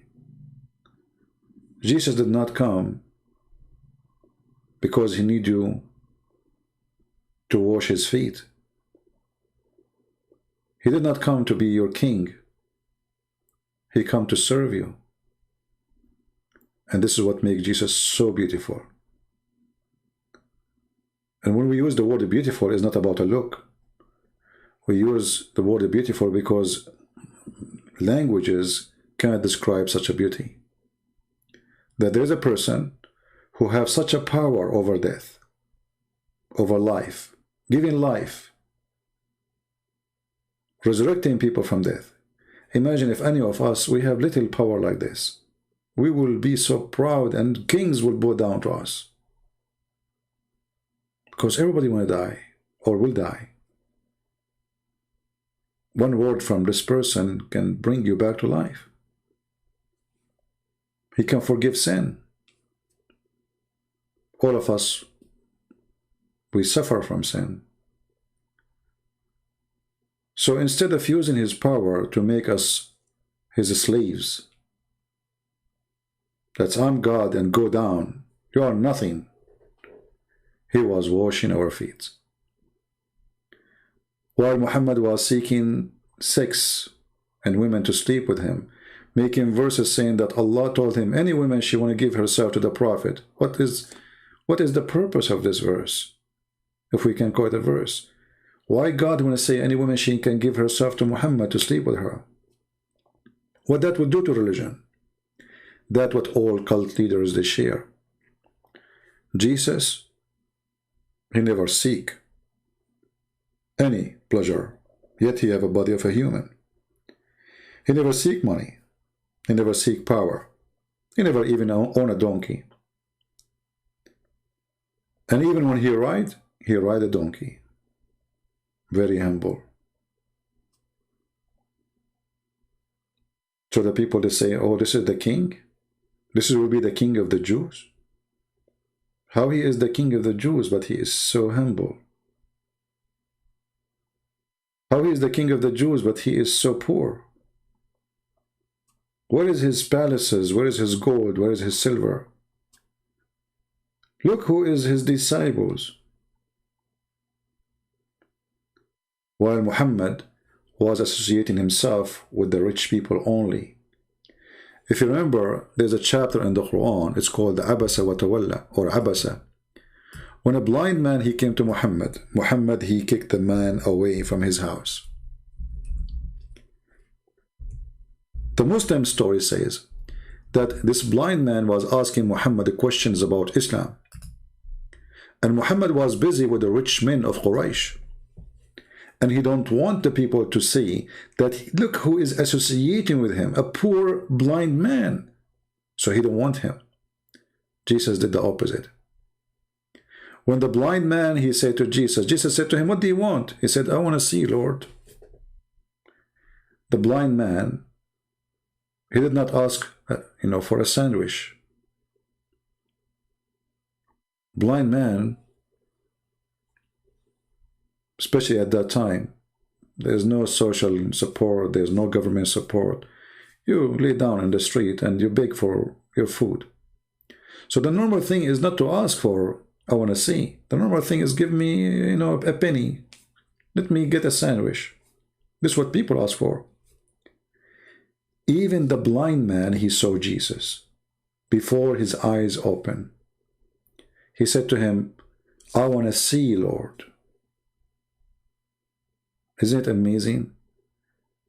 He's blind, yet he knew that this is the person in front of me, which I cannot see, is the one who can make me see. This is why I say, when you read what Jesus did, live the story, because it is going to make it way more beautiful.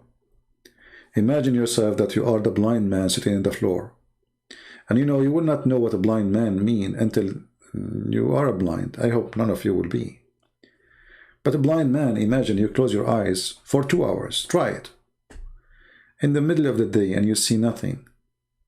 You don't even know how to move in your house, which the house you're used to. So what about moving outside? How you can make living in a time where people who have eyes cannot make living.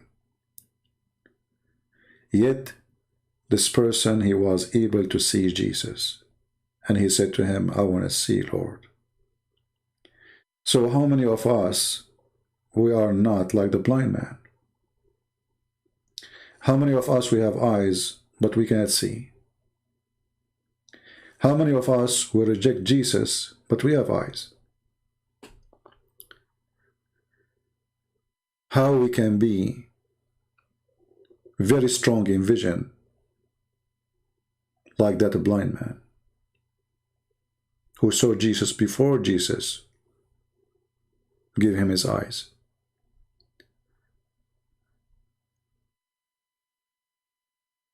So always it's wonderful to read and live the story and go deep in it. It's not a story, it's a life. It's not a tale, it is an experience. And then if you're able to live the story, then you will become the blind man who can see. And sadly, most of us, we are still blind. So we pray that we will have eyes who can see, as that blind man was able to see Jesus before even he recovered his eyes. That is not easy to accomplish.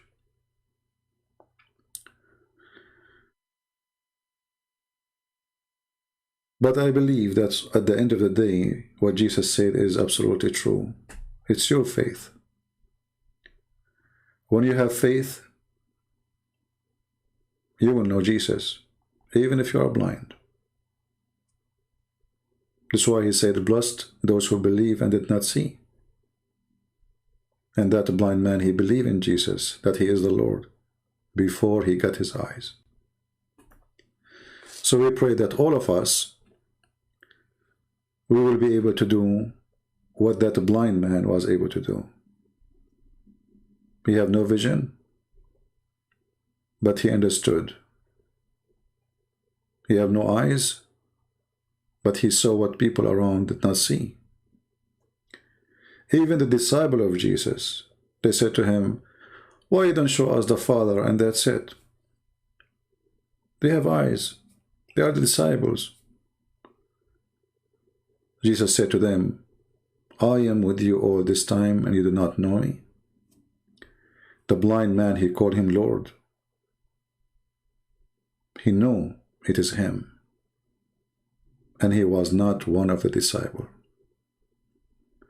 So this story can tell me that there's many disciples, their name is not mentioned by name, but they were disciples. And they were maybe more strong than the disciple of Christ in their faith. And this is one of them. So I want to say thank you for being here. I hope today we have a good time. And feel free to download my videos, share them with your friends. And for sure you can cut them pieces because they are long. Try to make them short, but it's not easy. So anyway, we pray that the Lord will open the eyes of the Muslims and to open the eyes of the Christians too, so they can see how lucky they are. For many of us do not notice. And always, all of us, we don't notice what we have until we lose it. A person who has teeth, he don't notice how priceless his teeth until he start losing them one after one. A person who can walk, he don't notice how priceless his feet and his legs until he start feeling he cannot walk no more. A person who have eyes, he don't even think about how lucky I am to have eyes until he loses his vision. This is how the human being is. He appreciates not what he have. But time will come, and what you've been given will be taken away from you. You will be stripped from your eyes, from your feet, from your health. And then you will remember to appreciate. So you better appreciate now before it is too late. Thank you. God bless you and see you soon again. Christ is Lord. Amen to that.